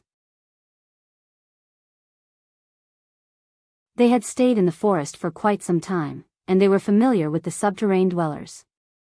They liked to fight at night, and they were strong. If they really fought, who knew how many of their brothers would die? They had already paid a heavy price in the battle that just ended, and there was a possibility that there would be another difficult battle soon. But at this critical moment, Brando wanted them to participate in a battle that did not seem to be necessary, and they could not accept it. My lord. Cornelius raised his head with difficulty. The subterranean dwellers. They come from the underworld, and their individual strength is comparable to our elites. If we really fight, I'm afraid that we will be at a disadvantage. He licked his lips. Of course, this is not a problem, but... I heard that Lord Maxon's army is also gathering. He lowered his voice and thought that Brando would understand his words. Amandina shook her head. Lord Maxon is Grodin's retainer. Why would he attack us? The 3 of them stared blankly, wondering if this noble lady had gone crazy or was in a daze. Isn't it obvious, Miss Amandina? Jutta replied, that person is Grodin's retainer, and we killed Grodin. She thought for a moment and added, furthermore, he has Count Randner behind him. Even if he doesn't want to move, that old man will definitely pressure him. Amandina nodded. Well said. That's why our real enemy is Count Randner, and Lord Maxon is nothing more than a pawn to test the waters. But do you think that with our current strength, we are a match for the Count? Amandina said expressionlessly. The 3 of them looked at each other. In fact, this was what they were most worried about. Amandina purposely ignored the news about the druid and the princess, which made them even more confused. The 3 mercenary leaders could not help but look at Brando. It was not impossible for Brando to hand them over as scapegoats. Brando looked at Amandina. She's finally catching up with my thoughts. Her growth has been astonishing ever since the battle at Chablis. He raised his head. Amandina's thoughts were the same as his. If he had to expand his territory to the point where even Count Randner would not dare to fight him to the death, he would have to rely on this barren land of Tonagel. It might seem like an impossible task, but that was not the case. He knew that he had Valha, the druid, and many other variables behind him, not to mention that Amandina had the power of magicite. But the prerequisite for this was not only time, but also resources. No matter what, he had to restore the operations of his territory, especially the 4 sawmills and 2 quarries around Castle Abies. He had to get them back into production as soon as possible. The reconstruction of the city walls, the training of the militia, the magicite workshop, and the various workshops all required resources. Once the Roman plan was implemented, Brando had to get these things up and running before he could establish his own merchant guild. That was why he had to end the war with Lord Maxon before the autumn harvest. Once this territory was on the right track, there were too many things he could do. Time was of the essence. Miss Amandina is my aide. Her words represent my words. Brando replied. Amandina's expression softened. My family can guarantee my safety in this war, but it's different for you. I'm not someone who gives up on my subordinates, but everything has its limits. If I lose in this war, then I can imagine what will happen to you. He lowered his voice. That's why we're on the same boat. But this boat isn't just filled with storms, there are also opportunities and treasures. At least compared to Groton, I consider myself a generous lord. As long as you don't disappoint me, I won't disappoint you." Seeing that Cornelius was still in a daze, he added another sentence. "As for the subterranean dwellers," Brando paused for a moment, "you should know that the Black Tower of Karsuk fought with the subterranean dwellers for resources in the underworld for 10 years. Rabban raised his head in surprise. "My lord, you have a plan?" "I've always had a plan." Brando replied casually, then added another sentence in his mind. "But it has nothing to do with the Black Tower's wizards." To be continued. If you want to know what will happen next, please go to www.chidian.com to read more chapters. Support the author, support the original reading.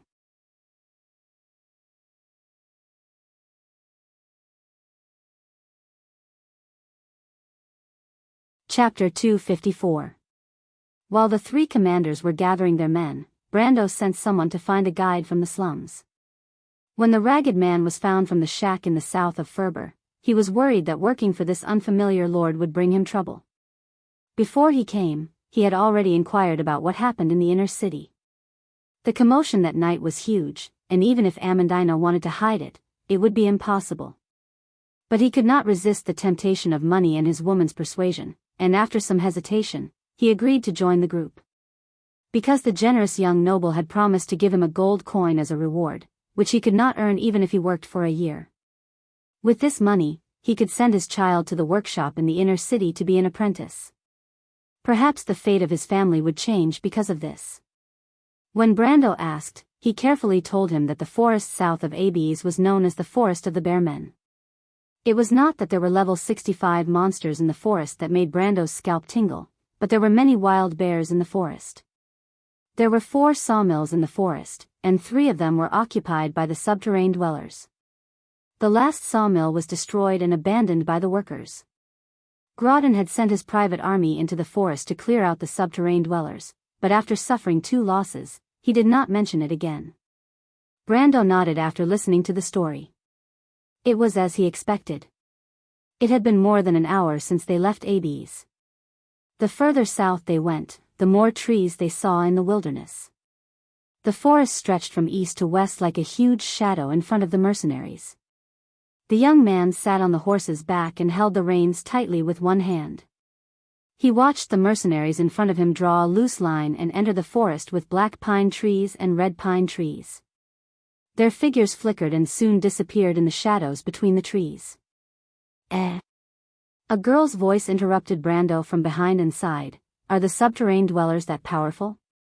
Brando raised his eyebrows subconsciously.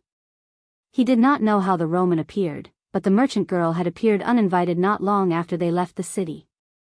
Speaking of which, wasn't she counting the resources and checking the accounts left behind by the previous lords? The corner of his mouth twitched. So, who told her that she was going to find the subterranean dwellers? "It's true, my lady," the man hurriedly said. "I heard from the guards in the city that they look like rats.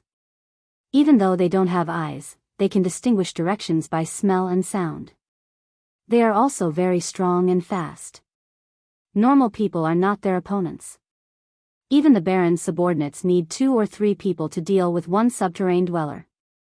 The Roman tapped her chin with her white finger and raised her head to imagine the subterranean dwellers in her mind. "Then, don't they have an advantage at night?" she muttered to herself. "That's right." Amandina looked at Romain with a troubled expression. She was a little embarrassed to tell Brendel that she was actually tricked by the merchant girl into telling her what they were doing with just a few words. She still did not know if the fiancé of the Lord was lucky or if she had been plotting against her from the beginning. But no matter which it was, she could not accept it, not only at night, but even in the forest where visibility is not high. They have a far greater advantage than us humans. Unless we have an iron-ranked soldier, it is difficult to detect them in advance. She turned to Brando and said, "My lord, we have already entered the forest. Should we send out scouts?" Brando shook his head. He knew very well that the subterranean dwellers had 15 points of strength and 10 points of dexterity. Their strength and dexterity were above average iron-ranked, and normal iron-ranked mercenaries were no match for them. In order to maintain the defense of ABs, I only brought about 4 groups of mercenaries with me this time. I do not intend to divide them further. The young man stared at the forest and replied, "Besides, who do you think is more familiar with this forest than the subterranean dwellers?" When Brando spoke, he unconsciously used the habit of the amber sword. In the game, there were 80 players in a group, so he actually wanted to say 300 people. Amandina did not notice his slip of the tongue. Instead, she was shocked. "Of course it's the subterranean dwellers." Amandina was stunned. "My lord, you mean we don't need scouts?" But she had never heard of a battle where one side completely gave up on scouting the battlefield. Amandina's dark eyes flashed. "Magic?" she asked tentatively. "Something like that." Brando looked around, and with a slight movement of his mind, the wind spirit spiders crawled out from the ground one by one. The mercenaries were shocked when they saw the green spiders surrounded by whirlwinds suddenly appearing around them. But they had already seen these little creatures when they fought against Madara's undead army, and knew that they were under the command of the young lord in the middle of them. Thus, they could be considered as allies. After a short commotion, the crowd quickly calmed down, but they still looked at the center of the group with reverence. In this era of Erewhon, having a gold-ranked wizard under a noble was definitely a symbol of status. Even Duke Arek and Duke Karsuk, who ruled over a region, only had 2 or 3 gold-ranked wizards as their aides. But Brando was the descendant of a noble family, and not only did he have a gold-ranked wizard accompanying him, the Shire had become the natural leader of the spellcasters under Brando's command in Abes. Naturally, he was known by all the young followers. Not only that, he was also a gold-ranked swordsman, and he had Metasha and Scarlet, who were both gold-ranked rank 1, as his subordinates. Even Count Ranner's elite forces were only at this level. One must know that the girl called Medisa was a legendary silver elf. The silver elves had not appeared in this land for centuries. Their sudden appearance in the eyes of the people could only imagine the shock it caused. Not to mention the rumors of Brando's close relationship with the silver elves, even Yuta, Rabin, and Cornelius felt that they could not see through this young man. It was also because of this that they decided to stay and fight against the Ranner family together with Brando. Otherwise, with just Brando's status as a viscount, they would rather fall into the dark forest. At the very least, there was still a chance of survival if they chose the latter path. Brando naturally heard of these rumors, and he also knew that these rumors were spread by the Roman and Amandina. The meticulousness of a noble's daughter and the novelty of a young Roman's mind combined together resulted in all sorts of strange ideas. He would not clarify this matter since this was the effect he wanted to achieve. This was what he had done in the past, but now his 2 subordinates had learned from him. Brando did not say a word as he took out the holy sword cards from his chest. In the next moment, the dragon knights that displayed their might against Madara's undead army appeared in front of the mercenaries once again. This was the second time Brando used this set of cards in front of others. Yuta, Cornelius, and Rabin's expressions changed when they saw this. They originally thought that the wind spirit spiders were Brando's magical pets, but they did not expect it to be a spell. As for the strength of this spell, it was not easy to measure it. If it was used properly, it would not be impossible for it to defeat a gold-ranked being. According to the common classification of spells, this spell was at least gold-ranked. However, they all knew that Brando was a swordsman. A gold-ranked swordsman. It seemed like he was also a gold-ranked summoner. This was a little inconceivable. Brando waved his hand and gave an order in his mind: surround the forest as far as possible and kill all non-human creatures. The subterranean dwellers must have sentries around the forest, and he had to remove them. Although he did not expect the subterranean dwellers to not realize that the human army had entered the forest, he had to at least buy some time. Then, he raised his head and silently watched the wind spirit spiders spread out their whirlwinds and flew into the sky one by one, leaving streaks of green light behind them as they flew towards the forest. He then turned around and saw the Nightsong tiger looking away from the forest. "My lord, how do you plan to fight this battle?"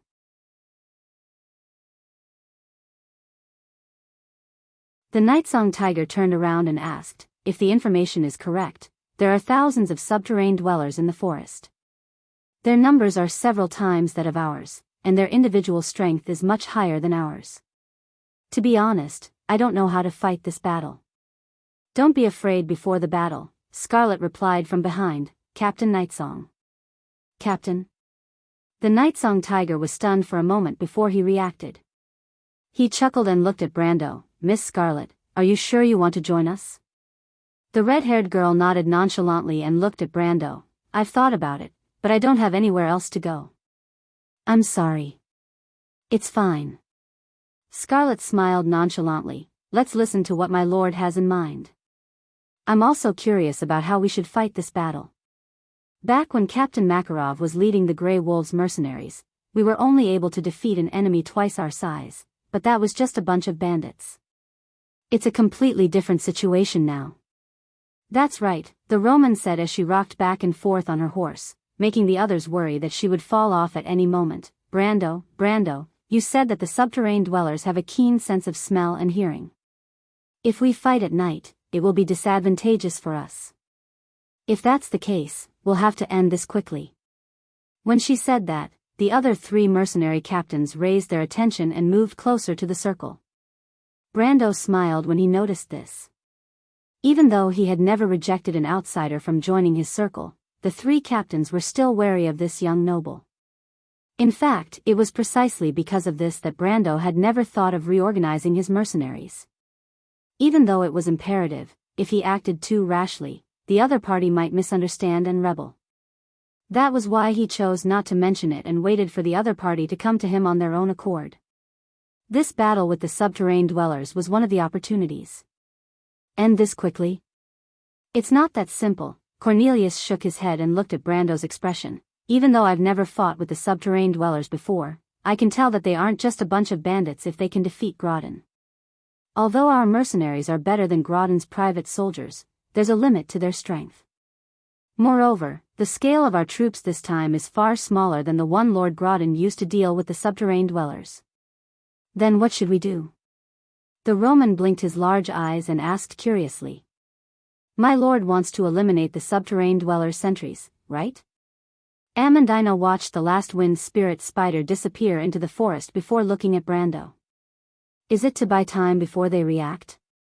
Amandina thought for a moment. My lord, are you planning to attack one of the sawmills with lightning speed and lure the subterranean dwellers to attack? Brando turned his head, a hint of admiration flashing in his brown eyes. It was indeed his idea to switch from offense to defense. Good idea. Rabin's eyes flashed with the same admiration. But will it work? The Fire Lord Corps commander asked. The subterranean dwellers know that they have an advantage over us. If they lose during the day, they will definitely think of a way to take it back at night. Brando replied, we will be on the defensive during the night. They have the advantage of time, and we have the advantage of location. The rest will depend on the morale, fighting strength, and the ability of the commanders. He was full of confidence when he said this, but he knew that he did not have any talent in tactics. In fact, this method was used by Cruz's players in the Amber Sword during the battle between Cruz and Georgandy Ridge. Even though he did not have any experience with the subterranean dwellers, he knew this trick. But what if they don't attack? Scarlet asked with a puzzled expression. Isn't that perfect? The Nightsong Tiger smiled. Then we will attack during the day. But he turned his head. But there's still a problem with the number of troops and fighting strength, my lord. Brando nodded and ordered the guide to lead the mercenaries to bypass the abandoned sawmill and directly set off for the nearest sawmill occupied by the subterranean dwellers. At the same time, he raised his head and looked at the sun that was slowly sliding to the west. He replied, this is indeed a problem, but I already have a plan. P.S. Something has happened recently, which has greatly affected my mood. I'm sorry that I haven't updated well these few days.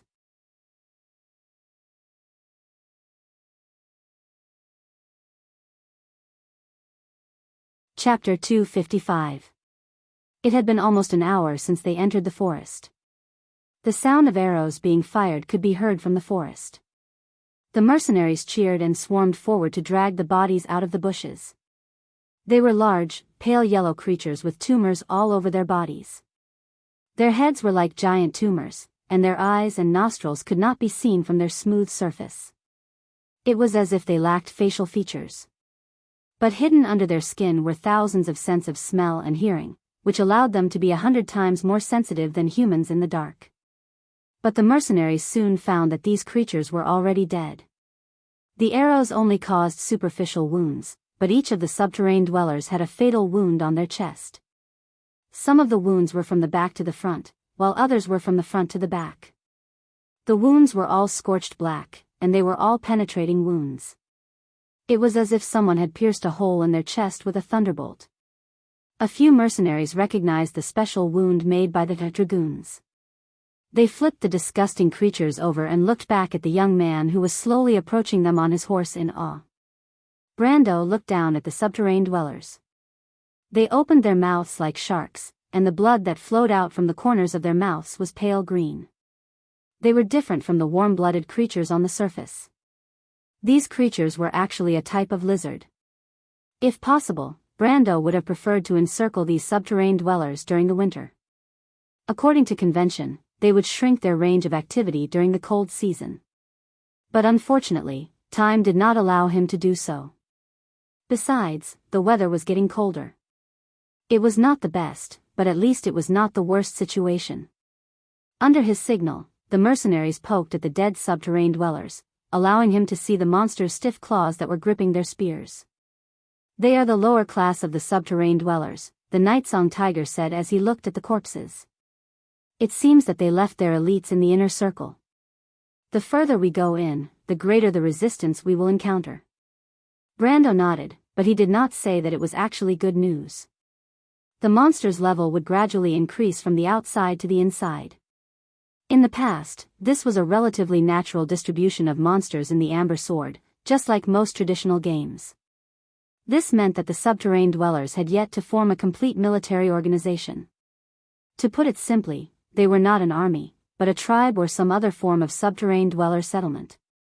Before the attack, he was most worried that the subterranean dwellers in the Bearman Forest were a military organization of subterranean dwellers who came to the surface from the underground world. They might be part of a large tribe or even an underground city's plan to invade the surface. This was not uncommon in Wonde. Sometimes, the residents of the underground world would also spy on the resources of the surface world. Although the resources underground were much more abundant, the survival of the fittest was even more cruel. The other possibility was that the subterranean dweller army suffered defeat in the underworld and fled to the surface world to survive. But either way, it was much easier to deal with them than a loose tribe. It was a normal monster area. Brando made up his mind about the subterranean dwellers in the forest.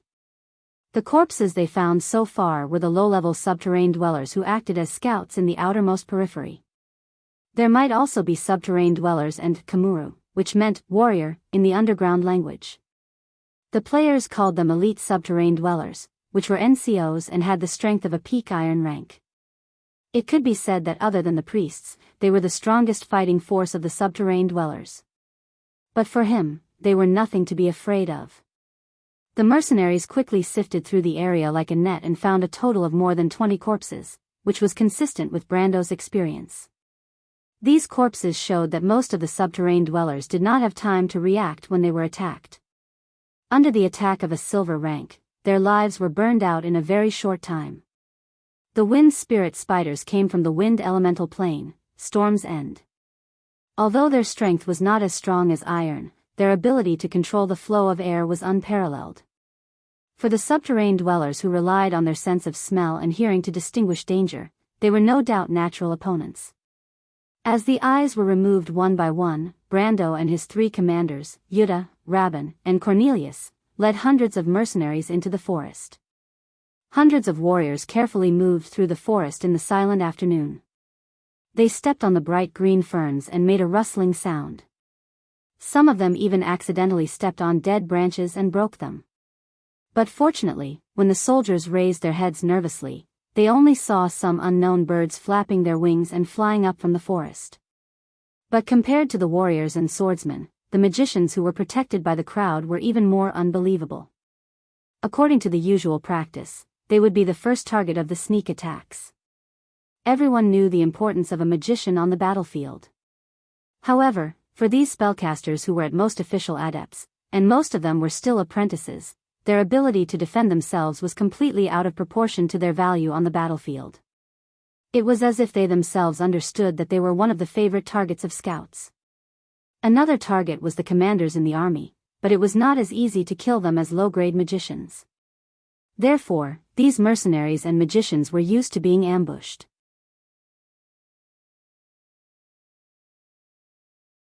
Ambushes, sneak attacks, and arrows were a common occurrence in the forest. Almost every one of them had been injured at least once. They had also seen many of their companions die in front of them because of such ambushes. Some of them even had a personal experience of walking on the edge of life and death. However, all of this was nothing compared to the bizarre encounter today. The rumored subterranean dweller scouts seemed to have disappeared. Looking at the afternoon sun shining through the gaps between the leaves in the silent forest, the mages even wondered if this was a public holiday or some other kind of activity. But of course, this was not the case. They had seen the bodies of the subterranean dwellers before. All of this could only be attributed to the magic of the young lord. There were even rumors that he was a high-grade summoner who might have even surpassed the boundary between the gold and silver. However, for the wizards, since this mysterious skill was taught to the mortals by the silver folk, respect for the strong had become a deep-rooted habit. Not to mention that he had the Shire under his command. The two gold wizards were privately called the Council of Two by the magicians among the mercenaries. Because in the custom of the Bugas, the Council of Wizards symbolized the power of authority and leadership. Therefore, Brando's prestige was unknowingly established among these magicians. But when Brando saw the mercenaries carrying long swords, halberds, longbows, shields, and staffs, he felt no sense of accomplishment in his heart. Although the battle results of the wind spirit spiders were amazing, all of this was not without a price. He silently calculated the consumption of his spells. It had been almost an hour since he entered the forest. Just maintaining the Holy Sword card and charging an attack had consumed 13 points of Earth EP. He checked his elemental reserves. At this moment, the 32 slots of the Earth EP pool had already been emptied. There were only 7 slots left. Brendel frowned and immediately sent someone to call the guide over. The ragged man came in front of him and raised his head to see that the young man's expression was not very good. He thought that he had done something wrong to make the other party unhappy, so he asked anxiously, "Sir, what's the matter? How much longer do we have?" Brando asked a little anxiously. 5 more minutes, and he would have to give up on paying the next maintenance fee to let the Holy Sword card return to his deck because he had to reserve the cost of displaying the card again. The real battle would start at night or even at dawn. When the guide heard this, he sighed in relief. "We'll be there soon, my lord. You'll see it after going around the forest. The sawmill is built in the valley." Before he could finish, there was a cooing sound in front of him. It was a predetermined signal. Brando looked up and saw the mercenaries in front of him had stopped and crouched down. He also saw the warriors at the edge of the forest turn around and look in this direction. They then made a gesture to him. Brando recognized the gesture. Enemy spotted. However, the wind spirit spiders did not react, nor did they produce any experience points. This meant that the number of enemies might be quite large. The system could not kill the dragon knights in one shot. So, they followed his second order and went into hibernation. Brando paused for a moment and immediately dismounted from his horse and walked towards the direction of the forest.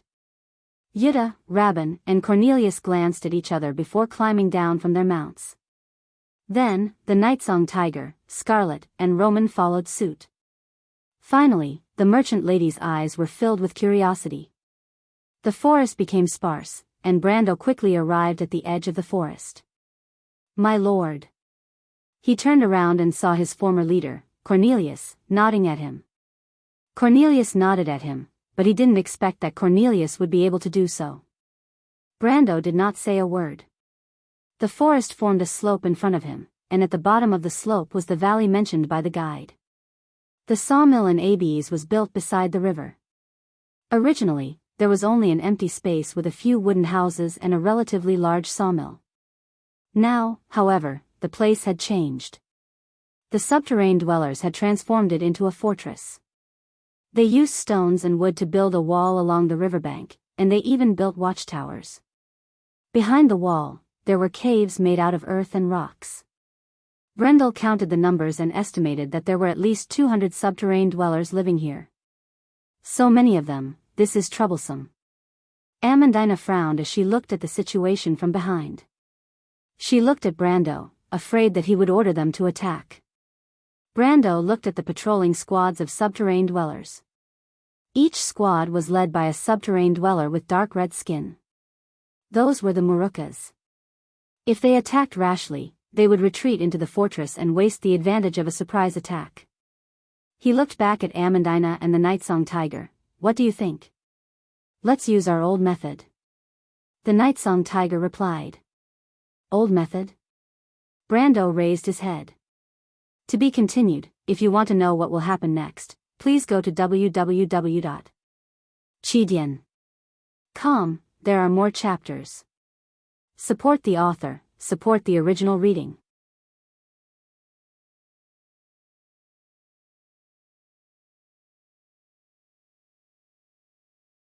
Chapter 256. The subterranean dwellers in the lumber mill soon noticed a group of adventurers on the other side of the river. The group consisted of a warrior, 2 crossbowmen, and a wizard. It was a common sight in both Erewhon and Cruz. The appearance of this group of humans was undoubtedly a provocation to the subterranean dwellers, who had a strong sense of territory. Soon, a sharp whistle sounded in the camp, and the wooden gate creaked open. The subterranean dwellers rushed out, and 2 groups of more than 30 subterranean dwellers waded into the river. They split into 2 groups and tried to surround the group. The adventurers had obviously noticed the commotion. The crossbowman fired 2 arrows, one of which missed, and the other one hit, but it did not cause any damage. The crossbow arrow hit the chest of a subterranean dweller, and the huge impact caused it to take a step back in the river, splashing water, but that was all. The subterranean dweller shook its head, raised its spear, and followed the group. Their skin is really thick. Cornelius, who was hiding in the bushes, frowned. The rumors were true. Even if there were 100 of them, we would have a hard time dealing with them. They're fast too. It took them only a few seconds to travel from the other side of the river to here. Yuta replied. Their speed is really scary. They're even faster than the best cavalry. Faster than the best cavalry? The tall commander of the Fire Lord Corps laughed. That's because you haven't seen the best cavalry, Miss Yuta. The red-haired mercenary was stunned and immediately glared at him. Brando nodded. The subterranean dwellers were about as fast as the second line of cavalry. They were slightly slower than the best warhorses. However, the best cavalry in Wone did not ride warhorses. For example, Erewhon's strongest night patrol knights. The name was used to describe the way these knights crossed the battlefield, calm and indifferent. In fact, it was a reference to the Flying Dragon Knights. Each of Erewhon's legions had its own division, and they were usually the best of the best. Stop arguing. Cornelius interrupted the conversation between Rabban and the female commander. Look, there are at least 200 subterranean dwellers in the lumber mill. With such a large number, our mercenaries will not be able to deal with them. The middle-aged man shook his head as he spoke. His silver hair shone under the sunlight. My lord, do you have any countermeasures? His gaze fell on Brendel, intentionally or unintentionally. Amandina snorted softly. She could see through Brendel's intentions. Brando and Scarlet's strength were indeed enough to break through the lumber mill. 2 gold-ranked against 100 iron-ranked mercenaries would not be a problem.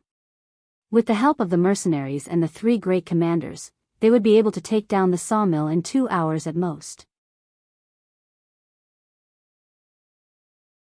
However, if he were to be led by the nose by these guys, then what prestige would Sir Overlord have left? Moreover, when she looked at Brendel's calm and confident face, she knew that the young man she had been following for so long must have a plan in mind. Amandina coldly replied, "The subterranean dwellers are not good at sieges. Lord Ron of Barsar once went deep into the earth to deal with these creatures, and he clearly described their habits in his books.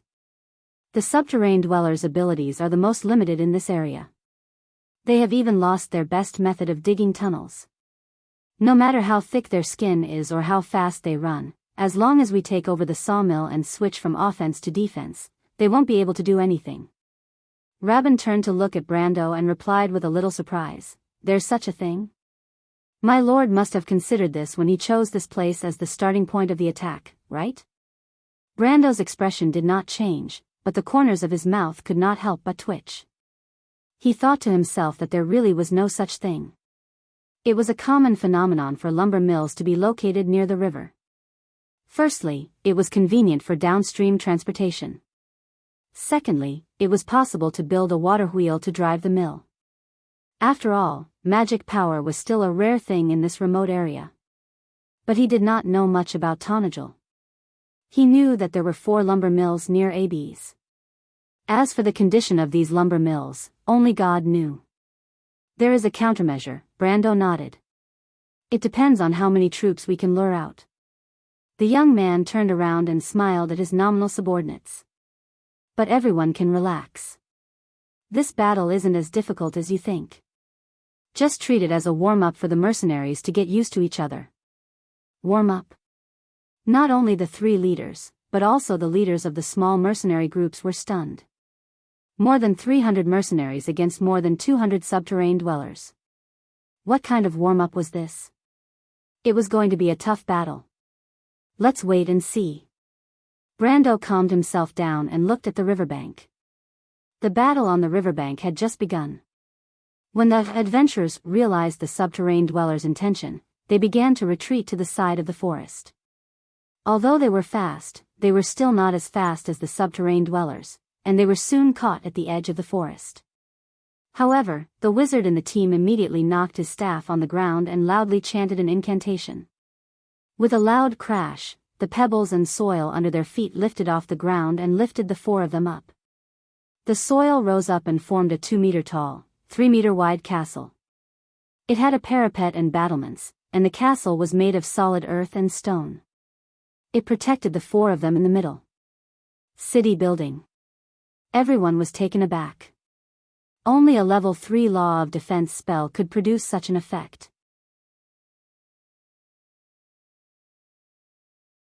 Although it was still far from the realm of the legendary sorcerer who could create a city out of thin air, it at least proved that the sorcerer on the field was at least at the peak of iron rank. Who was so extravagant? The others turned their heads to see who was willing to send a 3rd circle wizard to the front lines as bait. However, only Cornelius noticed the faint smile on Rabban's face, as if he didn't care at all. "Rabban, is that one of your men?" he asked in a low voice. The commander of the Firebrand Corps nodded without a care. "Maffrey, the best wizard in my corps," he replied. "You're really generous." Cornelius did not feel relieved after confirming his suspicions. Instead, he felt a sense of crisis. The silver-haired middle-aged man looked at the tall and silent Rabban, then looked at the silent Brando. He suddenly felt that his position was shaken. He had fought side by side with the young lord for the longest time, and he thought that he would be able to leave a good impression on the youth with his performance. He did not expect that this quiet and honest veteran had unknowingly reached a tacit understanding with the young lord. Perhaps they had even come to an agreement. Cornelius cursed in his heart and gritted his teeth. However, his attention was immediately drawn to the battle at the edge of the forest. When Maffrey retreated behind the warriors and crossbowmen to rest after casting the fortification spell, the middle-aged mage leaned his whole body on his cane and gasped for breath. The previous level 3 spell had obviously consumed a lot of his physical strength and energy. However, the effects were obvious. Just as Amandina had said, the subterranean dwellers were not good at sieges. These creatures that came from the underworld had strong hind limbs, but their forelimbs were short and weak. They did not rely on their upper limbs to attack because their forelimbs were only used to wield spears and tools. When the subterranean dwellers attacked, they relied on the strength of their hind limbs to charge forward and convert it into energy to attack their enemies. However, the wall alone was enough to cause them a lot of trouble. The 2-meter-high wall was not tall, but the subterranean dwellers realized that when they leaped up to attack the humans, they would be greeted with a cold glint of a sword, and they had no way of dodging it in midair. In just a single exchange, 2 of the subterranean dwellers were slashed back. The short corpses flew back and rolled a few times before coming to a stop. Their companions quickly made way for them, and they slowed down their speed. Through the feedback of the sound waves, they discovered that there was a tall stone castle in front of them. The subterranean dwellers looked at each other, but the subterranean dweller, Muru, who caught up to them, immediately let out a sharp whistle and ordered them to spread out and attack from all directions. That's too much. Amandina furrowed her brows.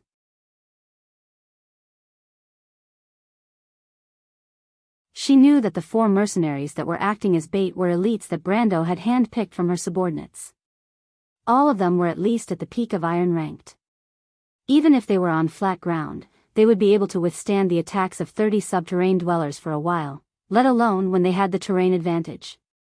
But no matter what, it was still too much for them to endure the attacks of 30 subterranean dwellers and lure them to send out more reinforcements. However, what she didn't expect was that after the purple-red subterranean dwellers forced their companions to launch 2 rounds of attacks, they decisively used a sharp whistle to order all the subterranean dwellers to retreat. They surrounded the stone castle and waited in formation. What was going on? The 4 mercenaries were waiting by the parapet.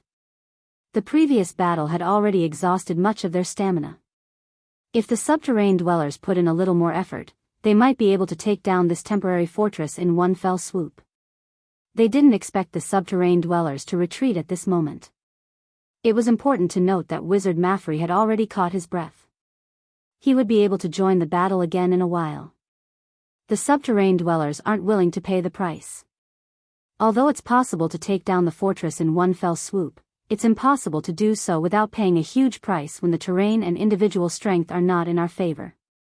Brando explained when he sensed the surprise on the faces of the mercenaries around him.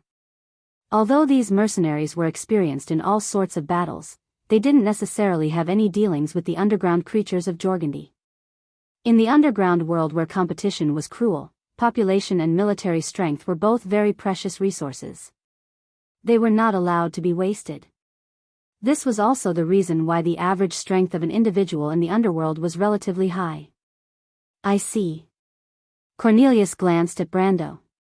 As mercenaries, they didn't necessarily look up to nobles and scholars on the battlefield, but they couldn't help but look up to someone who was able to use their secret knowledge on the battlefield.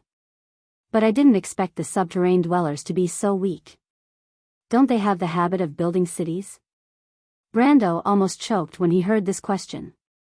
He thought that the subterranean dwellers of Jorgundy Ridge were much better at building cities than humans. This was because the subterranean castles were first built to guard against the invasion of demons.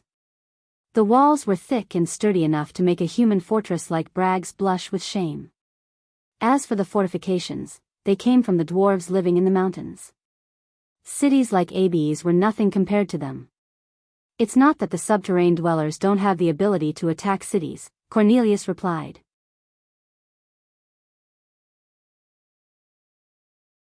They are a first-class organization in Jorgundy Ridge, and they usually work together with another first-class organization called Bugbears. Bugbears? Rabin asked. Author's note: I've been painfully stuck in this story for a long time, but I'm slowly recovering. No one wants to stop updating. If you stop updating, you'll just miss out on the next chapter, and I'll lose even more.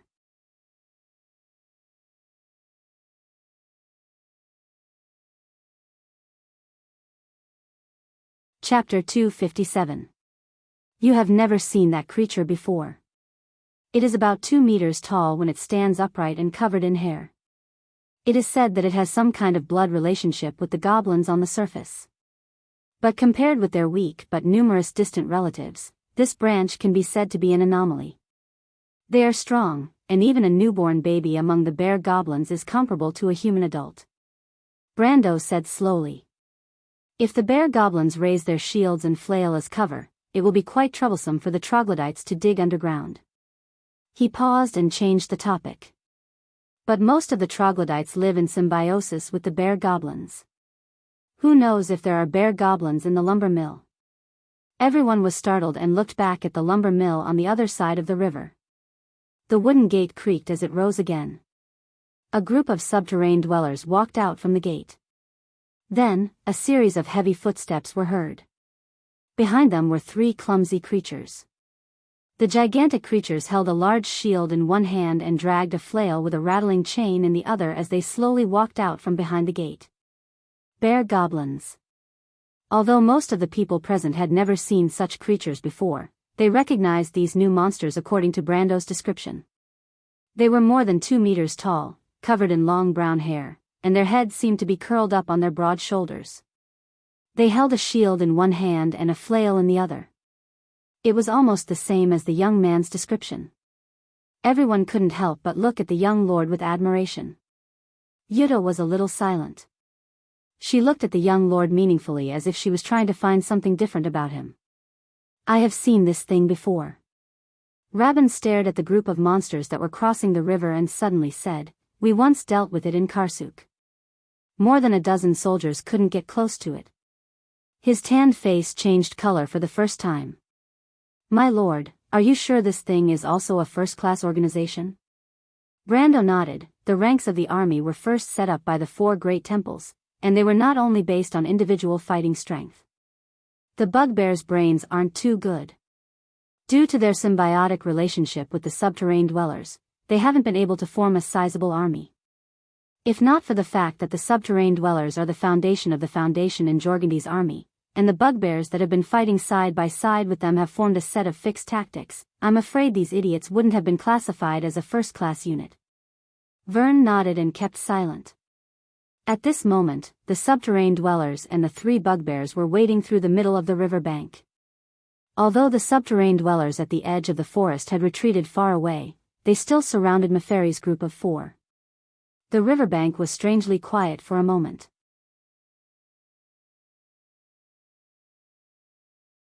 The invisible scales were swaying on the battlefield. The subterranean dwellers launched a second round of attacks, but they immediately felt that something was wrong. At this time, the 2 crossbowmen on the stone bunker threw away the heavy crossbows in their hands and unsheathed the long swords from their backs. They were 2 long swords with 2 rows of strange patterns on the blades, which shone under the sun. Magic swords. One of the mercenaries shouted in a low voice. The magic sword here did not refer to the low-level alchemy goods that most people could get their hands on. It was a magic sword that was worthy of its name. At the very least, it was a magic item that was at the level of bronze or above. It was a creation that could change the strength of the wielder to a certain extent. Whose men are those? All the mercenary leaders' gazes were focused on Yuta, Vern, and Cornelius. In their opinion, only these 3 leaders could bring out such a luxurious lineup. However, the 3 leaders were also puzzled. Although they had the same thought, those were not their men. But if one were to say that they were only surprised at first, then in the next moment, they all held their breaths. 2 snow-white sword lights flashed on the stone bunker, and the 2 subterranean dwellers who had leaped onto the wall were cleanly cut into 2. This was already the strength of a peak iron rank, close to silver rank. Among the many mercenaries present, only the 3 great leaders had this standard. Who is that? Yuta finally turned to Cornelius and asked, Cornelius, are they your men? It was a pity that Cornelius was not in the mood to answer her question. When he saw the 2 swords, his expression finally changed. He turned to look at Brando and recognized them. They were the holy swords used by the 2 angels who followed Brando that night. He finally understood why Vern was willing to send his most capable wizard as bait. With 2 silver-ranked warriors as his bodyguards, what was there to be worried about? However, the middle-aged mercenary leader's knowledge could not represent the others. Not everyone present could recognize the 2 swords, and for a moment, only the sound of gasps could be heard in the forest. Brando did not reply, but under his gaze, the subterranean dwellers who had their attacks thwarted retreated to the sides. The first bugbear that came ashore suddenly rushed forward with large strides. They swung the flails in their hands and hammered the magic castles in the air. There was a loud bang. It was the sound of earth and stone cracking. The earthen and stone castle immediately fell apart. Everyone saw the two crossbowmen who were pretending to be weak suddenly jump up high. One of them grabbed the wizard while the other grabbed the warrior. They then rolled backwards and landed on the ground. The subterranean dwellers let out an excited shriek as they prepared to attack.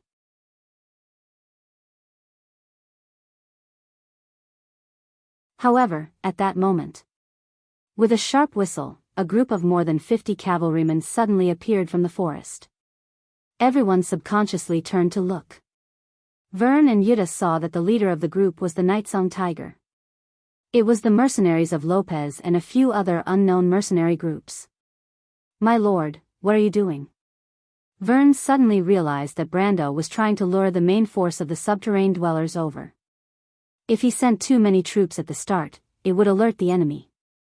However, if he slowly increased the number of troops, it would be like boiling a frog in warm water. This is the Nightsong Tiger's idea. Brando stared at the river bank, his eyes glowing. The key is that the subterranean dwellers are not willing to give up on the bugbears and their companions.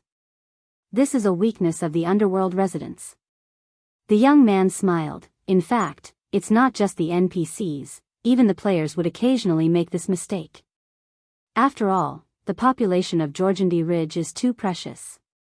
In fact, when the Nightsong Tiger mentioned this idea to him, he knew that it would succeed. It was too ingenious. It was no different from the way the players used to manipulate the underworld residents. When he saw the two pristine angels and their companions crawling up from the ground, they cheered as if they had suddenly seen reinforcements. He couldn't help but feel a little amused. He thought that he was a little too wretched. "NPC? Player?" Vern asked. Brando coughed and replied, "Look in front." The three commanders turned their heads at the same time. The lumber mill's gate creaked as it was pulled open again. But this time, it wasn't just one gate. There were 3 gates in the north, south, east, and west. Everyone could see an endless stream of subterranean dwellers pouring out from behind the tall wooden fence as if there was no end to them.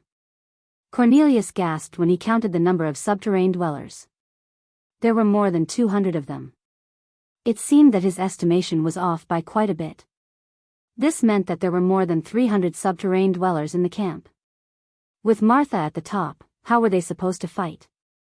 It was one thing to lure them out, but it seemed that even if the enemy gave up on the terrain advantage, they still wouldn't be able to take them down. He looked at Brando with a pale face. Brando watched silently as the subterranean dwellers waded across the river. Their goal was to save their own troops before the cavalry could regroup with their companions. In terms of speed, they did have the advantage. But Brando was waiting for this moment. He didn't care about the ugly expressions of the 3 commanders and raised his hand, "Load the crossbows." Everyone was stunned. Looking at the black mass of subterranean dwellers and the earth spirit bugbears behind them, they lacked the courage to continue fighting. Even at this time, half of the enemy was still on the river bank.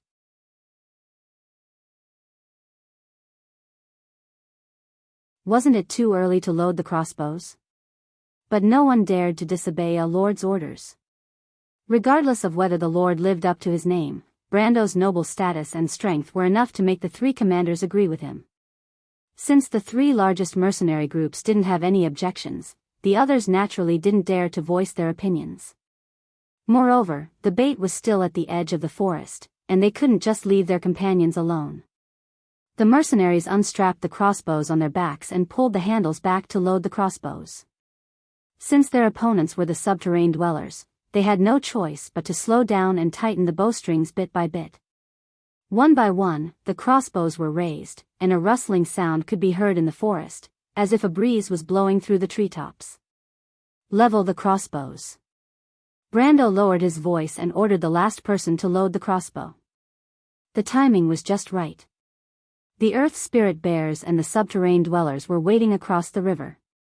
Because they had slowed down, Brendel's accurate prediction surprised all the commanders. Cornelius even turned around and looked at Brando in surprise. He was the sharpest among the three commanders, but he didn't expect Brando to have such an understanding of his mercenaries. After all, they had never given the command of their mercenaries to this young man. How on earth did he guess that? However, Brando was secretly laughing in his heart. In Erewhon, the strength of the mercenaries were almost the same, and their habit of loading their crossbows was also the same. The scene just now was just a confirmation of his experience in the game, and it wasn't the first time he made such a prediction. Not to mention the earth spirit bugbears and subterranean dwellers, even the faster wind elf cavalry would be able to get these mercenaries to strike first.